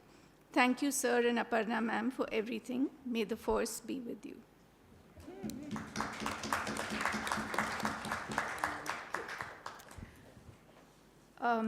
So now we have another group of people who are from outside the university. This is journalists, UNESCO colleagues, and community radio colleagues who have worked with and alongside Vinod. It is great to know that the Department of Communication, University of Hyderabad, is organizing a seminar in honor of Professor Vinod Pavrala on the occasion of his retirement from the university. I am honored to be invited to contribute a brief video message on the occasion. I think Vinod and I have interacted and collaborated on a number of media-related issues and initiatives over the past couple of decades. It has been extremely rewarding to get to know him and to learn from him, especially about community media matters. I'm sure he will remain as active as ever post-retirement and look forward to keeping in touch. I wish him all the very best for the next phase of his life and work. This is M. Somashekar. I am a career journalist for the last 4 decades. It's been my privilege to know Professor Vinod Pavrala since the early 1980s. We went to the university and did journalism. He was my immediate junior. What amazes me is Vinod's commitment to whatever he takes up. He began with the print medium as a journalist. He transited to academics. Then he went on to do teaching. He also did a lot of work on radio and community radio. I have been closely associated as a member of the board of the university, where I found his diligence and helping nature in shaping the students and guiding them in their PhDs. We also participated in many events over a long period, and it's always been a great pleasure working with Vinod. I wish him the very best in the next innings that he is going to take up. Thank you. नमस्कार, मैं राधा शुक्ला वक्त की आवाज 91.2 FM से प्रांगण में मौजूद सभी वरिष्ठ जनों का स्वागत व अभिनंदन करती हूं। इसी के साथ आप सभी को बताना चाहती हूं कि आज का जो अवसर है वो बिल्कुल भावनाओं से भरा हुआ है। आज हम उस व्यक्तित्व को विदाई दे रहे हैं जिन्होंने यूनेस्को से लेकर सामुदायिक रेडियो की तरंगों तक अपनी विरासत को जिया है। हम बात कर रहे हैं अपने परमादरणीय पावराला सर की। सर ने अपने वर्षों तक रेडियो को अपनी आवाज, अपने विचार, अपने विजन से सींचा है। आपके लिए रेडियो सिर्फ एक माध्यम नहीं था, बल्कि समाज से जुड़ने का एक सशक्त पुल बनाया। आपने हमें सिखाया कि माइक की ताकत शोर में नहीं, बल्कि सच्चे संवाद और संवेदना में होती है। हम सभी को आप पर बहुत बहुत गर्व है, लेकिन इसके साथ ही ये भी सच है कि सामुदायिक रेडियो की दुनिया में आपकी कमी हम सब जरूर महसूस करेंगे। आपके मार्गदर्शन में कम्युनिटी रेडियो सिर्फ प्रसारण का माध्यम नहीं रहा, बल्कि परिवर्तन का आंदोलन बना। आज हम सब मिलकर आपके योगदान के लिए, आपके मार्गदर्शन के लिए और आपके विश्वास के लिए दिल से धन्यवाद कहते हैं। हम कामना करते हैं कि आप जहां भी रहें, जिस भी भूमिका में रहें, आपकी सोच, आपका अनुभव, आपकी ऊर्जा हम सभी को मिलती रहे और एक दिशा आप देते रहें। सर, ये विदाई नहीं है, ये एक नए सफर की शुरुआत है। वक्त की आवाज की टीम की तरफ से आपकी अगली पारी खुशियों और सुकून भरी हो। और इसी के साथ मैं आपको फिर से नमन करती हूँ, वंदन करती हूँ और कोटि कोटि धन्यवाद प्रणाम करती हूँ। Hello, my name is Pooja Oberoi Murada. I'm from SM Sehgal Foundation and also the representative of the Community Radio Connect. I have known Dr. Pavarala for nearly 15 years now, and he's not only a mentor to communication students, but also a guiding force for community radio sector in India. He has stood firmly with community radios, always advocating for them to remain authentic voices of local communities. As the UNESCO Chair on Community Media in India, he prepared and often shared suggestions on policy papers that protected community broadcasters. Through his academic partnerships, he placed India's community movement on the global stage, which is not done by many people in the sector.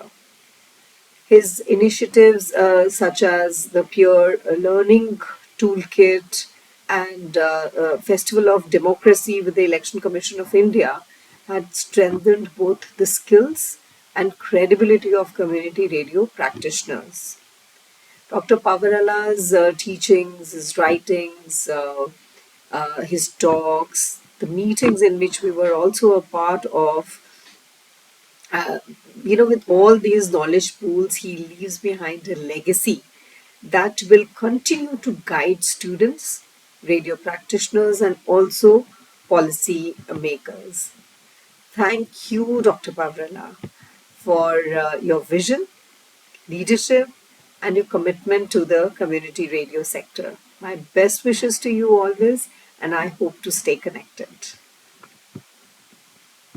It's a real pleasure for me to share a few words about Professor Vinod Pavarala. I've known Professor Pavarala for almost 2 decades, and I truly feel privileged to have had that association. His commitment to community broadcasting has been a constant source of inspiration for me. I've deeply admired his immense contribution to building knowledge in the community radio sector through his writings, conversations, and close engagement with practitioners. Publications such as Community Radio in South Asia, Reclaiming the Airwaves, have shaped the way many of us in South Asia understand community broadcasting. What I value most, however, is Professor Pavarala as a person. Despite his many achievements and his role as a UNESCO Chair for Community Broadcasting, he has always remained humble, open, and approachable. This short video is simply my way of offering a heartfelt thank you for the cooperation, partnerships, and camaraderie we have shared. Dear Vinod, I wish you the very best for the journey ahead and look forward to your continued support for community radios and for Amar. Thank you very much. Dear Pavrala sir, you may be officially retiring from your workplace today, but the community radio sector will never allow you to sit back. Your voice, your commitment are far too deeply woven into it. From raising your voice against the spectrum fees hike to advocating for emergency funds and pushing for the meaningful policy changes, you have always stood with the sector with community radio. You are not my formal guide for my PhD journey, but you are not less than that. I still remember my first interaction with you during your visit connected to Gurgaon Ki Awaaz or MIB conference in 2011. I think it was in IMC consultation. At that time, I didn't fully realize the depth of your work. Over the years, as I read you, heard you, and observed you closely, I truly came to understand how much you have shaped this field. Being a practitioner, turning academic, your quiet encouragement to the emerging scholar meant a great deal to me. What I learned most from you was respect for interviewees, for community voices, and for silence. You listen more than you speak, you observe more than you assert, and you actually allow stories to breathe. That has shaped the way I research nowadays and the way I carry myself as an academic. Thank you for teaching through example. I'm certain this is not an end but a continuation with many more interventions, ideas, and changes still to come. With deep gratitude, sir, and warm wishes. Thank you so much. This is a special message for Professor Vinod Pavarala. On behalf of UNESCO, I would like to thank you for your continued efforts throughout these years for making the work of UNESCO Chair successful in India and across borders as well. I've always admired your leadership skills, the will to go, and the constant need for change and improvement, be it any activity. You've always come up with brilliant ideas every year of how and what to do to enhance the partnership that you have, that the University of Hyderabad has with UNESCO. And we really appreciate those efforts. I hope that you have a really good retirement. Thank you.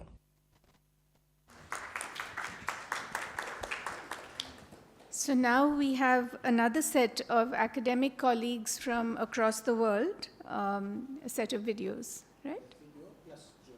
Yeah, after that we go into Zoom, yes. Hello everyone, I am Emmanuel Esel from the University of KwaZulu-Natal, South Africa, but I'm Ghanaian. My professional association with Prof. Vinod Pavarala started when he was my PhD examiner in 2022. And since then, Prof. Vinod has mentored me in various ways, has advised me in various academic ways, especially in encouraging me to convert my PhD into a book.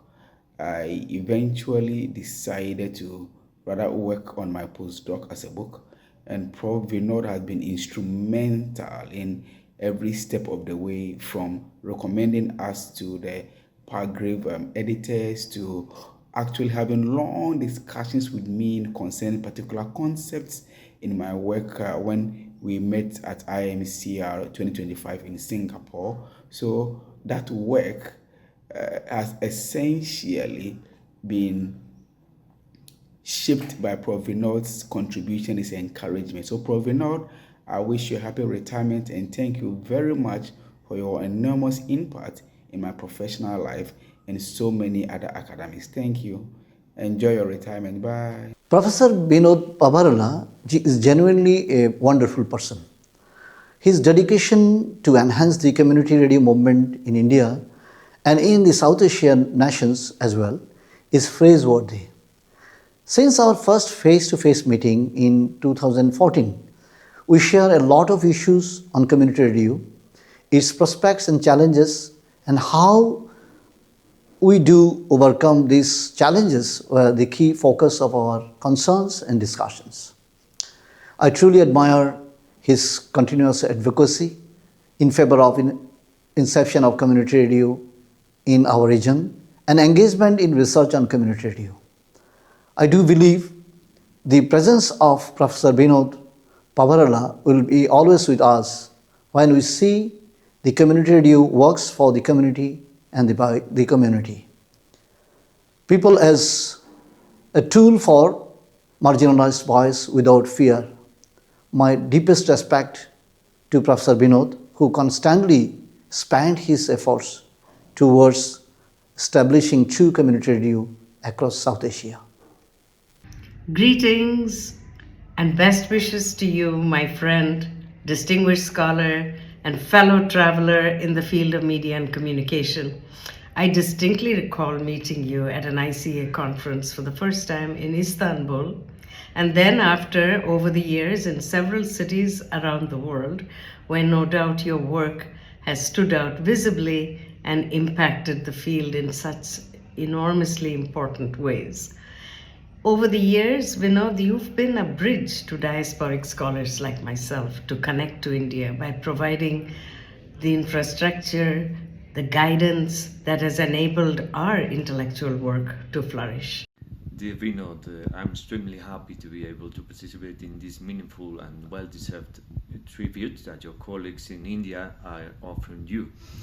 As a researcher, Vinod, you are a fundamental part of the history of global thinking on communication for social change and development, serving as an irreplaceable reference for the many generations who have embarked on this path. And as a teacher, you are a driving force and inspiration for so many researchers who work alongside you today. Thank you from Colombia for letting us be part of that journey. Hey, it's great to be here in this beautiful ceremony to celebrate so many years of engaged and committed work of Professor Vinod Pavarala. If there is a word that I would use to define exchanges and meetings I had with him is dialogue. I think Professor Vinod embodies what is necessary, what represents a global scholar, for his capacity of engaging truly in listening and dialoguing with scholars from all over the world, from all different stages, career stages. And so I celebrate his life, I celebrate his career, and I'm really happy to be here. Cheers. Dear Vinod, dear participants, it's an honor and privilege for me to have been invited to join the chorus of well-wishers today on the occasion of you taking the next step on your life's voyage, Vinod. Working like you with community communication, especially community radio, ensuring that the voices of communities find ways to become voices of empowerment, setting their own agendas, and providing ways to understand that rights are for all and how to achieve them. There are others who can appreciate your academic qualities and contributions better than I, but as I believe you know, I have always enjoyed working alongside you when this has been possible. And I wish you the warmest for this next life phase and look forward to next opportunities to work together and be together and learn. So we have two colleagues from IMCR who are joining on Zoom. Salvatore, are you there? Yes. Yes, I'm here. Hello. Yeah. Would you like me to proceed, Yes, or you want please. to introduce No, the... go ahead. Okay. Yeah. So, dear Vinod, dear colleagues in Hyderabad and online, good afternoon. Subha Madianam, Sababa Kahir, Shub do Bahar. Hope the three languages I know are spoken in Hyderabad. I didn't speak them too badly. It is an honor having been kindly invited to this felicitation event celebrating the work of Professor Pavarala today. As a PhD student back when I was at the University of Westminster about 20 years ago, it was inspiring for a junior scholar reviewing community radio practices across the world to come across your work about India. and in 2007 to read the book you co-authored with Professor Malik, Other Voices. Since then, I followed and been inspired by your work while I progressed in my career, and I would like to thank you for that. Later on, I read with great interest you and Professor Malik's analysis of community in Asia, and South Asia and specifically, which was another important contribution to our field to learn more about community practices in the region. And after that, also your contribution on decolonizing communication studies, among others. Your work as the UNESCO Chair for Community Media based at the University of Hyderabad has also helped to raise the profile of community radio research globally, and our community is thankful for that. Within the International Association of Media and Communication Research, IMCR, I had the privilege to serve for 3 years as the co-chair of the Community Communication Alternative Media section before transitioning this role over to you. It is great to see that since 2019, your leadership has helped the section to grow to this vibrant community of scholars across the globe that it is today.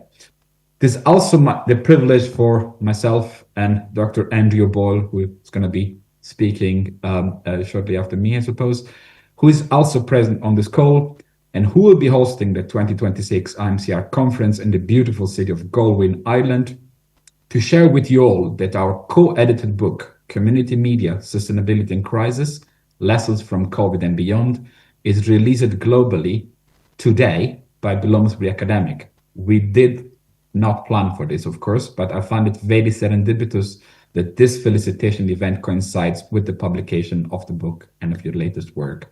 Thanks to you and to Professor Malik for your contribution to the book, namely the chapter on Beyond Survival, Reimagining Sustainability in Community Radio in India, which I'm sure will inspire other scholars and other PhD students across the world once they read it.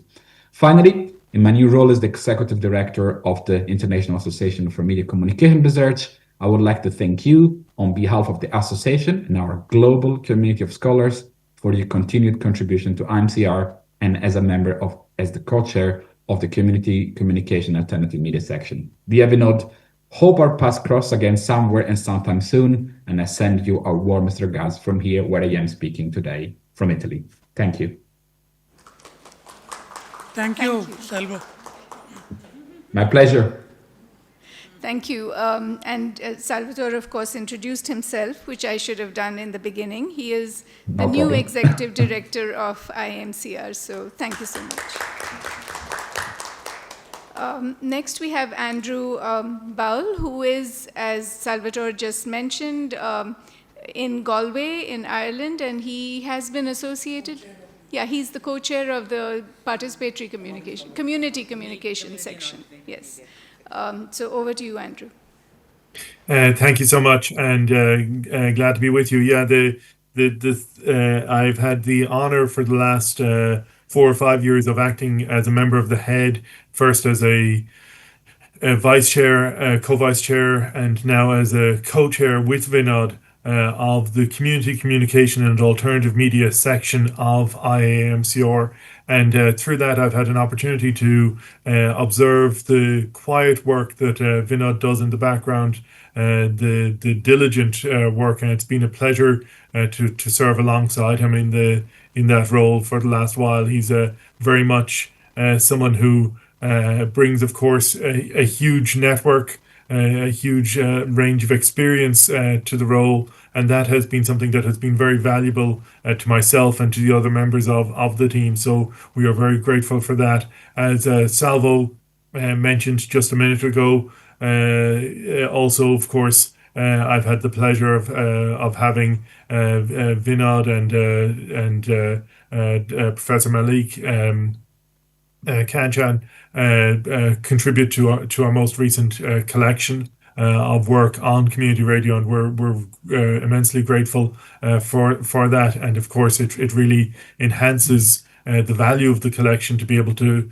bring his insights and their insights and so much experience of the South Asian sector to our collection. So thank you also for that. And I wish you the very best for the remainder of this session and for the event as a whole. Thanks, Andrew. We Thank you to the people who came on Zoom to participate live. We now have another section of videos from other PhD scholars. Hello everyone, this is Karthik from Central University of Karnataka, Gulbarga. At the outset, I thank the department for providing me this opportunity to share a few thoughts on Professor Vinod. Firstly, I remember when I joined my PhD program in 2012. It was during the coursework that Professor Vinod was jointly coordinating the advanced theory course with my supervisor, Professor Usha Raman. It was during this period it broadened my understanding of the communication discipline. And in fact, Professor Vinod introduced many scholars across social sciences, particularly from sociology. Secondly, he was also a member of the RAC Research Advisory Committee. During those years, I remember him providing critical comments and insights that helped me to reflect on my work and strengthen my thesis. Lastly, a few years ago, on a fine evening, it was a great gesture of him. He called me during his visit to Gulbarga, where he was part of a NAC peer review committee at a nearby college. I happened to meet him, and I still remember we had a very long conversation on various things. So there are many occasions which were truly inspiring. It was insightful and encouraging. Thank you, Vinod sir, for all of these. Wish you good health and best wishes for your future endeavor. Thank you one and all. Professor Pavarala is an institution in himself. Through his intellectual generosity, he has shaped the life of various scholars. It is honor to speak about him on the occasion of his retirement from University of Hyderabad. Though he was not my formal research guide, he will always remain one of the important teachers of my PhD journey. His comments during work in progress seminar used to be very encouraging, insightful, and helpful. Many of us has witnessed how a single comment and suggestion from him used to give a new direction to our research and used to increase our confidence as a scholar. As he begins a new journey in his life, I wish him good health, peace, and happiness. Thank you, sir, for your motivation, for your wisdom, and also making a long-lasting impact on all of us. Greetings, everyone. Today, I am honored to celebrate the scholar who has had a lasting impact on my academic life. Professor Vinod Pavarala, I have had the privilege of knowing you since 2009, first as an administrator and lecturer, and later as a mentor, colleague, and honorary member of my doctoral review committee. My early engagement with the team you led inspired me to return from my doctoral studies, a choice that shaped my career and intellectual values. Your guidance was rigorous, humble, and generous. As a professor and shareholder of the UNESCO Chair on Community Media, you embody the principles of social change communication, ethics, participation, and a respect for community voices. You do not merely teach these principles, you live them. Beyond academia, I will always cherish our conversations about cricket and our shared appreciation for West Indian culture, which reveal the warmth and humanity behind the scholar. Memories of you sitting with faculty and staff in the department, sharing chai and conversation, and your joy during the test broadcast for Bowl Hyderabad will remain with me always. Professor Vinod, thank you for the impact you have made, and congratulations on a remarkable journey. As you once told me, remember to PhD, party hard daily. Good evening, Vinod sir. As you step into this well-earned phase of retirement, I wanted to take a moment to express my heartfelt gratitude and respect. It has been a true privilege to have you as one of my PhD mentor. Your guidance went far beyond academic direction to shape the way I think, question, and approach scholarship with integrity and depth. Your calm wisdom, thoughtful feedback, and unwavering commitment to academic excellence have had a lasting impact on my research journey. What I will always value is not just what you taught, but how you taught. Your presence, clarity, and deep sense of responsibility towards knowledge and student alike. Your presence in my doctoral journey gave me confidence, direction, and a strong ethical foundation. As you retire from your formal role, your influence continues in your students, your research, and the many lives you have quietly shaped over the years.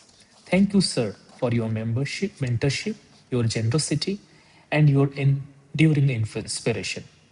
I wish you good health, happiness, and fulfillment in the years ahead. May this new chapter be as enriching and meaningful as the legacy you leave behind. With due respect and gratitude, thank you. Thank you, Vinod, sir. My first memory of having met Professor Vinod Pavrala was in the PhD interview. And I still remember it mentioned the Solomon 4 group test. And Vinod sir was like, no way. And he just started asking me questions about it. And then later on, when we got into the program, he was going to be teaching us advanced research to all of us PhD students. And I have never enjoyed myself more studying research and discussing research with the class and with him. And he was so strict at first, but then we also realized that he had a wicked sense of humor. And it was so fun in class to be just discussing and bantering.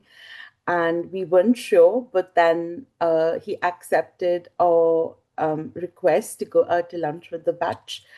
And yeah, it's been a lifelong association since then. I'm so glad that I got to study with you, Vinod sir. And I'm so glad that there are so many students who've had the pleasure of being either an MA or a PhD student with you. I'm sure that there are so many of us who are indebted to you and to your scholarship. I know a bunch of us use your readings in class, and we will continue to keep doing that. And I know that you're not retiring, and I hope that there are so many more students who get to study with you, who get inspired by you, and all the best for this new chapter in your life ahead. Thank you.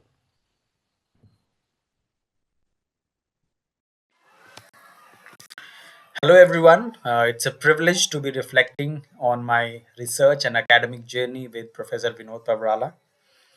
I am deeply grateful for the fact that Professor Pavrala took a lot of interest in my research work at the Department of Communication, University of Hyderabad. I have very fond memories of our work in progress seminars and the valuable and constructive feedbacks that we would receive from him. I remember on some occasions he would also invite us to the UNESCO Chair office in the South Campus, where he would share his insights on our work in a very detailed manner.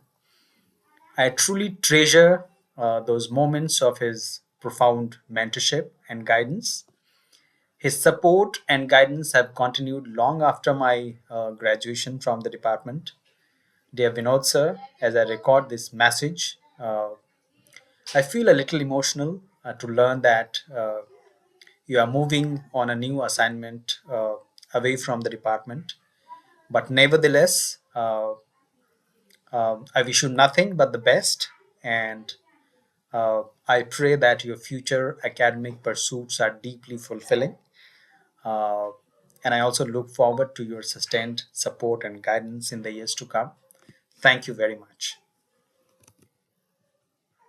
Hi everyone, my name is Khadija. I'm currently doing my PhD at the National University of Singapore. It always felt like there were two sides to Vinod sir. The one you encountered during the master's program, the stricter version, and the one during the PhD. I would definitely prefer the latter. He also advised our master's thesis. It's like when we are young, we have the audacity to write a lot of stupid things without fear or much thought. It was Sir who read all of that. I don't know how he did it. I really want to thank him for our methods class especially for literally sending us out into the field. It was the very first ethnography I did in the MMTS Ladies Coach that shaped the ethnographer in me. On a personal note, I also want to thank him for standing by me without any judgment during a specific phase of my life. I wish him all the happiness in his retirement, and I truly hope he takes this well-deserved break. I came to this department as a master student in the year 2018. Vinod sir was heading communication research course. Our batch has to work on our dissertation during the tough times of COVID-19. But Vinod sir has stood with us at every stage of the process. It was truly inspiring of him, both as a teacher and as a researcher.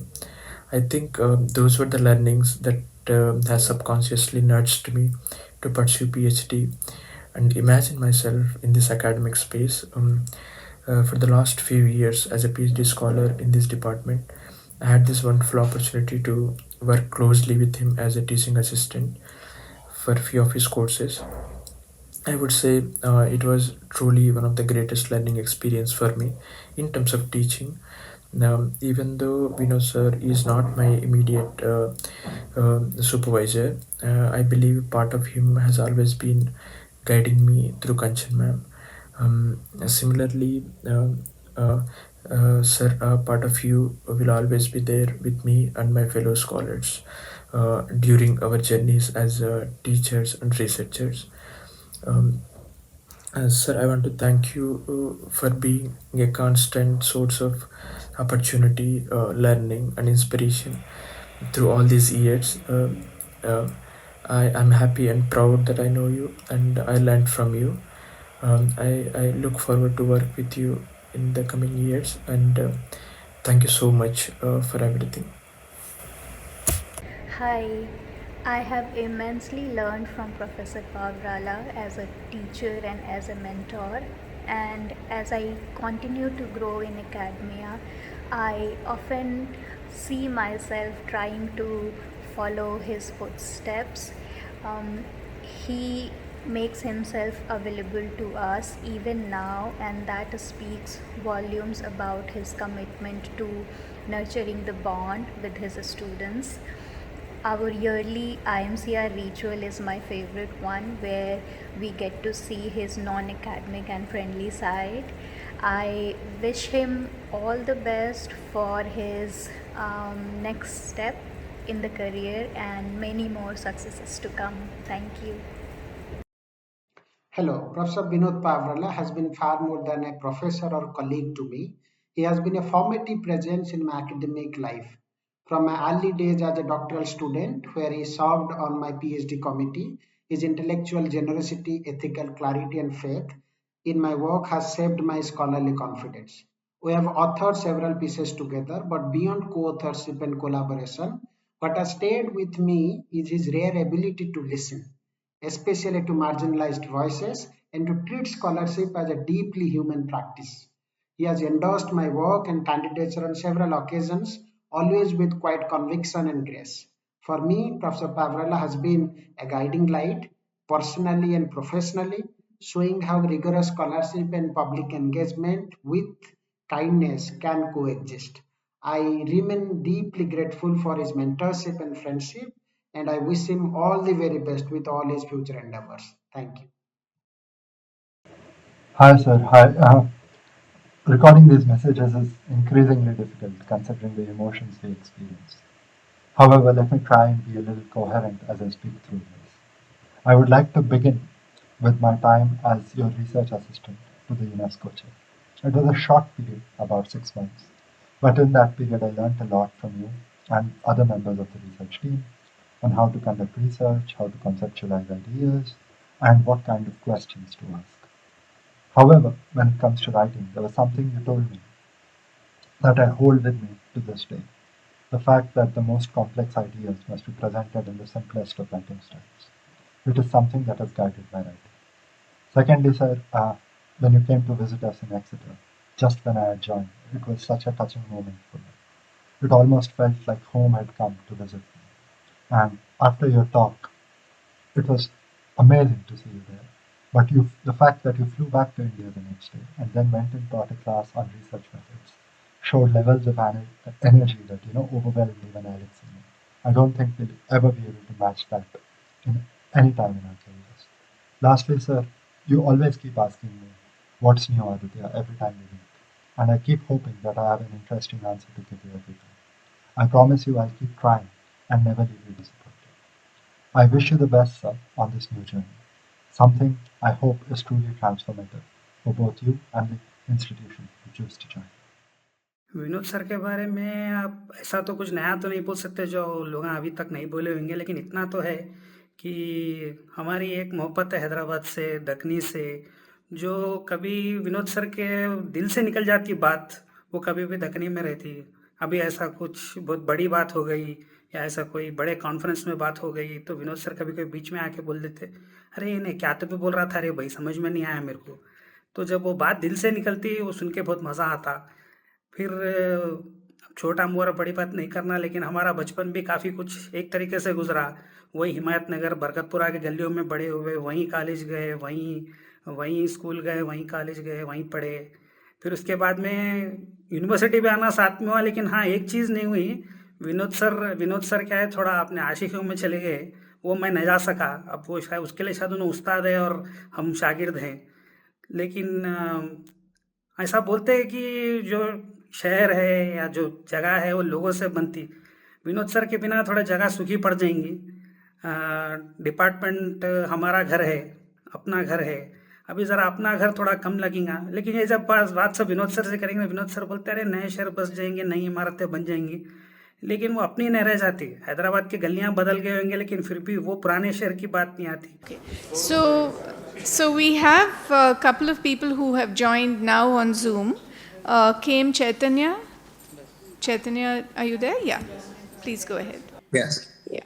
It's a wonderful occasion to be joining and speaking about Vinod sir.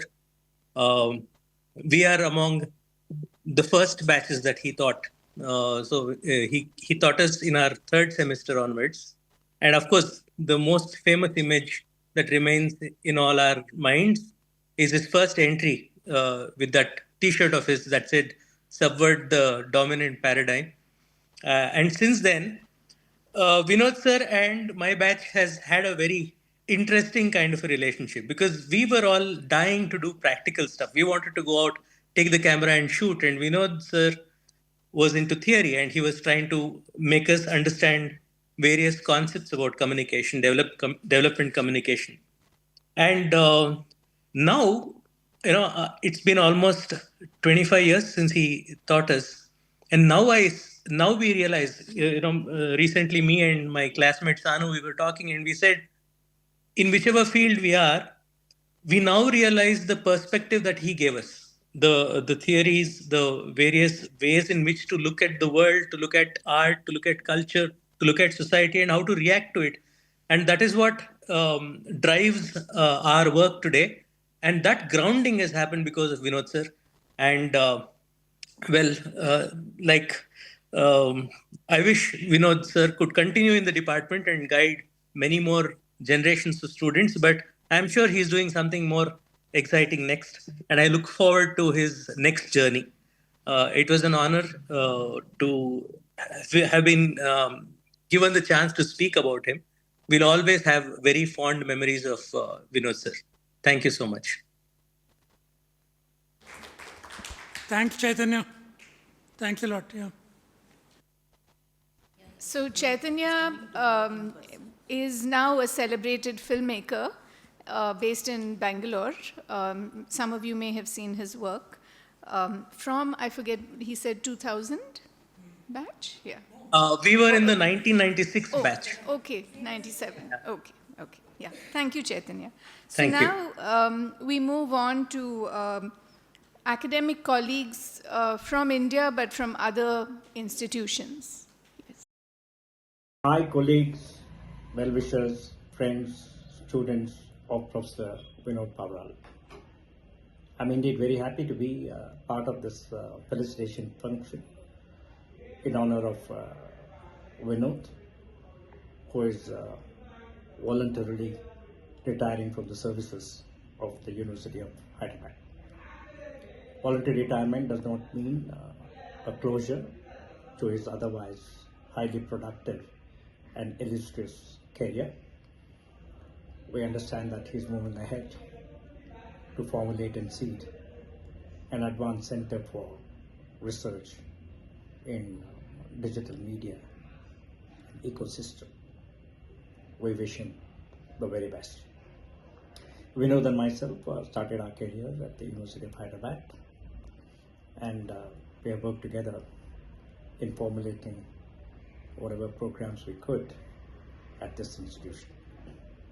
His contributions towards community media are very significant, that have led to the institution of the UNESCO Chair for Community Media at the University of Hyderabad. Myself, my wife Sumati and my daughters Dikti and Apurva join his family and friends in offering our felicitations as well as conveying our best wishes to Vinod on this day, as well as the future, wherein we wish for a happy and a healthy life ahead. His students, many of whom are common to our association, still recall the significant thoughts he has percolated in their minds that have led to making them active and thinking communicators in wherever they are and whatever field they have chosen.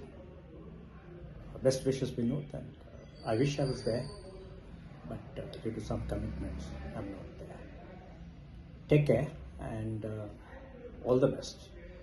We will continue to be in touch with each other. Thank you.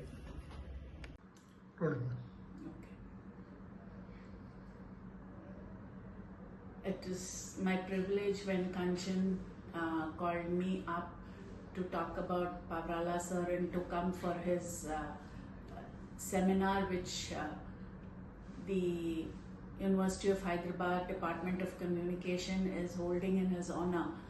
But due to some pre-commitment, I'm not able to be physically there. But I'd like to wish Vinod Pavrala sir a very happy, prosperous, productive, healthy future ahead. And now we all know that he's joining Mahindra University as a researcher, and I hope that the communication fraternity in India will benefit from his scholarship and his ideas. On a personal level, I have an association with Vinod Pavrala sir from IMCR, and I remember, in India we haven't met so many times. Yes, whenever we invited him to Manipal Institute of Communication, he was always willing to come here and give a lecture or being part of a seminar or being part of workshops. That he's always done, but some of the conversations that I've always had with him has been in the IMCR. I remember, in Madrid, we just went on a long walk talking to each other about different, aspects of our academic journey and things. And also, the IMCR dinners where all the Indian fraternity met. And that's one thing that I always admired in Sir, that he would always tell us about the others who were also present at the IMCR when we didn't know about them, and would add everybody to the group. As he always had some scholars also coming along with him, he would ask the scholars to go around and create a WhatsApp group, and that way add everybody into it and coordinate, which is a very good gesture, because even though we may not meet each other here within our country, but at least these conferences provided us a forum to meet each other, know each other, and also then engage in some meaningful conversations after the IMCR also. So that was one thing which I thought I should, from my personal point of view, I should talk about it. And sir, I hope you have many more active years and continue to contribute to the discipline as you've been doing in all these years. And I always like some of those critical questions that you pinpoint, especially with our young scholars when you've been part of conferences at MIC, the ICA Regional Hub. In fact, you've participated in all the 4 regional hubs. And so thank you so much for always being there for not only me but also for the institution. And we wish you a very bright, healthy future.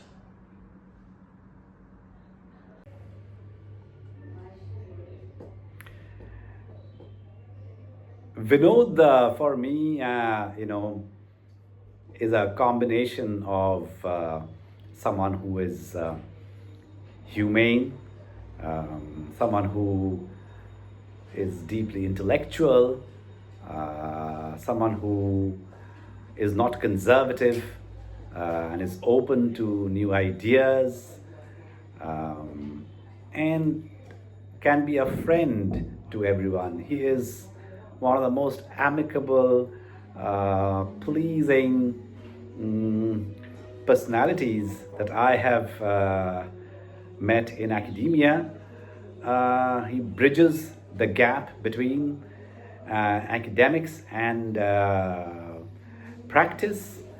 He is really one of the tallest in many ways, literally so, in communication studies. But to me personally, I have the deepest respect, the highest regard, and I consider him to be a friend and a comrade. And congratulations for having spent a lifetime of communication education at the University of Hyderabad, but this is only the end of another career in his many careers that he is going to we will witness him in. And the best wishes, Vinod. Hope to see you very soon.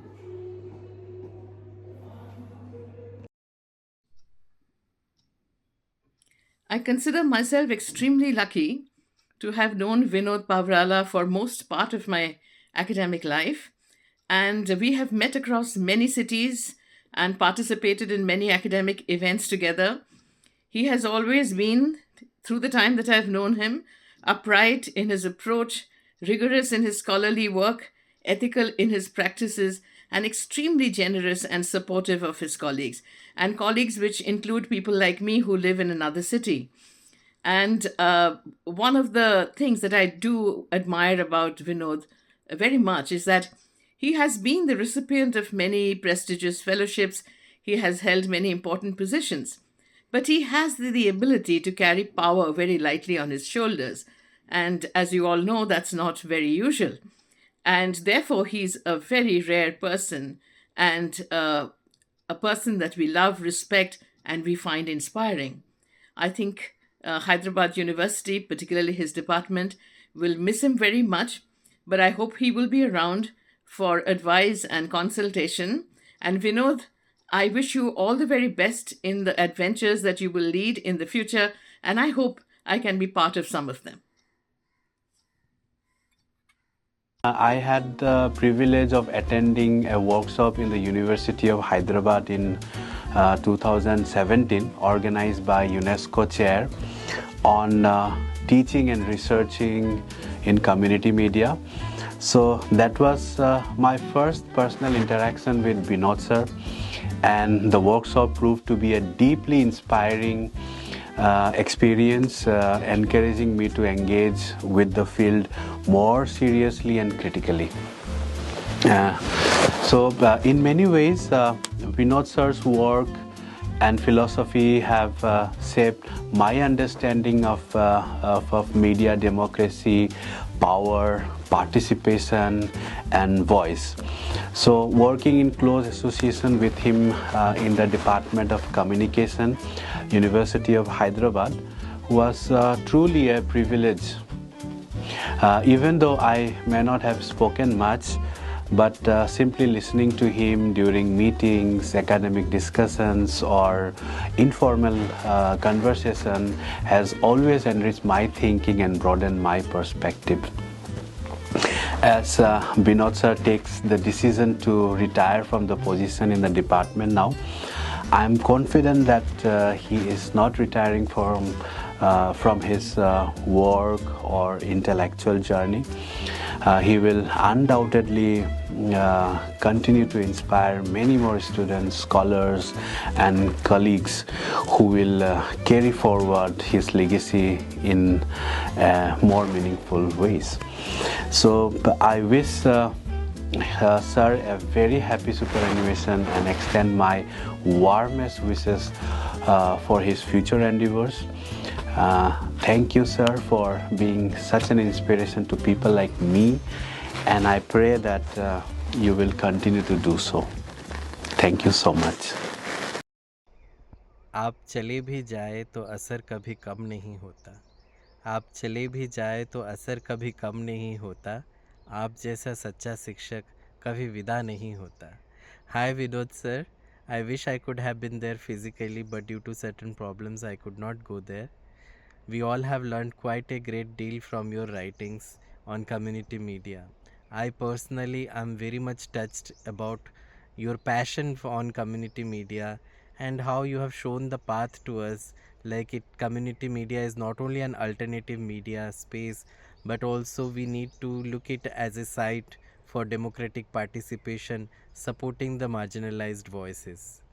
I wish you a very fulfilling and enriching new chapter ahead in your life. I hope we are going to meet very soon, and I wish you a very healthy and happy life. Thank you. I now invite Professor Thirumal, colleague at the Department of Communication, fellow faculty member and colleague of Vinod sir, to come and speak a few words.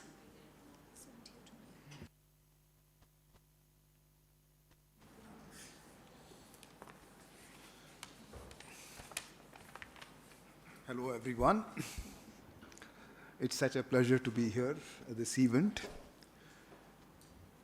Most of people who have spoken so far have been students who spend 2 years or 5 years, or collaborators who come on projects and then disappear. I've been someone, we bump into each other almost every single day over the last 25 years, and more than 2.5 decades, I think. And what it means is familiarity is very difficult to unravel. So, having said that, this is a formal occasion. We are more or less of the same age. He came a couple of years before me, and he's living a couple of years after me. I mean, he's before me, rather. But he's been kind of mentor for me. And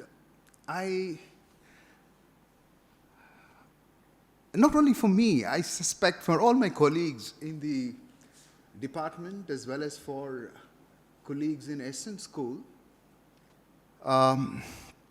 he fashioned an academic taste culture that was inclusive of how you teach, how you design courses, how do you manage the department, the managerial styles, and also while doing so, how you connect to institution, the larger institution. And this is very important for a person like me because, or for my other colleagues also, that beautiful building that we see where we all stayed and really enjoy the sheer aesthetic of that building. If not for Vinod and to some extent Vasiki, we wouldn't be having that. While he talks about the intangibles, the tangibles count as well.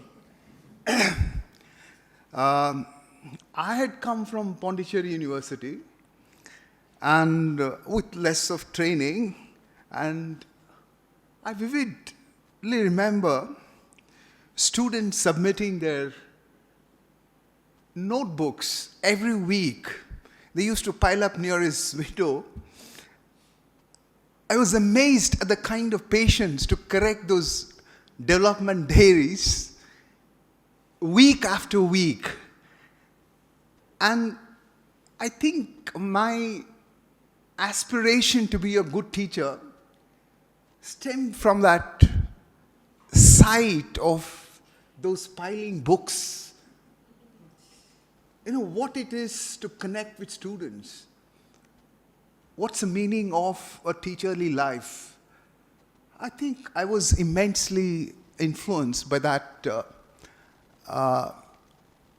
logic, a logic that is not actually a logic. I mean, it's something more.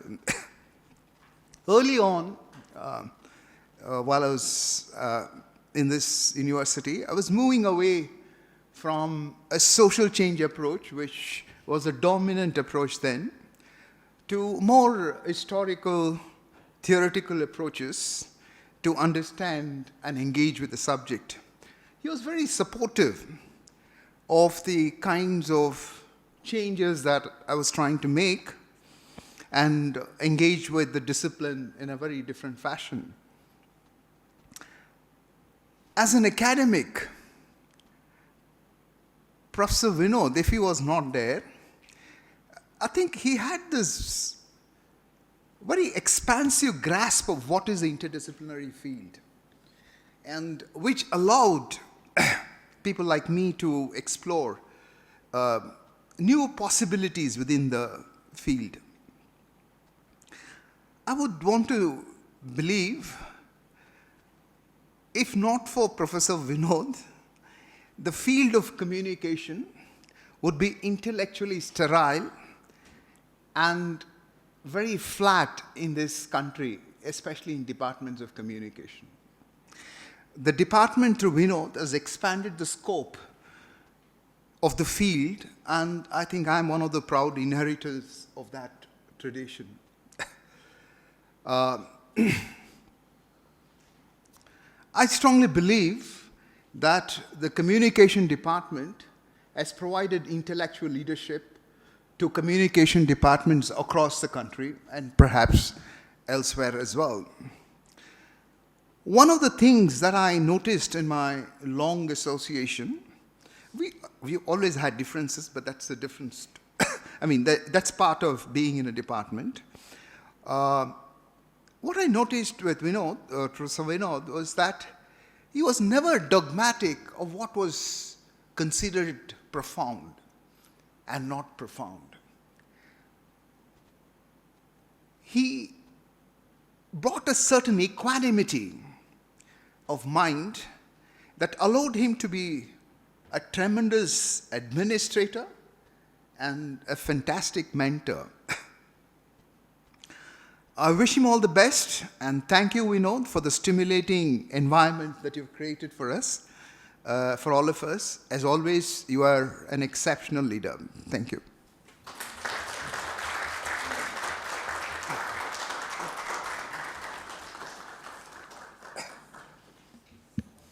So we now move to the last set of videos, which is messages from academic colleagues within the university who couldn't be here today and who preferred to send their, they will be here tomorrow, but their... They can't be here tomorrow. Yeah, they can't be here tomorrow in person, so they've all sent their messages on video. We honor Professor Vinod Pravalala sir, a dedicated scholar and educator, on his retirement from the University of Hyderabad. His outstanding contributions to academia and tireless service has left an indelible mark on the field. Personally, I have witnessed his passion for teaching and research for the countless number of students and scholars, including myself, in various aspects of the academia and the events which he was also involved at the University of Hyderabad. Officially, when he was the spokesperson of the University of Hyderabad, I have closely interacted with him, and through his interactions, I have come to know how important it is to have good media relations and media communication.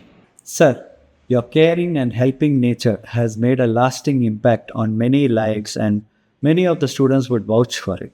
You have been a mentor, guide, and a role model, and always lending a helping hand to whoever would want your services.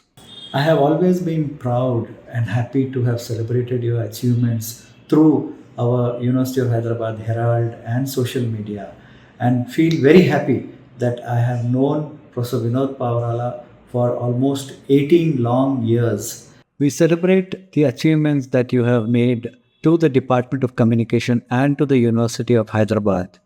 On this momentous occasion, we wish you a very good health, happiness, and joy throughout your life. When I think of Professor Vinod Pavarala, a senior professor and one of the senior most professors of the university, I think of an distinguished academician and someone who has carried his responsibilities with thoughtfulness and intellectual commitment in a way that always placed the university first. Across his various roles as head of the department, dean of the school, and member of various committees, his guidance was marked by clarity and purpose. I recollect my association with him, particularly in NEP 2020 committee, the committee for COVID restoration, grievance committees. What many of us will remember most is the way he worked with people. He listened, he consulted, and he respected differing views. He was also the first to bring the UNESCO Chair on community media to the university, an achievement that reflected his deep commitment to the socially relevant community engagement. On a personal note, working with him has always been a privilege. I will always cherish it as an enriching experience. And as he enters the next phase of his journey, I wish him good health and many more academic accomplishments. Thank you. Let me just highlight a few things that I have learned from and admire in Professor Vinod Pavarala. Vinod, as an academic scholar, we all know. But what I have found most striking is the way with which Vinod has made disciplinary crossings seem so easy. And he has mastered the art of moving from journalism to sociology to media studies to community radio, and left a lasting imprint in each of these areas. The second thing that I have always found very remarkable about Vinod are his administrative skills. And he's held a lot of positions in the University of Hyderabad, but he's also done administration with a very strong sense of fair play. So he's student friendly, and I think he sticks his neck out. He is not afraid to voice his opinion. He stands by his convictions. And these are again qualities that I have found very, very rare among others. And I would like to just end with the fact that Vinod is a great friend. We have a friendship that goes back for about 3 decades, independent of my friendship with Aparna. And Vinod and I have had conversations, debated, discussed, disagreed, but we've always valued each other's opinions and kept our friendship at the center. I would only wish Vinod all the best in wherever he goes, because he has so much more to contribute. But I would also like to say that this is a loss for the University of Hyderabad. Hello friends. On this very special occasion, I recall my association with Professor Vinod Pavarala at University of Hyderabad for almost 3 decades. He has been a great leader, as the Dean of the school and as a accomplished academician, as a lead person for the UNESCO Chair on Community Radio, and as an institutional man when he served as spokesperson for University of Hyderabad. He has helped University of Hyderabad to prepare for the NAC and many other things, whatever have been assigned to him time to time. He has always worked for the institution and he has brought repute to this institution, and I congratulate him for all the efforts that he has made, and I wish him good luck when he takes up other assignments after superannuation. Happy retirement, Vinod. Thank you. Hi, Vinod.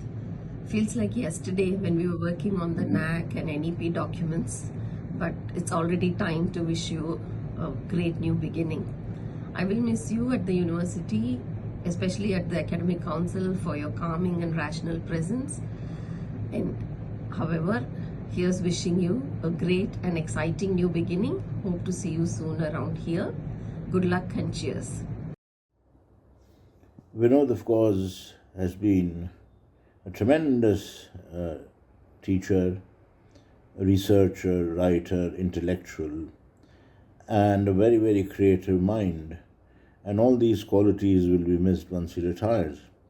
But what I will miss is his absolute clarity about what is right and what is wrong. In good old times, it used to be called integrity. These people, of course, pretend to have this very rare virtue. But Vinod exemplified integrity in more than one ways, especially when it came to loyalty to the institution, to institution building. And in that sense, he would be irreplaceable once he retires. I wish him all the best. During my 5+ years of tenure at the University of Hyderabad, I really felt very blessed to have wonderful colleagues with whom I had the fortune to work together. And Professor Vinod Pavrala is no exception. He has been truly great. Particularly challenging were the times when the new building was coming up, and the way he managed to do everything so well is a tribute to his leadership skills. I salute Professor Vinod for moving to the next career of his life, and I wish him all the best in everything that he does in the years to come. Thank you, Vinod, for being such a wonderful colleague. Take care. Goodbye. Dear Professor Vinod, as you step into the phase of retirement, please accept my heartfelt appreciation for your dedicated service to the university. Your mentorship made the students to carry the legacy of the academic and research in the university in their lives. I have worked with you in several committees wherein I have clearly seen your dedication and institution building. With this, I congratulate completion of your service successfully, and I wish you a happy, healthy and fulfilling years ahead. Thank you.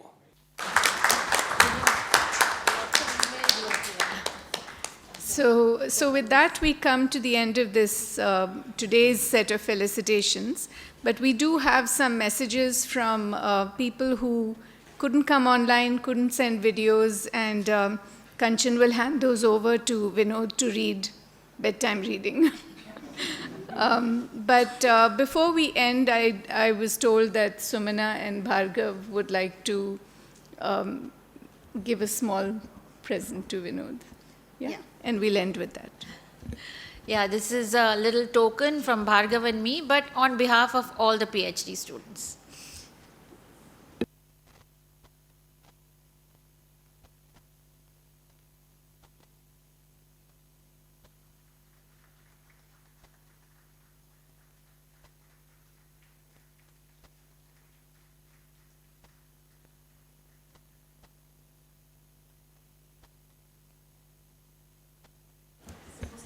So with that we come, is Vinod going to respond? Would you like to respond, Vinod? Or you can sleep on it.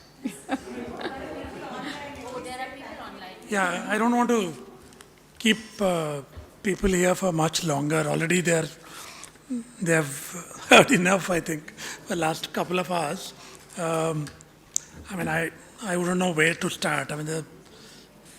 This is just a lot of incredible work by the organizing team to get so many people to say such nice things about you. I don't know. I think I was really touched by some of my teachers who came on. Professor Ratna Naidu is about 90 now and lives in Bombay by herself, still reads, and she's surrounded by books all the time, and every now and then sends Aparna and me a document to read and comment. Yeah, and she still wants to publish some memoirs and collections of her works and things like that. So every time we go to Bombay, we go stop by to visit her, and she drags us into her room, makes us sit, and wants us to read something right there, and so amazing energy, and I owe a lot to Professor Naidu. She was my teacher in MA. I never did a PhD or MPhil or anything with her because I left for the US soon after MA, and mainly because of her. I was very reluctant to apply abroad, and I was not quite sure what to do after MA, and she said, no, you should go get a PhD in the US, like she herself did in the 1960s. And she was from University of Pittsburgh. So basically she said, if you don't have the energy to apply everywhere, just apply to University of Pittsburgh and I'll put you there. That was the expression she used, and she did put me there. And so I was very happy for what she did. That experience was truly transformative, the kind of program that I had to go through. It was a department of sociology, which in a way also laid the foundations for the way I tended to approach communication in media, kind of deeply sociological in the way I look at things. So owe a lot to Ratna Naidu, who still continues to be a mentor. Another mentor from the old days that Usha and I shared as a teacher is Professor Usha Vyaslu Reddy from Usmania. And she taught me for 1 year, 2 semesters in the 1980s, early 1980s. So it's been a good 40 some years. And she has remained a teacher forever, instilled in me a lot of excitement and interest in theory. And in fact, she was the only teacher in Usmania at that time who imparted some communication theory and research. All the others were much more into professional training. Yes, and that stayed with me for a long time. And I think, if I'm not wrong, Usha was hinting at my meeting her before taking this final call to leave University of Hyderabad. And Usha is in her mid-70s now, I think, or close to 80. And again, someone who has a lot of energy, who came back to teaching as a visiting professor to our department off and on. So I went to her and saying, what do you think? So she listened, she said, tell me more, why you want to do this, and all of that. And finally said, I can see why you want to do this. And she said, if not now, when? Yeah, so Kanchan is making a list. yeah, so she, I mean, Kanchan, no hit list, okay? Uh, so, and I mean, Usha and I can get to call her Usha. I mean, in spite of her age and all that, she's very friendly and, very non-hierarchical in her interactions with me. Dan Regan, who came on, my advisor, again, someone in his 70s. He was very young in the late 80s when I joined the department, one of the younger people. Dan got his PhD from Yale and was a Southeast Asianist. He was an expert on Malaysia and Indonesia, spoke Bahasa and Malay and so on. I mean, you need to do all that if you are doing area studies those days in places like Yale. So Dan, again, was a great mentor, let me do a lot of things my way. He would say I think I imbibed a lot of the advisor-advisee relationship, how to mold it from him. Yeah, so a lot of nice things my PhD students said about the way I engaged with them is partly because of Dan. So Dan was an amazing teacher as well. I mean, he's the one who, talking about the strength of religion in Southeast Asia, once said, you can either hold religion or being held by religion. It's always stayed with me. I mean, the kind of hold that religion can have, in that difference in expression.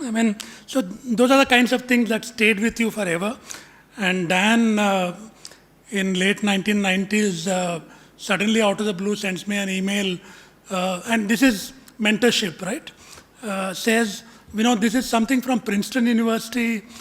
They seem to have a fellowship, and the theme they have announced is corruption, which is what I had worked on for my PhD. And he said, this is for a visiting fellowship, history of corruption. And he said, remember, you always used to tell me about 18th century British India. This is for you. You should apply. And I did apply and make it there. So that's, again, Dan guiding me through the years. John Markov, who also came on, a brilliant political sociologist. Mohan Raj, again, a teacher that Usha and I shared. Mohan was a great writing teacher. We imbibed a lot of lessons from Mohan about writing, and which stayed with us, that meticulous editing and proofreading that some PhD scholars grudgingly spoke about. Some of it comes from my learning from Mohan. Thirumal, thanks a lot for those comments. I'm really touched by the way you framed, whatever you thought I contributed to the department. I don't know if you're going to be here tomorrow. In many ways, Thirumal was, for me, right from the beginning, was in a way our conscience keeper. And a lot of things that, I thought I was doing right in terms of curriculum, in terms of the teaching mode and so on. And in the early years, Thirumal and Sanjay and I, we would argue a lot, debate about things, and, short of fighting, we kind of, contested a lot of things and so on. But through all that, I think we got sensitized to what Thirumal was trying to make us look at, right?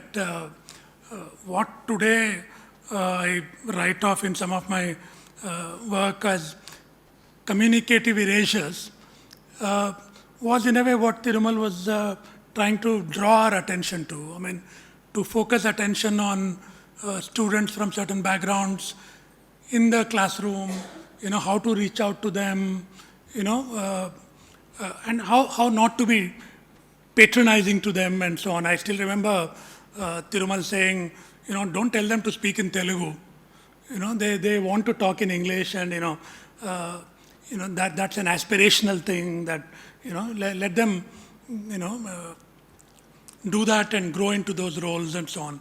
So a lot of things that I ended up doing at the university level in committees that involved students, especially students from marginalized communities and all that. The inner voice was Thirumal. Trying to think, so what would Thirumal think about this, something like this, right? And I think that helped reach out to groups of students in the university.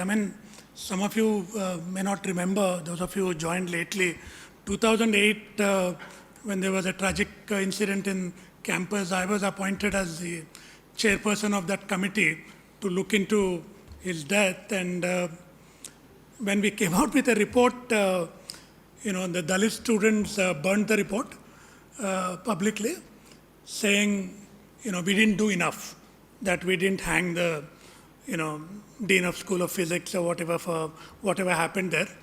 And the Dean of School of Physics stopped talking to me for 2 years. In fact, most of the science people stopped talking to me for many years, blaming me for whatever recommendations that we made. But come 2016-17, Rohit Vemula happens, and the university is embroiled in that whole national controversy and issue. I see some of the same people who burned the report now citing that report very favorably, telling the media about how some of those recommendations made contributions to some institutional parity for Dalit students and so on. Then you get a feeling that you have done something right, over the years. Because sometimes that instant responses tend to be molded through other factors, right? So thanks for everything, Thirumal. Yeah. And I'm glad you are going to be here for a few more years to guide and mentor the others in the department.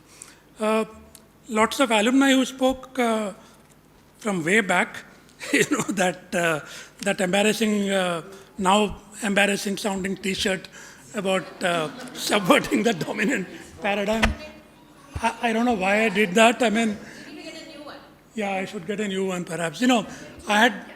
I had gone to Berkeley, which is the ultimate sort of place that used to be in subverting dominant paradigms, and I picked up that T-shirt on the streets in Berkeley campus.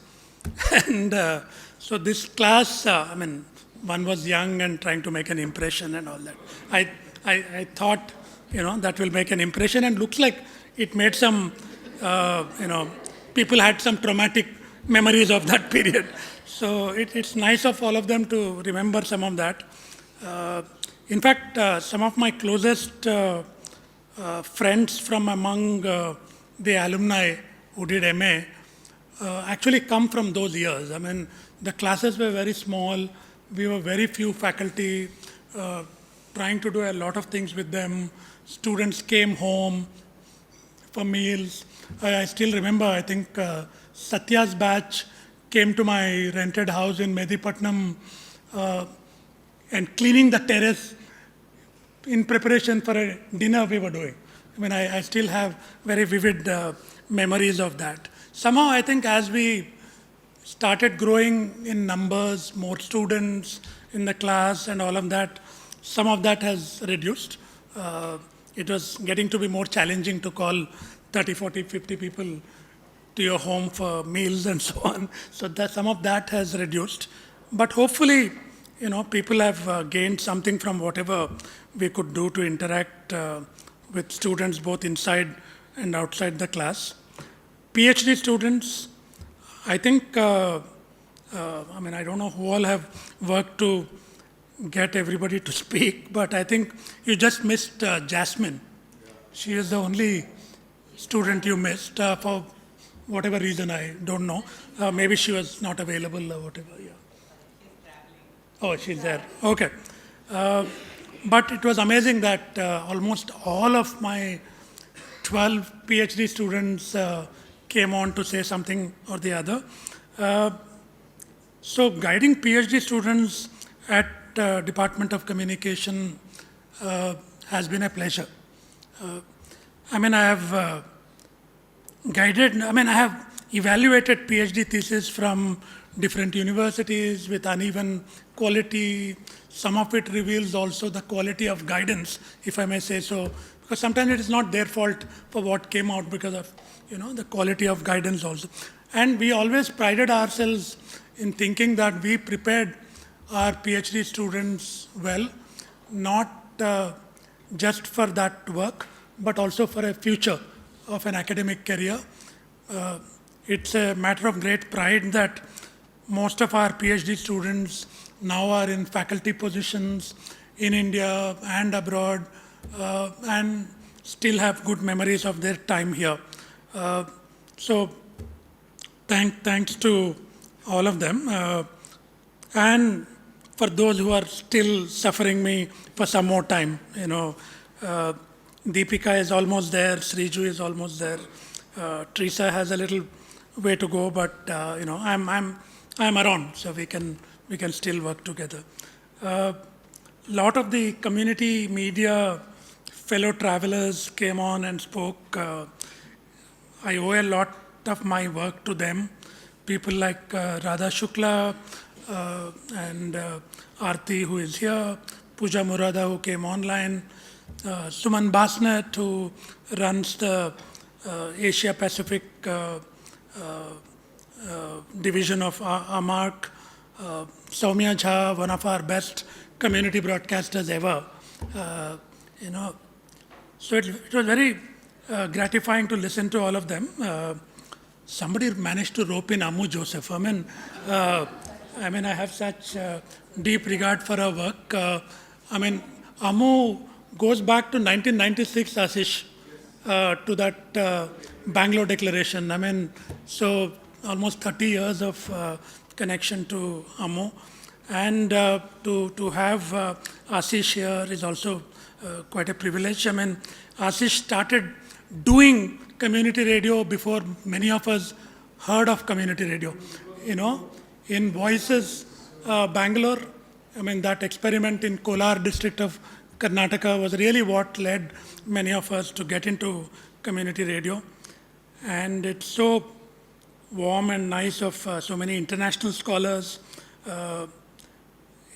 Emmanuel from Ghana, is really sweet guy. He did his PhD in South Africa, and we have been in touch off and on. Now his book is coming out from Routledge. So my deep sense of gratitude to many of these international scholars, and ultimately, if one has done something, or people feel one has done something on a global level, it's partly because of these friendships and networks that one had developed over the years. People like Radha Hegde have been visitors to the department. An old friend, Birgit Jalov, is a giant in community media. Her Empower House is quite a powerhouse in community media capacity building and so on. She did a lot of work in Africa, so one has learnt a lot from her. Salvo has been an old community media scholar, Salvatore, and I'm delighted to see that he has now become the new executive director of IMCR, so I'm sure we'll get to meet him.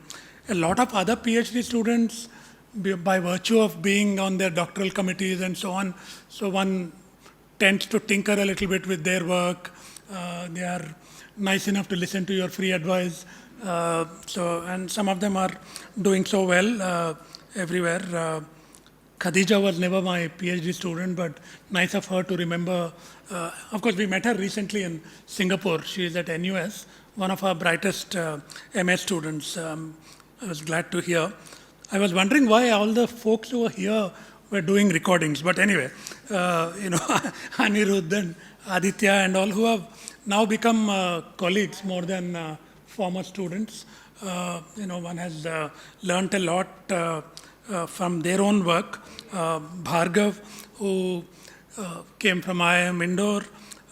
So in many ways, PhD students have contributed to my own learning and intellectual journeys, and I'm sure that that's something that will continue as long as I engage with younger students.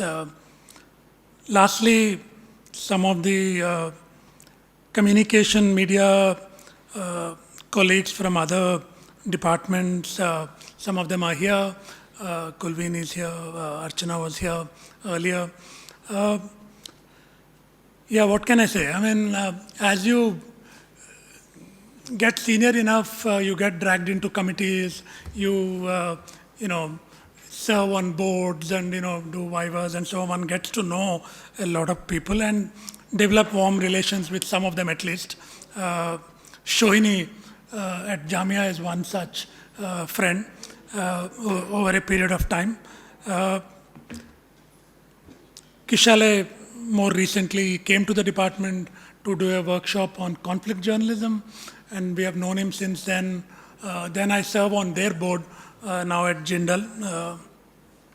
A lot of university faculty who couldn't be here said some really warm things, including the former Vice Chancellor, Professor Apparao, with whom I worked quite closely. And he was somebody who would take a lot from me, which I can't say of many leaders. I mean, I was one person who could tell him, where the administration is wrong, that they're doing something, two faculty who were suspended for some actions. I mean, I really, went hammer and tongs at the administration to withdraw that suspension, and he did that.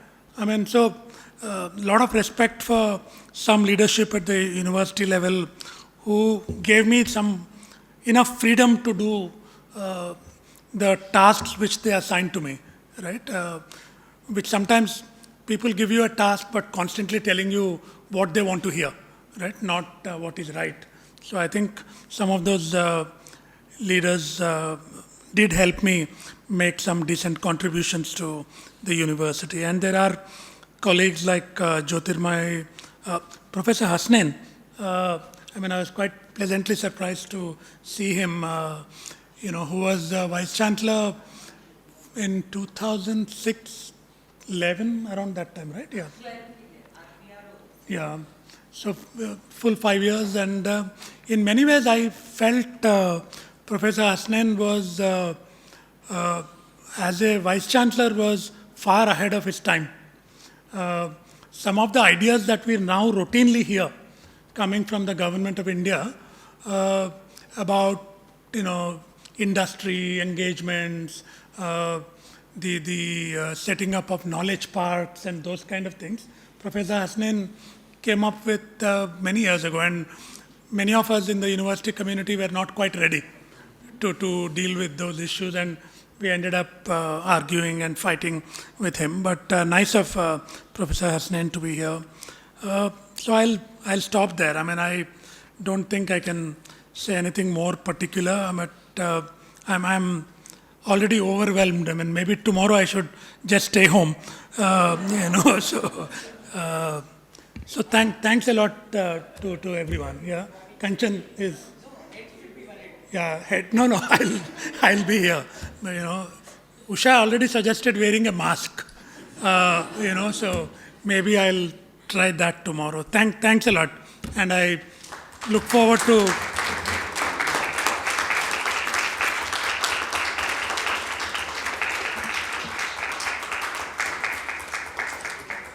I'll see some of you at dinner for sure. Yeah, thank you.